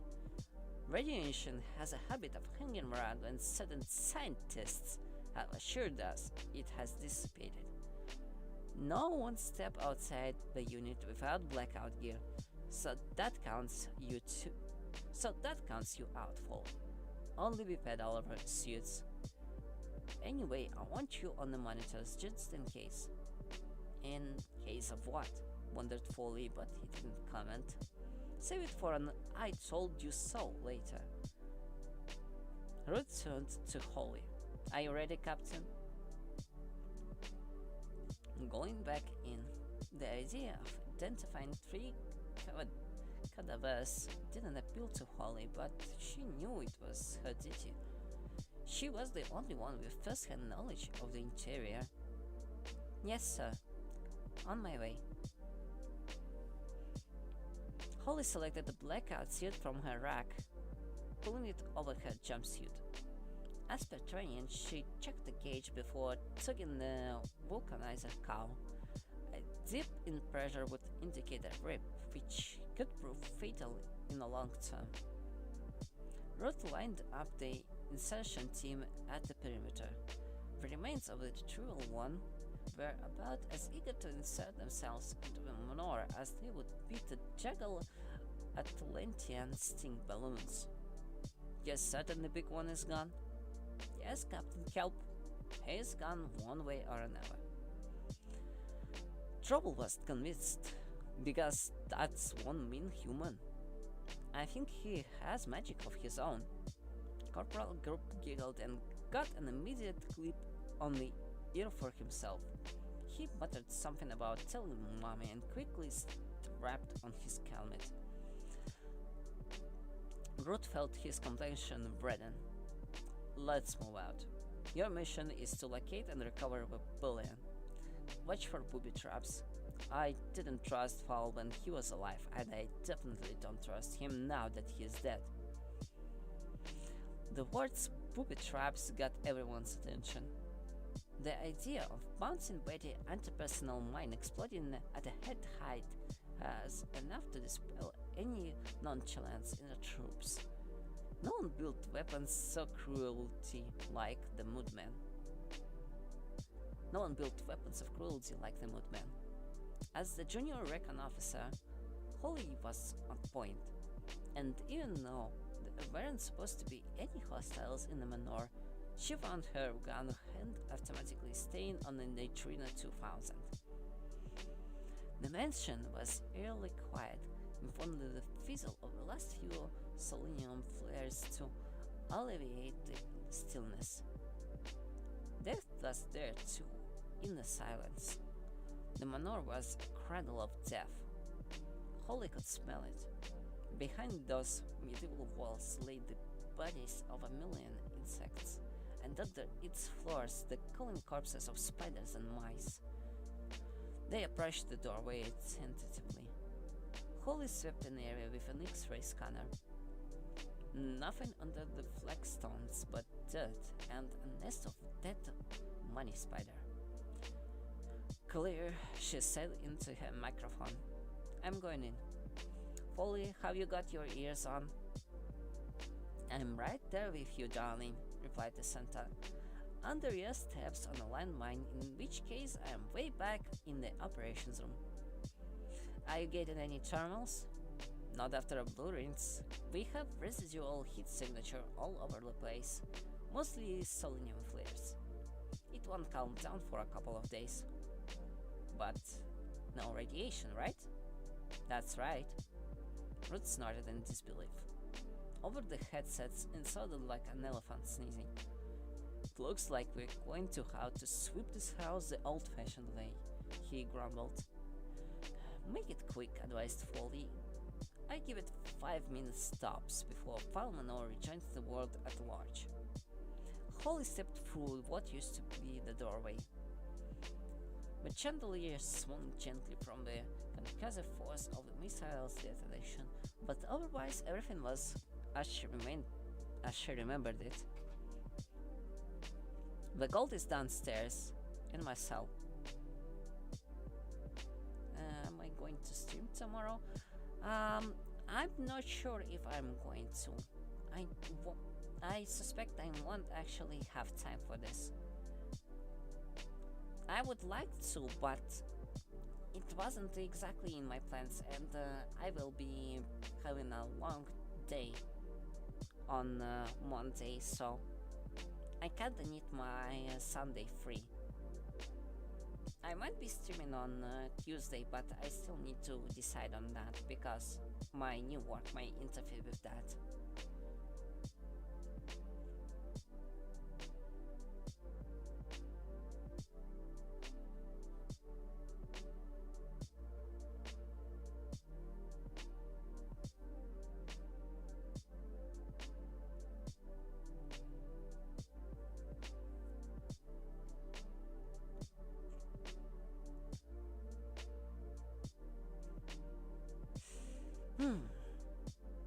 gold is downstairs, in my cell.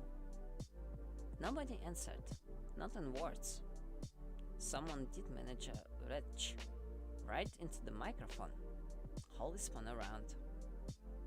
Trouble was doubled over, clutching his stomach. I don't feel so good, he ignored. I didn't necessarily, considering the pool of vomit all over his boots. Again, I will be posting a schedule for streams on Monday or Tuesday early on. But if there will be stream, it will be at least one day ahead of it. Yeah. Have a good night, Diamond. And thanks for joining in.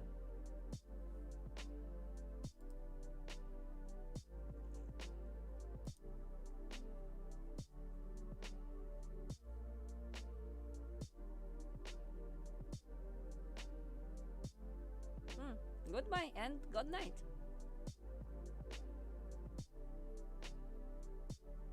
Oh, hello, bread minimalist. The one person leaves and then the another one spins straight in.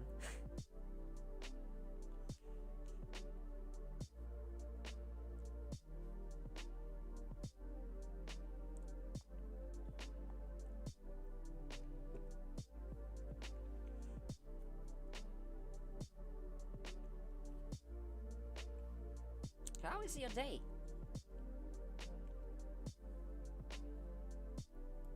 To not double the question, mine is fine, and I almost finished reading the book actually, so the stream might not be taking too much longer from now on.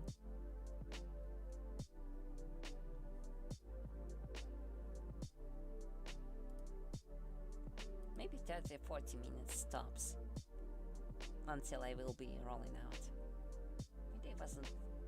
My day was normal. What about yours? Mine is fine. As I said, it's okay. It's been a little bit stressful because of work, but mostly it's okay. And aside from that, I almost finished reading the book. So yeah, you're a little bit late on the stream. I might be actually ending it pretty soon.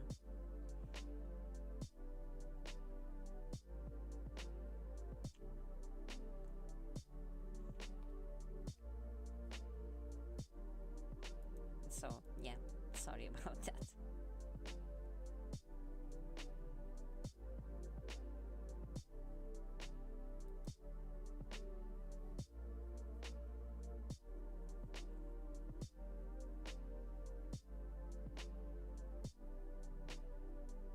Then I need to follow to reach you next time.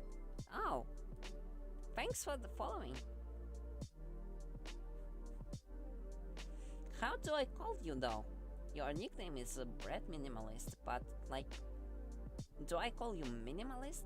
Do I call you Bread? Or maybe there's some different nickname I am not aware of that you do prefer? Call me Bread. Okay. Thanks for following, Bread. It sounds a little bit weird, but still, thank you. If you want, you can follow me on Twitter. I usually post my stream schedule at the beginning of the week, so that way you will be always aware in advance whenever I'm going to stream. I'm mostly using my Twitter right now just to announce my streams as they are.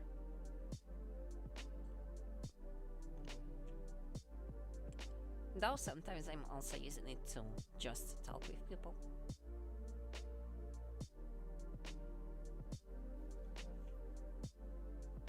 I'm not posting too much about my life there. Maybe I should.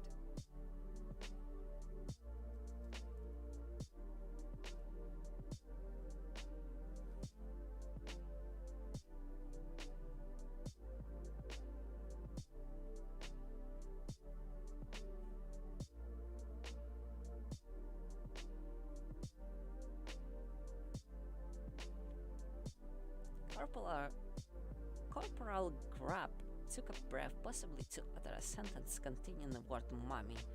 What came out was a jet of concentrated bile. Unfortunately, Grab didn't have the opportunity to open his visor before the illness struck. It was not a pretty sight. Said Holly, pressing the corporal's visor release button. A tsunami of regurgitated rations flooded over Grab's blackout suit. Oh, for heaven's sake, muttered Truth, elbowing past the brothers. He didn't get very far. One step over the threshold, and he was throwing up with the rest of them. Holly pointed her helmet cam at the stricken officers. What the hell is going on here, Folly? I'm searching, hold on. Holly could hear computer keys being punched furiously. Okay, sudden vomiting, spatial nausea. Oh no. What? Asked Holly, but she already knew. Maybe she always had. It's the magic, bluttered Foley, words barely decipherable in his excitement. They can't enter the house until Fowl is dead. It's like an extreme allergic reaction. That means... Unbelievable. That means... They made it, completed Holly. He's alive. Artemis Fowl is alive. Darn it, groaned Truth and heaved another quart of vomit onto the terracotta tiles. Holly went on alone. She had to see it for herself. If Fowl's corpse was here, it would be with the gold, or of that she was certain. The same family portraits glared down at her, but now they seemed smoke rather than austere. Holly was tempted to lose a few blasts into them from a Neutrino 2000, but that would be against the rules.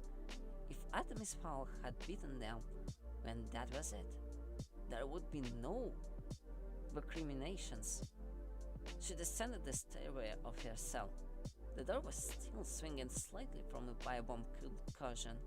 But aluminum flare ricocheted around the room like a trapped bolt of blue lightning.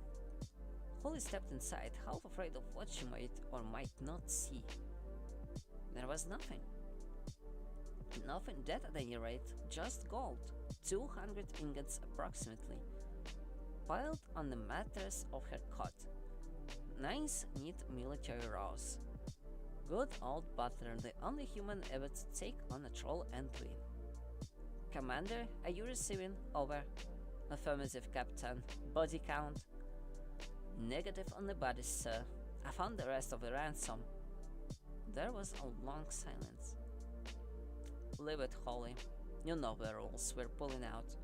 But, sir, there must be a way. Foley broke in on the conversation. But nothing, Captain. I'm counting down the seconds until daylight here, and I don't like the odds if we have to exit at high noon.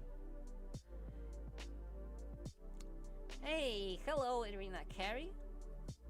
Thanks for visiting my stream. How was your day?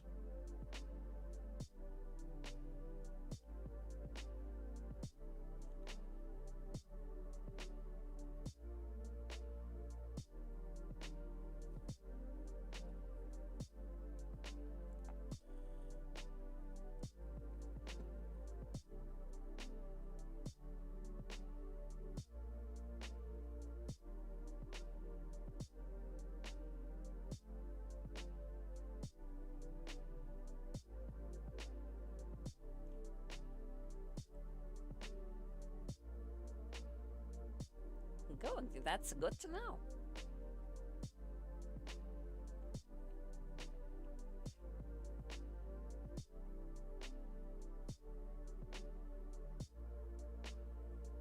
And before you ask me, my day was good too. It was a little bit stressful, but it was mostly fine and nice. As well as as the current stream, although it wasn't without its own odds.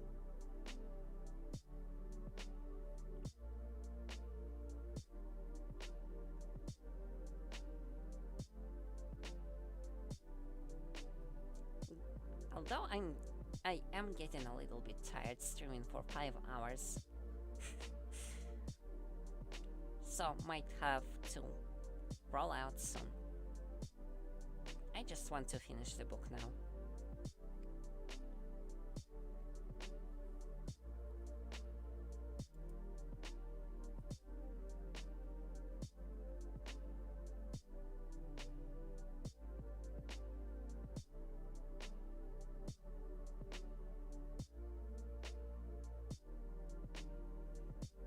Holly sighed.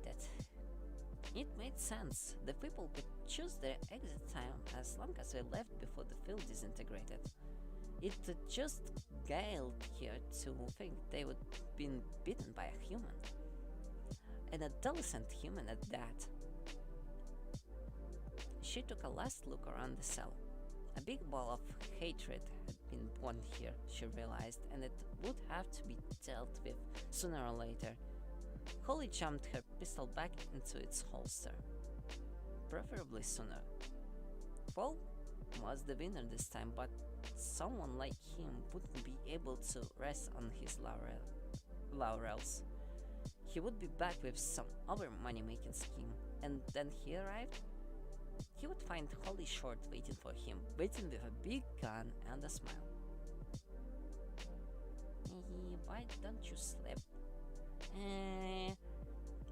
I'm not. You mean why I don't sleep? I will sleep after I'm done with the stream. Do not worry. I will have my 8 hours of sleep as needed, and everything will be fine. I just need to finish this book.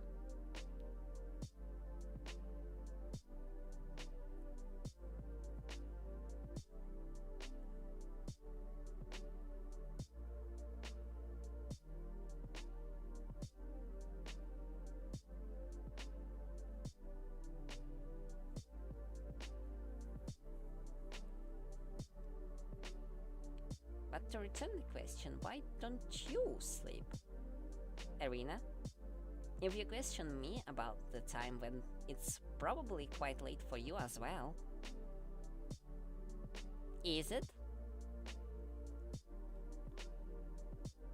Or is it not?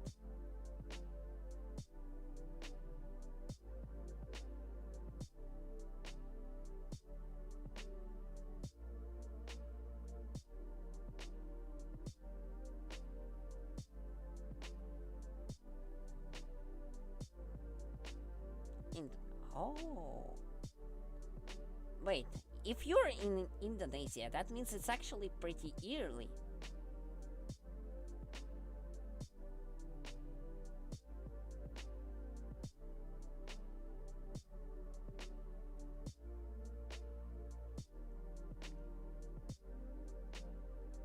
Like, how much is in Indonesia right now?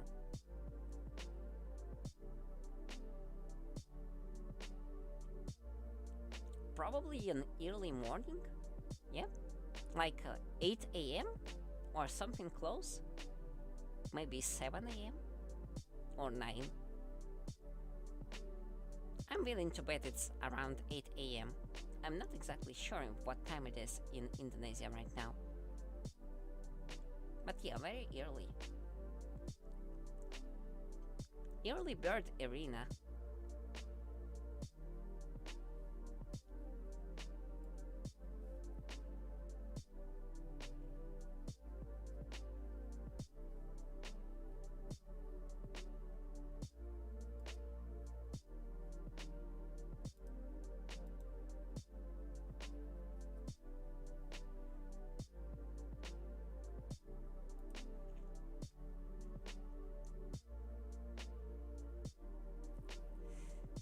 The ground was south by the time-stop perimeter.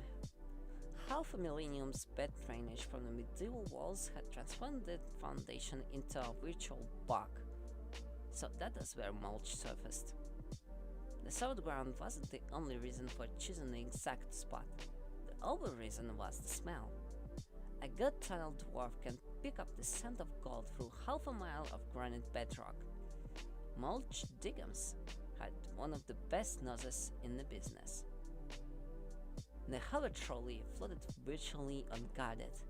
Two of the three finest were stationed beside the recovered ransom, but at the moment they were having a little giggle at the sticking commander. "You can't have chocolate, can you, chicks?" Chicks nodded, mimicking Ruth's spewing technique. Chicks Webble's pantomime antics provided the perfect cover for a spot of pilfering.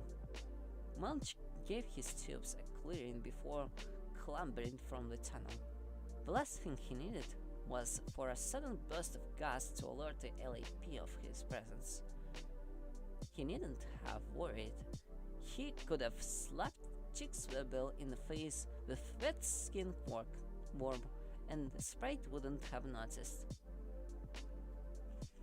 In a matter of seconds, he had transferred 24 ingots into the tunnel. It was the easiest job he had ever pulled. Mulch had to strive a giggle as he dropped the last 2 bars down the hole. Julius had really done him a favor, getting him involved in this whole affair. Things couldn't have worked out much better. He was free as a bird, rich, and best of all, presumed dead. By the time LAEP realized that the gold was missing, Mulch Diggums would be half a continent away. If they realized at all. The dwarf lowered himself into the ground. It would take several trips to move his treasure trove, but it would be worth the delay. With this kind of money, he could take early retirement. He could have to completely disappear, of course, but a plan was already forming in his devious mind. He would live above ground for a spell, masquerade as a human dwarf, with an aversion to light, perhaps by a penthouse with thick blinds. In Manhattan, perhaps, on Monte Carlo. It might seem odd, of course, a dwarf shutting himself away from the sun, but then again, he would be a obsessively rich dwarf, and humans will accept any story, however outlandish, when there's something in it for them. Preferably something green that falls. Artemis could hear a voice calling his name. There was a face behind the voice, but it was blurred, hard to make out. His father, perhaps? Father? The word was strange in his mouth, unused. Rusty. Artemis opened his eyes. Butler was leaning over him. "Artemis, you're awake." "Ah, Butler. It's you." Artemis got to his feet, head spinning with the effort. He expected Butler's hand at his elbow to steady him. It didn't come. Julian was lying on a shield lodge, dribbling onto the cushion. Obviously, but the raft hadn't worn off yet. It was just sleeping pills, Butler, harmless. The manservant's eyes had a dangerous glint. "Explain yourself." Artemis rubbed his eyes. "Later, Butler, I'm feeling a bit..." Butler stepped into his path. "Artemis, my sister is lying drugged on that couch. She was almost killed, so explain yourself now." Artemis realized that he'd been given an order. He considered being offended, then decided that perhaps Butler was right. He had gone too far. "I didn't tell you about the sleeping pills because you would fight them. It's only natural. And it was imperative to the plan that we all go to sleep immediately." "The plan?" Artemis lowered himself into a comfortable chair. The time field was the key to this whole affair. It's a LAP's ace in the hole. It's what has made them unbeatable for all these years. Any incident can be contained. That and the biobomb made a formidable combination. So why did we have to be drugged? Artemis smiled. Look out the window. Don't you see? They're gone. It's over. Butler glanced through the net curtains. The light was bright and clean. Not a hint of blue. Nevertheless, the maidservant was unimpressed. They're gone for now. They will be back tonight, I guarantee it. No, that's against the rules. We beat them. That's it? Game over. Butler raised an eyebrow. The sleeping pills, Artemis. Not to be distracted, I see. Butler's answer was an impeccable silence. The sleeping pills. Very well. I had to think of a way to escape the time field. I trawled through the book, but there was nothing. Not a clue. The people themselves have not yet developed a way, so I went back to the Old Testament. Back when their lives and ours were intertwined. You know the stories. Elves that made shoes during the night, sprites that cleaned houses, back when we coexisted to a certain extent. Magical favors in exchange for their fairy forts. The big one, of course, was Santa Claus. You just gotta go now. Thank you for the stream. Thank you for visiting Arena. Hope to see you again next time, maybe.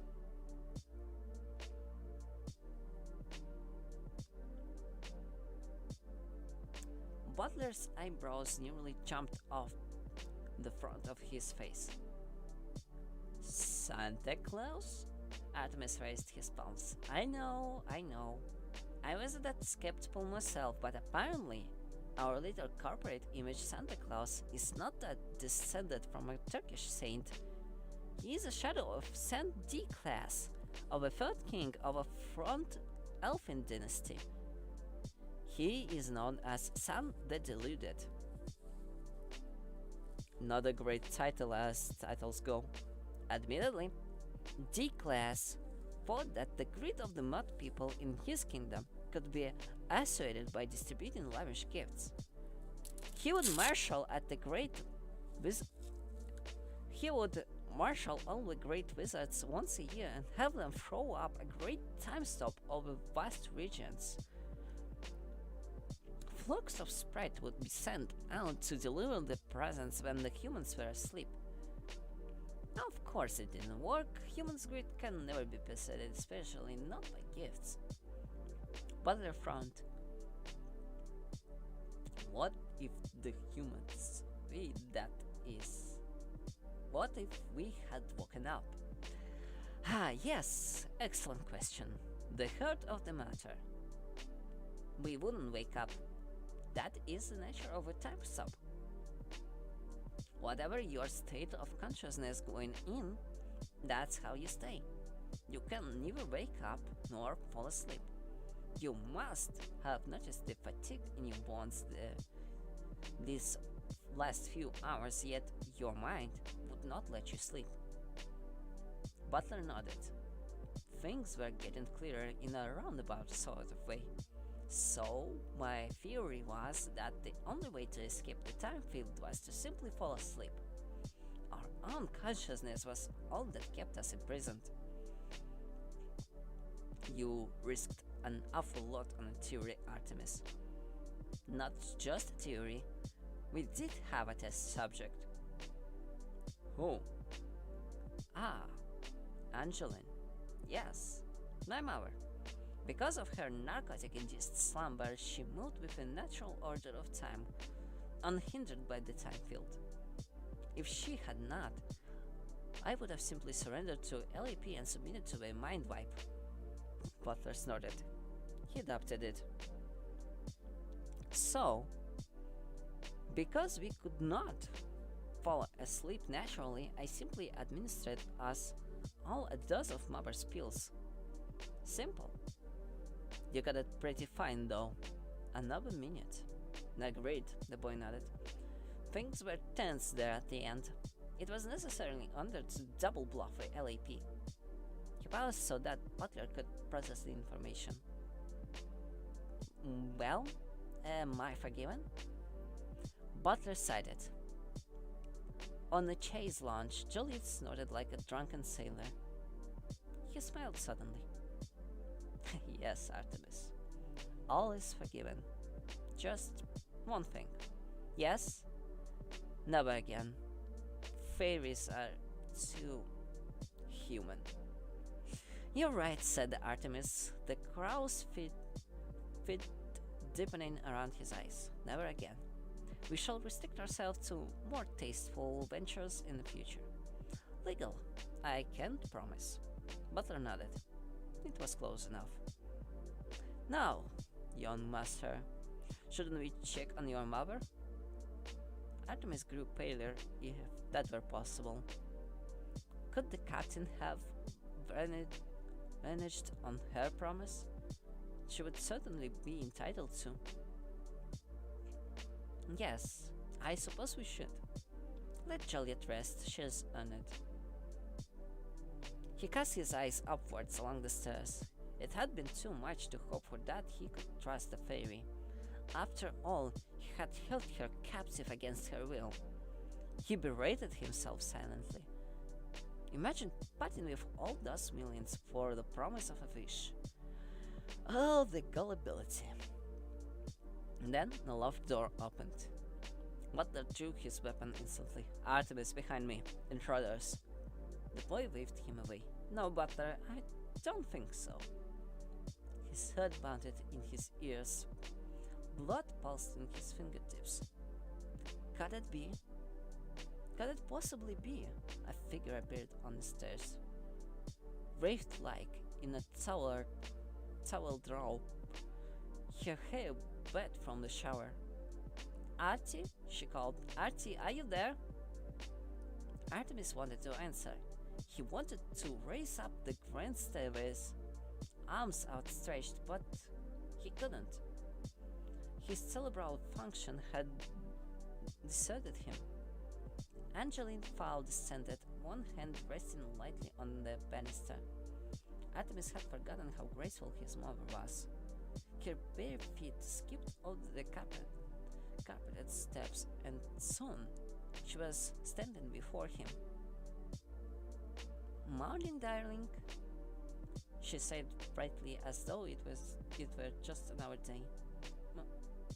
Mother, slumbered Artemis. Well, give me a hug. Artemis stepped into his mother's embrace. It was warm and strong. She was wearing perfume. He felt like the boy he was. I'm sorry, Artie, she whispered into his ear. Sorry for what? For everything. For the last few months. I haven't been myself, but things are going to change. Time to stop living in the past. Artemis felt a tear on his cheek. He wasn't sure whose tear it was. And I don't have a present for you. A present? Said Artemis. Of course, said his mother, spinning him around. Don't you know what day it is? Day? It's Christmas Day, you silly boy. Christmas Day! Presents are traditional, are they not? Yes, thought Artemis. Traditional. Sunday class. And look at this place. Grab a mausoleum. Butler? The manservant hurriedly pocketed his 6 hour. Yes, ma'am. Get on the phone with Brown Thomas, the platinum set number. Drop on my account. Tell Helen I want a Yuletide makeover. The works. Yes, ma'am. The works. Oh, and wake up, Juliet. I want my things moved into the main bedroom. That attic is far too dusty. Yes, ma'am. Right away, ma'am. Angeline Fowl linked her son's arm. Now, Artie, I want to know everything. First of all, what happened here? Remodeling, said Artemis. The old doorway was riddled with damp. Angeline frowned, completely unconvinced. I see. And how about school? Have you decided on a career? While his mouth answered this everyday questions, Artemis's mind was in turmoil. He was a boy again. His life was going to change utterly. His plans would have to be much more devious than usual if we were to escape his mother's attention. But it would be worth it. Angeline Fowl was wrong. She had brought him a Christmas present. Now that you have reviewed the case file, you must realize what a dangerous creature this Fowl is. There is a tendency to romanticize Artemis, to attribute to him qualities that he does not possess. The fact that he used his wish to heal his mother is not a sign of affection. He did it simply because the social services were already investigating his case, and it was only a matter of time before he was put into care.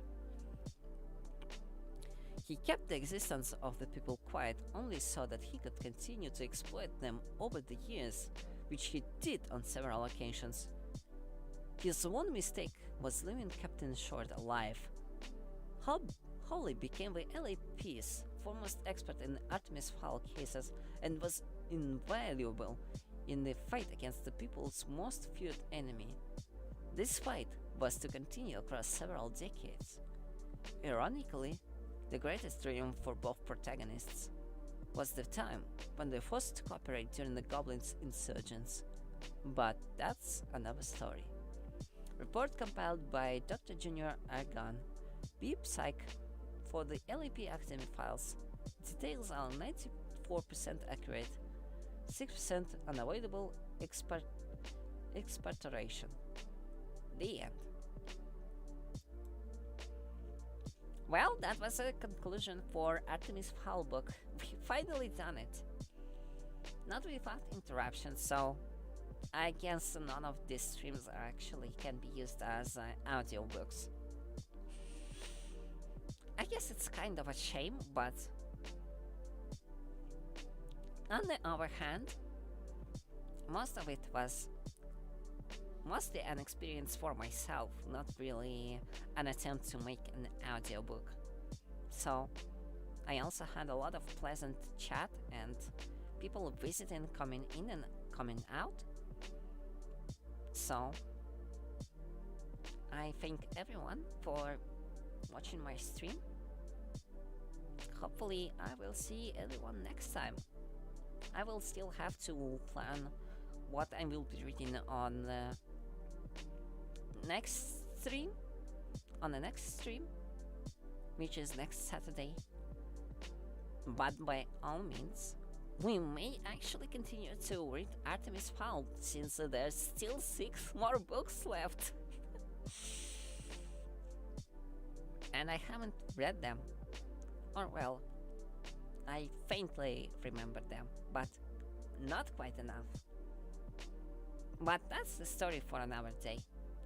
And for now, I will be concluding the stream, thanking everyone who visited me today to have a chat or just to listen to me reading a book. For anyone still watching, if you aren't subscribed, if you enjoyed this stream, please do subscribe to YouTube channel or Twitch if you want to be notified whenever I start streaming, or to my Twitter if you want to know my schedule in advance. And hopefully I will see you all next time. Until then, have a nice day and goodbye.